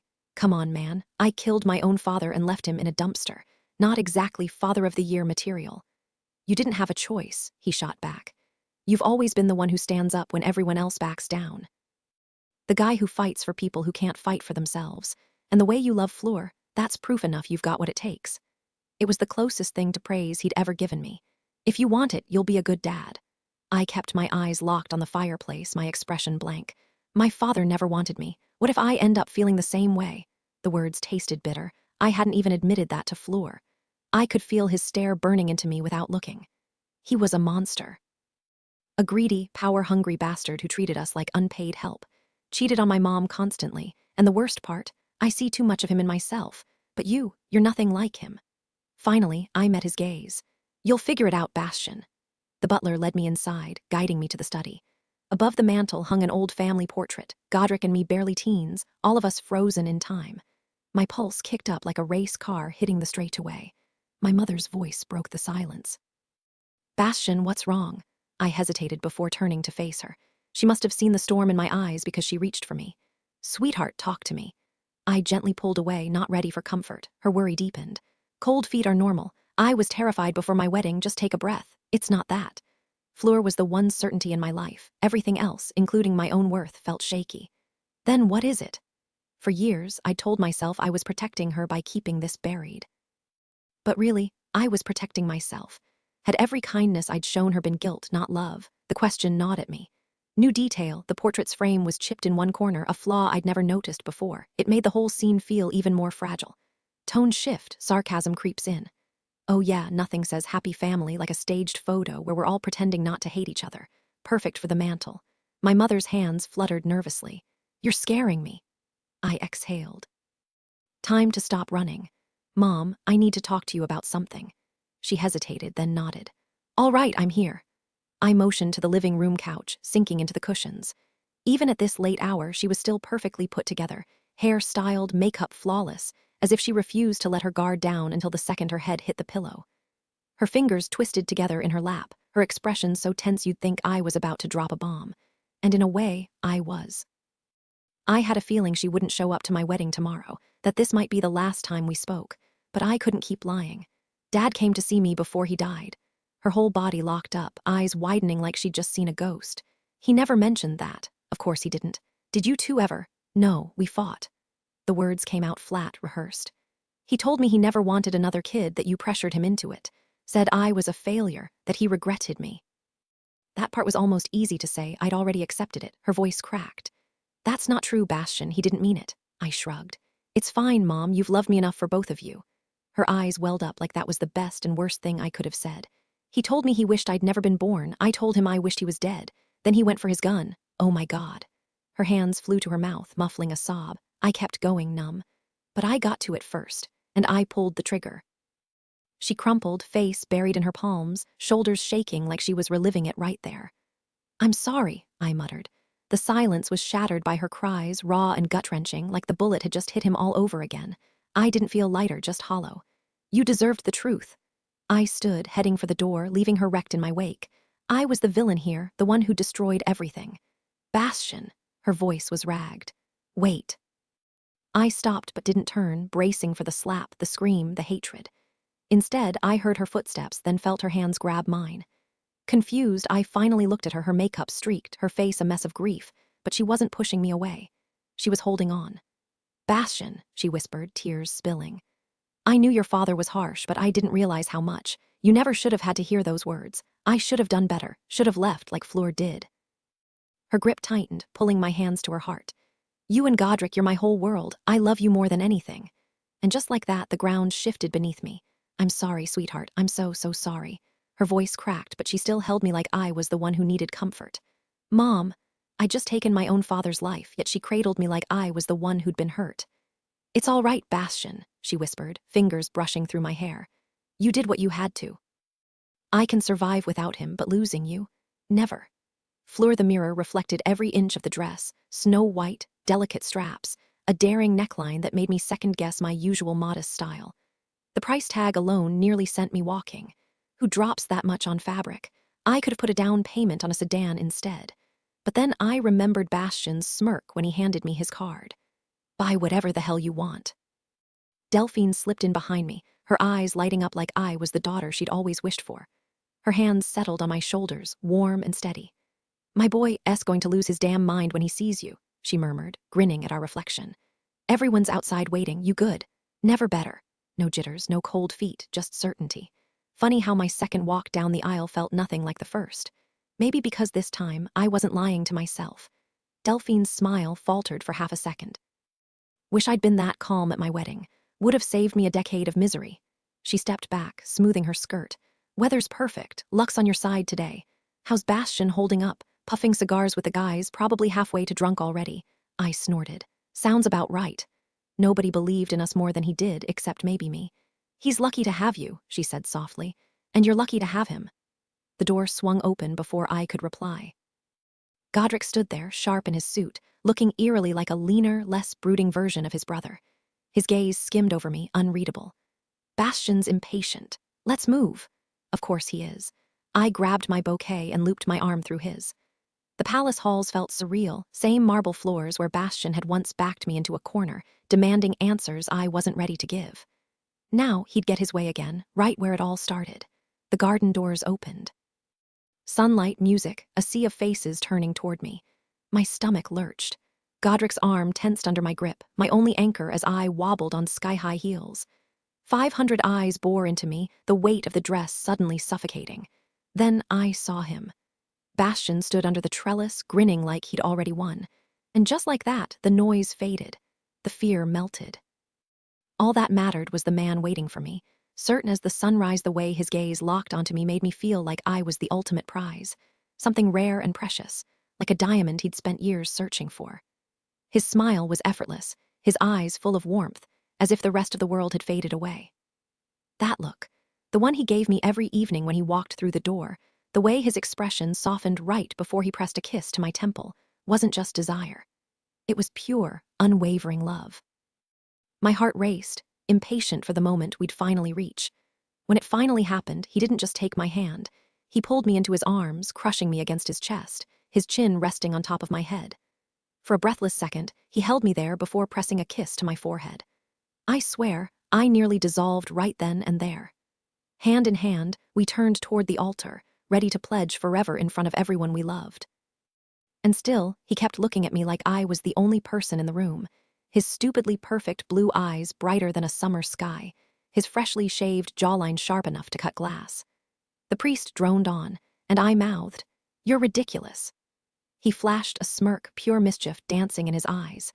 No rings were exchanged. Mine was already on my finger, and he'd gotten his tattooed weeks earlier to make sure it healed in time. So instead, we sealed our vows under the Parisian sky, the Eiffel Tower standing witness. The reception at the Four Seasons was wild, champagne flowing, music blaring, everyone laughing like there was no tomorrow. I'd never seen Bastian dance before, but of course, he moved like he'd been born on the dance floor.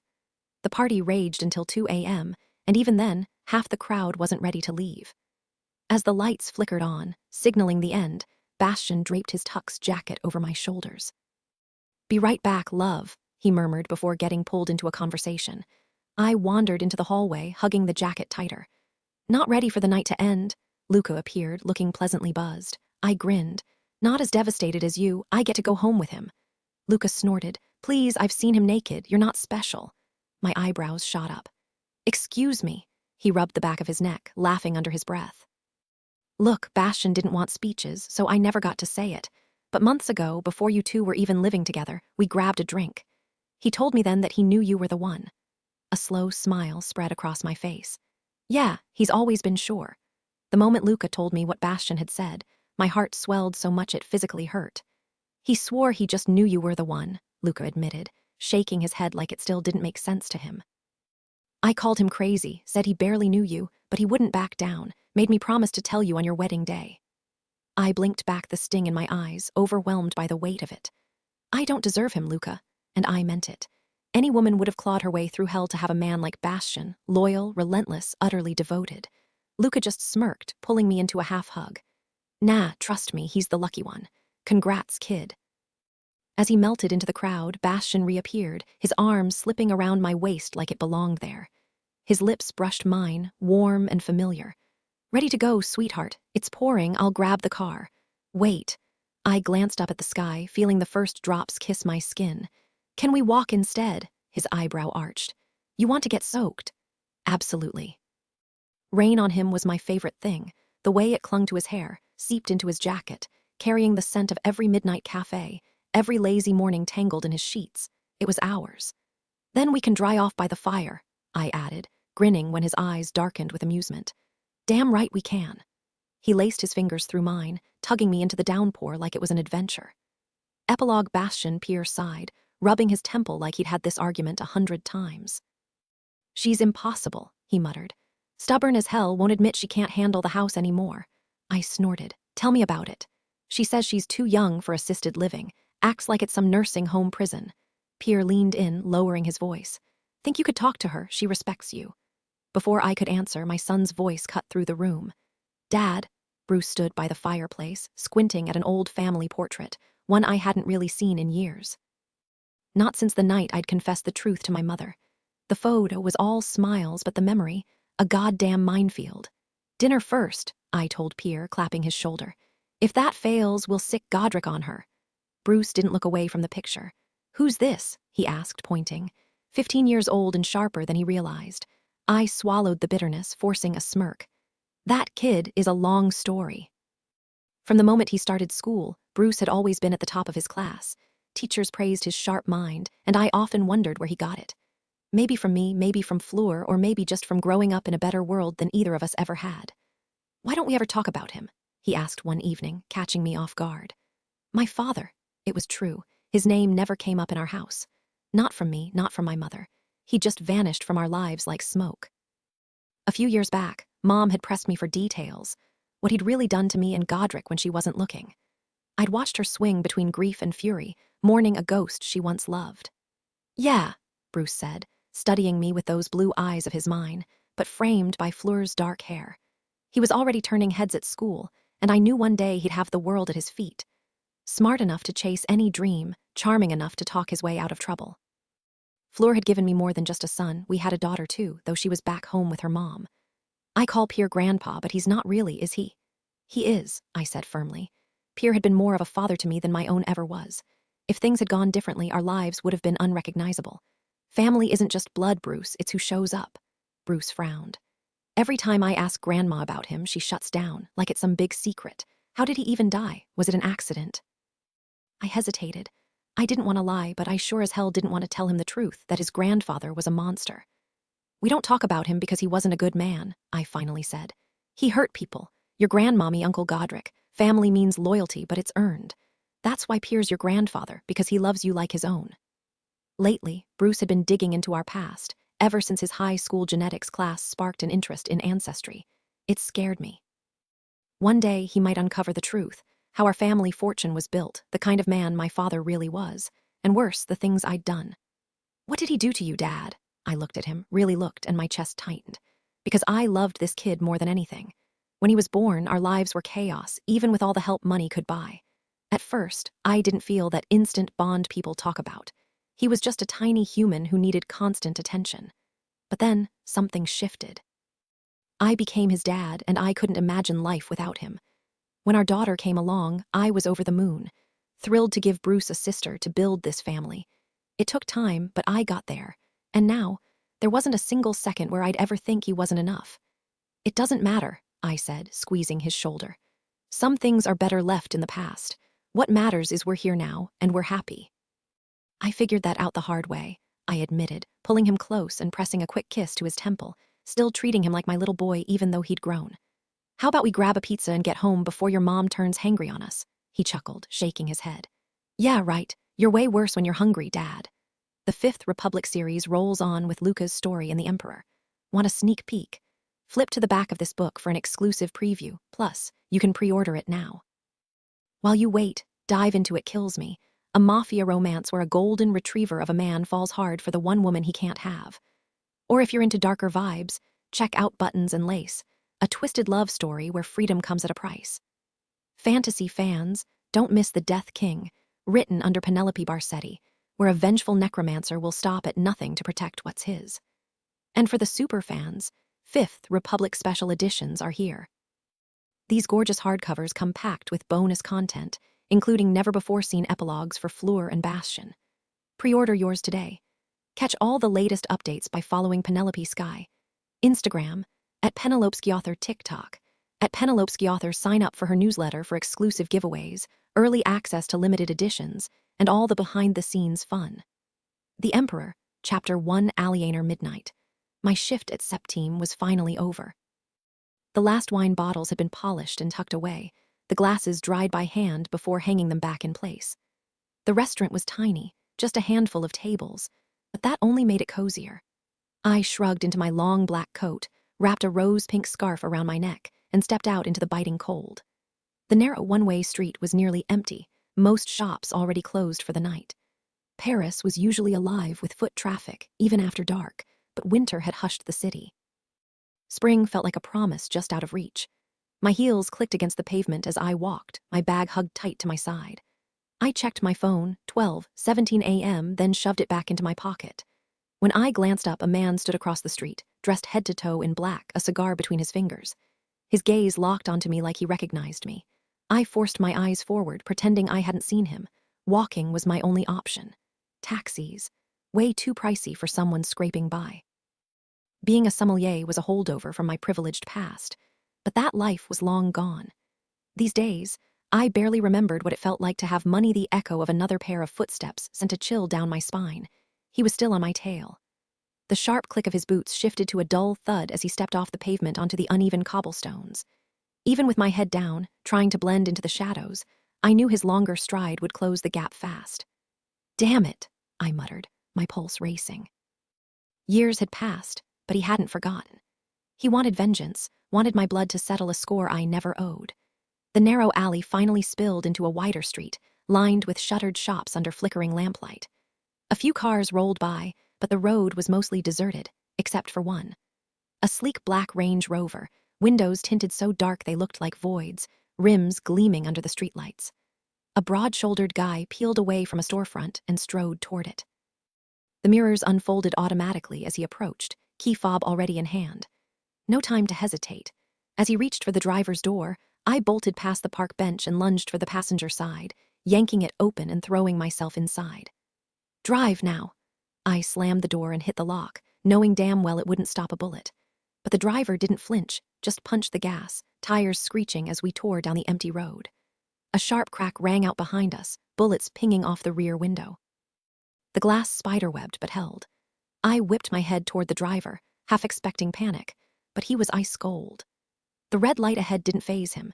He swung left onto Rue du Faubourg Saint-Anton like it was a casual Sunday drive, easing off the throttle like we weren't just shot at. Only when the immediate threat faded did I really look at him.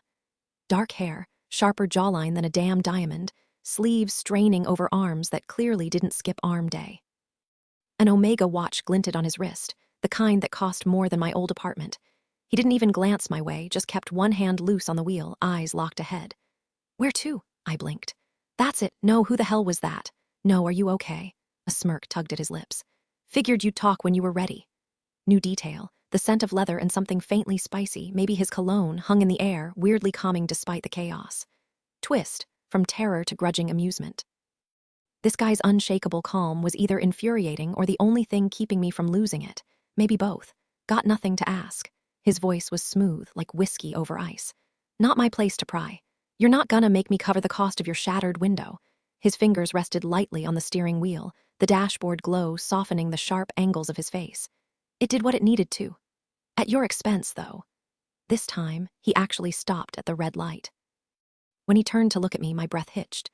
The man was unreal, like something carved out of marble and dipped in danger. His eyes were cold, the kind of dark that made you think twice about stepping into a shadow. Every line of him was hard, from the set of his jaw to the way his muscles flexed under his shirt. Even sitting, he loomed, massive and unshakable like a damn skyscraper. And the way he held my stare, like he could pull the trigger on me with just a glance. "Where to?" he repeated. The light stayed red forever, the empty intersection stretching the silence between us. Somewhere in the distance, sirens wailed, but here, it was just us and the hum of the engine. His eyes, deep coffee dark, didn't let go. I couldn't speak. Finally, he faced forward again. "Nowhere safe to run, huh?" He wasn't wrong. My place was a death trap, probably had some hired gun planted on my couch right now, finger on the trigger. Or worse, tucked behind the door, ready to put a bullet in me before I even crossed the threshold. "Too stubborn to beg, too scared to lie," he mused. Without signaling, he swung the car right, blowing through the red light like it was nothing. "You can crash at my place for a few days. Some guy just tried to murder me. What if he tracks me there? He won't. You don't know who's after me. These guys don't play." He laughed, low and amused, like I'd told a joke. "I'm serious." "Yeah, I know." His smirk lingered as streetlights flickered across his face. "If I'm not sweating it, you shouldn't be. Who was this guy? What's your name?" "Luca Fournier." That's not an answer. He drove like he was out for a Sunday cruise, completely unbothered, like his pulse hadn't spiked once tonight. "Some things stay private. What if you're the dangerous one?" "Sweetheart, I'm the most dangerous thing you'll ever meet." The car glided into the 6th arrondissement, where the buildings screamed money and power. But not to people like you. People like me. Women, kids. The air between us shifted, tension coiling tighter. Outside, the city glittered cold, untouchable, just like him. Innocence. I scoffed, watching the city blur past the window. What makes you so sure I'm innocent? Memories of my privileged upbringing flashed through my mind. Lavish parties with tiny, overpriced hors d'oeuvres and champagne that cost more than most people's rent. Call it intuition.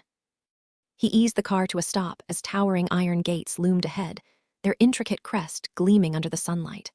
They parted smoothly, as if recognizing him, and he waited until the path was clear before rolling forward.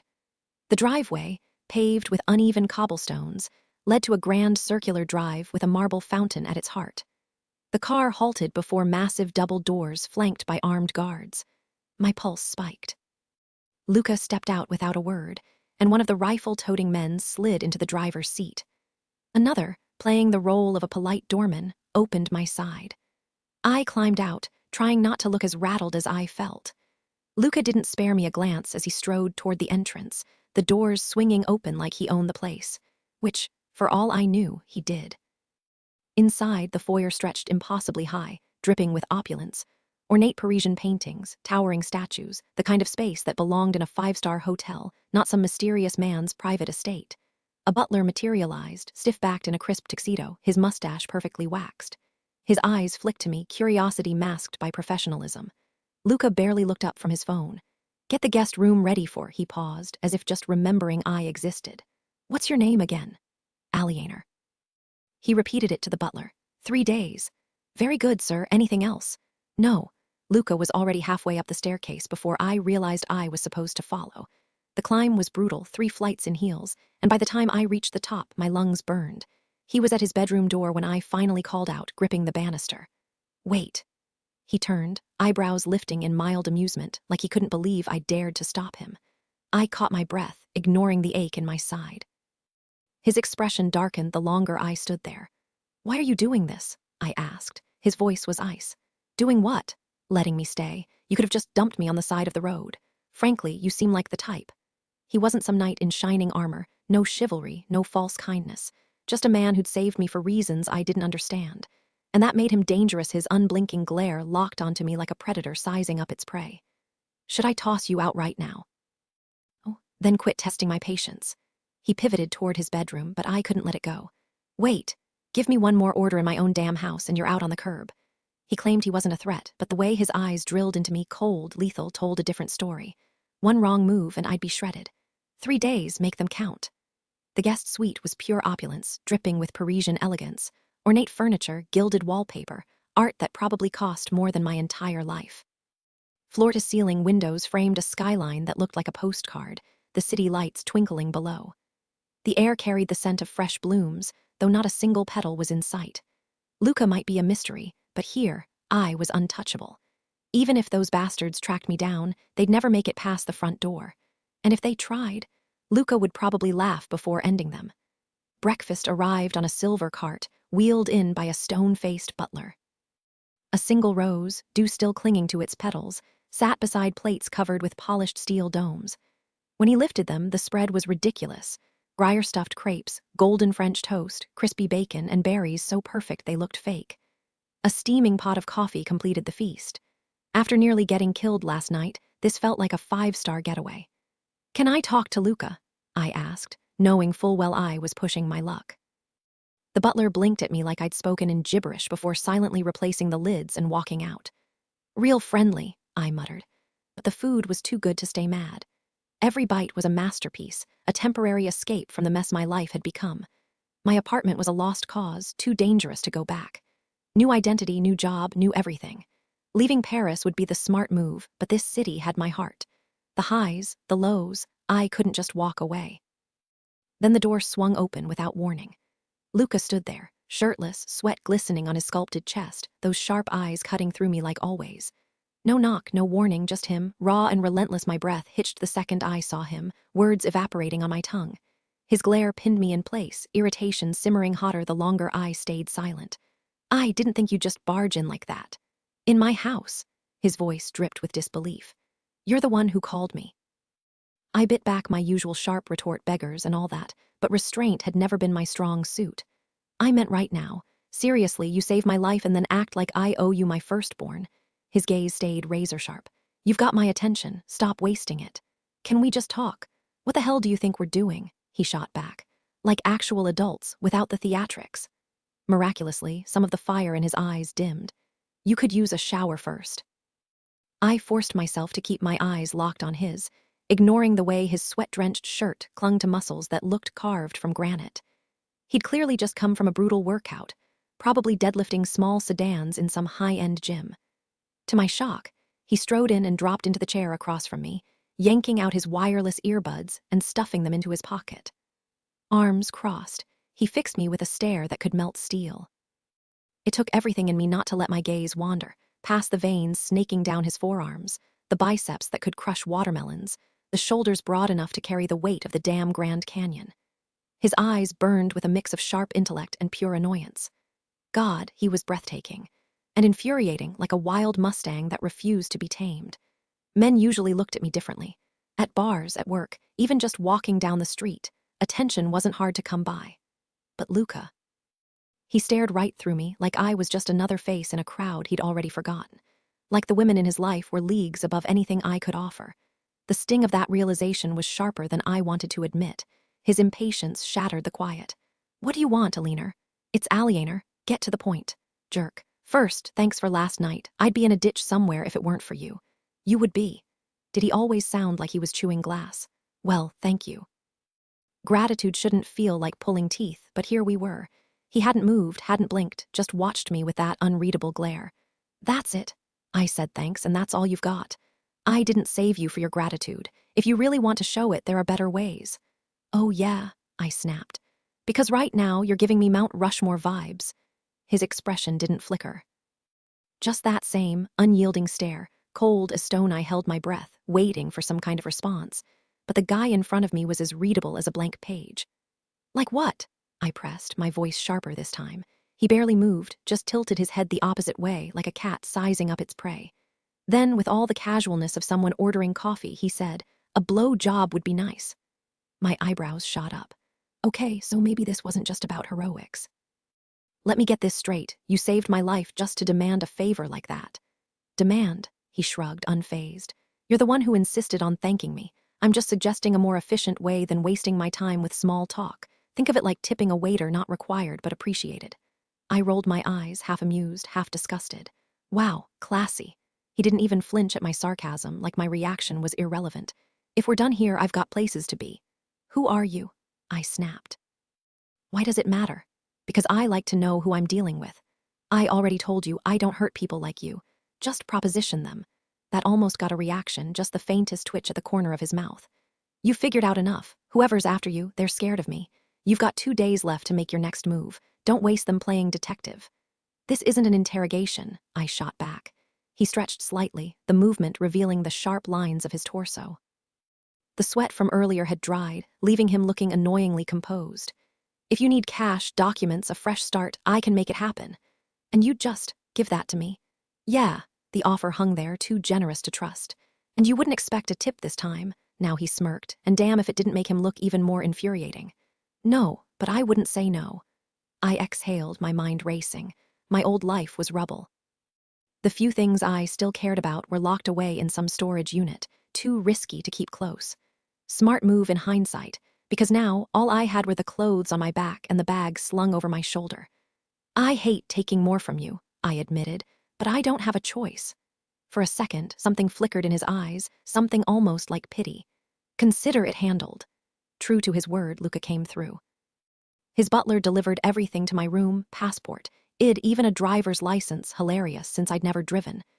And cash way more than necessary, stacks of euros that felt heavy in my hands. Desperation won out. I took it. That night, I scrolled through apartment listings, picking a different district this time. The city was massive, teeming with millions, plus tourists flooding the streets year-round. Disappearing here, easy, starting over. That was the hard part. Tracking someone down in this city was like searching for a single drop of water in the ocean. Pointless unless you knew exactly where to start.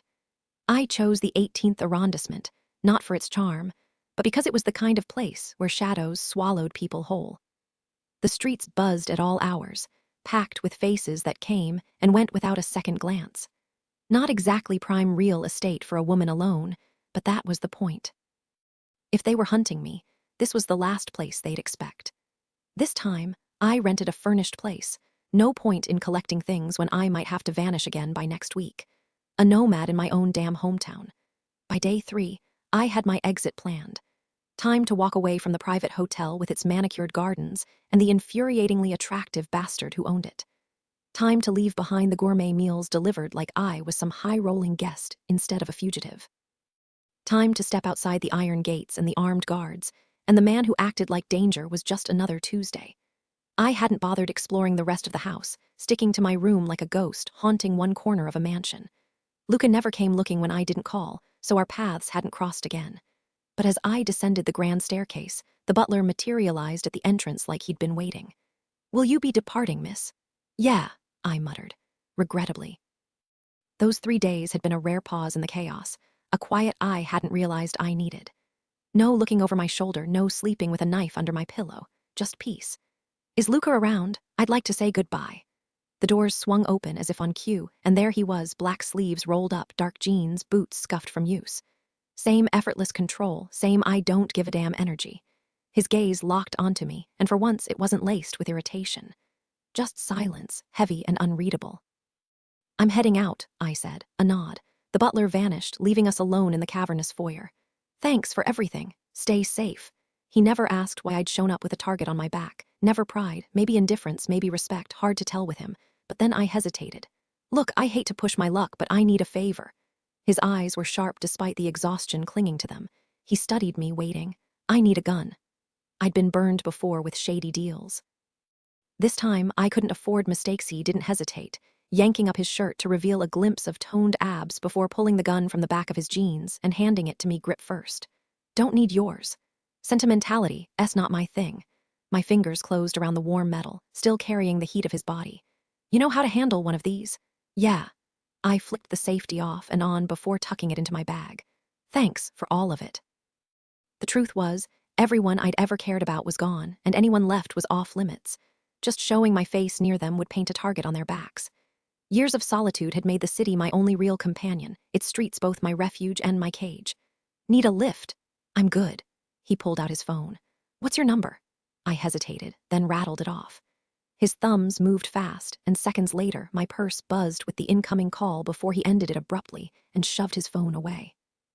"If you hit trouble, use it." For a guy who acted like he carved his heart out of ice, this was unexpected.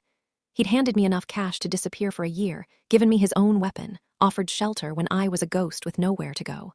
"Sorry for calling you an asshole." A slow, knowing grin curled his lips. "Don't apologize when you're right. Own it."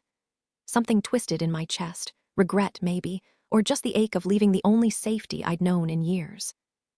His world mirrored mine before it shattered, and looking at him now, I saw the kind of man I'd have chased down in a dim-lit bar, the kind of night that burned bright and left ashes by morning. This was goodbye, so I threw caution to the wind. I stepped in, giving him half a second to pull away, but he didn't. His smile cracked wide open, sunlight breaking through storm clouds, and then I kissed him. Just a brush of lips, soft and fleeting, or it was supposed to be. His hand tangled in my hair, yanking me closer like he'd been waiting for this. What started as a simple kiss turned into something wild, his mouth claiming mine like he'd done it 1,000 times before. Heat seared through me, his tongue tracing my bottom lip before diving deeper, possessive and rough, like I belonged to him. It was too much, too fast. I broke away first, breathless, my usual confidence shredded. I'd planned to kiss him and walk away like it was nothing, but now I was rooted to the spot, staring into those dark eyes that reminded me of the bitter coffee I drowned myself in every morning. And just like that, I knew walking away wouldn't be so easy. Luca smirked, his lips curling just enough to show he wasn't impressed. "Appreciate the heads up." The dim glow of Loop's vintage chandeliers barely cut through the late-night haze as I stepped inside. The place was nearly empty, just a couple of stragglers nursing drinks at the bar. A stuffed moose had glared down at anyone daring to use the restrooms, its glassy eyes judging every poor life choice. Baptiste was already there, of course, perched by the window like some brooding statue, espresso in hand. His gaze locked onto me the second I walked in, cold and unreadable. I dropped into the chair across from him, and the waiter appeared instantly, like he'd been waiting for this exact moment. "Same as him," I muttered, not bothering with a menu. The guy vanished, leaving us in silence, broken only by some old French just crackling through the speakers. Outside, a car rolled past, its headlights cutting through the dark. Baptiste took a slow sip, then set his cup down with deliberate precision. "So, what's your move, Luca?" I exhaled, already drained by the conversation we hadn't even started. "Hell if I know. You don't have the luxury of time. None of this was my fight. Bastian's mess, not mine. Doesn't matter now. The inheritance is yours, Oscar's death, the broken truce. People don't forget." I leaned forward, fingers tapping the table. "They were gonna break it first." "Got proof?" His voice was flat. "You swung first." "Yeah, after they snatched Bastian's wife, or Adrian's technically." The irony wasn't lost on me. She'd never really belonged to anyone but Bastian, no matter what the paperwork said. Baptiste's expression didn't shift. "The aristocrats aren't the same anymore. My sources say they're eyeing the Louvre next." I barked a laugh. "The Louvre? Seriously?" He shrugged. "They think half those artifacts are theirs, stolen heirlooms locked up for tourists to gawk at. After everything, they've lost their damn minds. Seems that way. Rumor is they hit the National Gallery in London, only took the French pieces. Not exactly subtle." I rolled my eyes. Subtlety was never their thing. The waiter slid 2 steaming bowls of onion soup in front of us, the melted cheese stretching as Baptiste dug in without hesitation. He stabbed at the crusty top, forcing it under the broth before taking another bite. The beef tartare sat untouched between us, raw and bloody. Fitting, really. "Everything good with you?" I skipped the small talk and went straight for the steak tartare. "Transition's been smooth." Bastian had vanished without warning, leaving me to clean up his mess while he and Fleur gallivanted through Europe, first the Greek islands, then Sicily, and finally Tuscany. Radio silence from them most of the time. Meanwhile, I was busy putting the Fifth Republic back together, cracking down on the gangs that had turned on him. Most of the traitors bolted before I could deal with them. New faces took over, and the whole underworld shifted in just a few months. But things finally settled, probably because they learned fast that I wasn't as forgiving as Bastian. I didn't waste time with trials or second chances. My justice was swift, final. Baptiste, older but sharp as ever, sipped his soup quietly. He'd survived this long because he was always 3 moves ahead. "You've come a long way, Luca. From nothing to everything. From nobody to the noose, the emperor. Your father would be proud." I smirked, watching a lone car roll down the empty street outside Hollybelly. "Yeah, just as proud as I am." The diner was quiet, just me, my coffee, and the occasional rumble of an engine outside. A motorcycle zipped past, then a sleek town car. Then a black SUV rolled up and stopped. The door swung open, and there he was, Bastian, grinning like a man who'd never had a bad day in his life. He strolled in like he owned the place, slapping hands with the waiter before diving into a debate about last night's game. Finally, he slid into my booth and bumped fists. "Been a minute." "You look like you've been marinating in the sun." "Sicily was brutal in the best way," he said, flipping through the menu. "Fleur packed this tiny bikini, barely legal, spent half the trip making sure no one else got too close." He smirked. "Like anyone's dumb enough to try with me around." Brian swung by. "The usual." "Damn right," Bastian said. "Starving." I tossed my menu on top of his. "Same." As Brian walked off, Bastian leaned in, studying me. "You look like hell." "Try exhausted," I shot back. "While you were playing tourist, I was keeping the Republic from collapsing. President Martin was breathing down my neck every damn day until I got things under control." Added detail, the tension between Luca and Bastian simmers beneath the surface, hinting at unspoken resentment. The shift in tone from Luca's controlled frustration to Bastian's careless arrogance highlights their clashing leadership styles. Bastian gave a slow nod, his expression unreadable. "Fair point. But seriously, how are you holding up?" "Not your concern," I muttered, avoiding his gaze. He leaned back in his chair, arms crossed. "Doesn't mean we can't hash it out." I exhaled sharply. "How Fleur?" A grin tugged at his lips. "Better than ever. That trip, total game changer, saw a whole new side of her. Probably because she finally saw the real you, not the guy who's always one trigger pull away from chaos." "Fair," he admitted, chuckling. "No guns, no threats, just good vibes and actual relaxation. Wild right. Must be nice," I said dryly, thinking of the mess I'd been cleaning up, traitors, deserters, the whole damn circus. "If you're really done, Nico's next in line since male bilaid." That's not the issue. Then what is? Bastian pressed, his eyes narrowing. Because I'm picking up some serious tension here, and it's not just the bad coffee. Right on cue, Brian slid our plates onto the table, his silence louder than words. The food smelled amazing, but neither of us touched it. Bastian drummed his fingers, waiting. It's not tension, I finally said. Then spell it out for me. I hesitated. Emotions weren't my strong suit, but Bastian had a way of dragging them out of me. Everything flipped overnight. Fleur shows up and suddenly you're gone, just like that, feels off without you here. For once, he didn't deflect with a joke. He met my eyes, dead serious. So, you miss me. I didn't say that. Close enough. That infuriating smirk was back. Not the same is basically your way of saying, all right, fine, I miss you too, he cut in, his tanned face softening. Fleur-s everything, but now that we're back to reality, there's a hole, the rush, the purpose, it's gone. If her safety wasn't tied to the job, I'd be back in a heartbeat. It shouldn't have made me feel better, but it did. Life was simpler before Fleur, just not. Fuller, you'll get it someday. I stabbed a fork into my food, rolling my eyes. Sound familiar? He drowned his pancakes in syrup, grinning. Look at me now. We're not the same, Bastian, he shrugged. But we're not the same either, Luca. I chewed slowly, studying him. So what's the play here? He leaned in. Talk to me. What else are we doing? Recapping the weather? I smirked. Or you could tell me about this mysterious bikini Fleur wore. He laughed, shaking his head. Words don't do it justice. Try me. Don't miss the thrilling conclusion in The Emperor. Discover the fate of Luca and Aliener's gripping story. Grab your copy today and dive into the final showdown that will leave you on the edge of your seat. Will their bond survive the ultimate test? There's only one way to find out.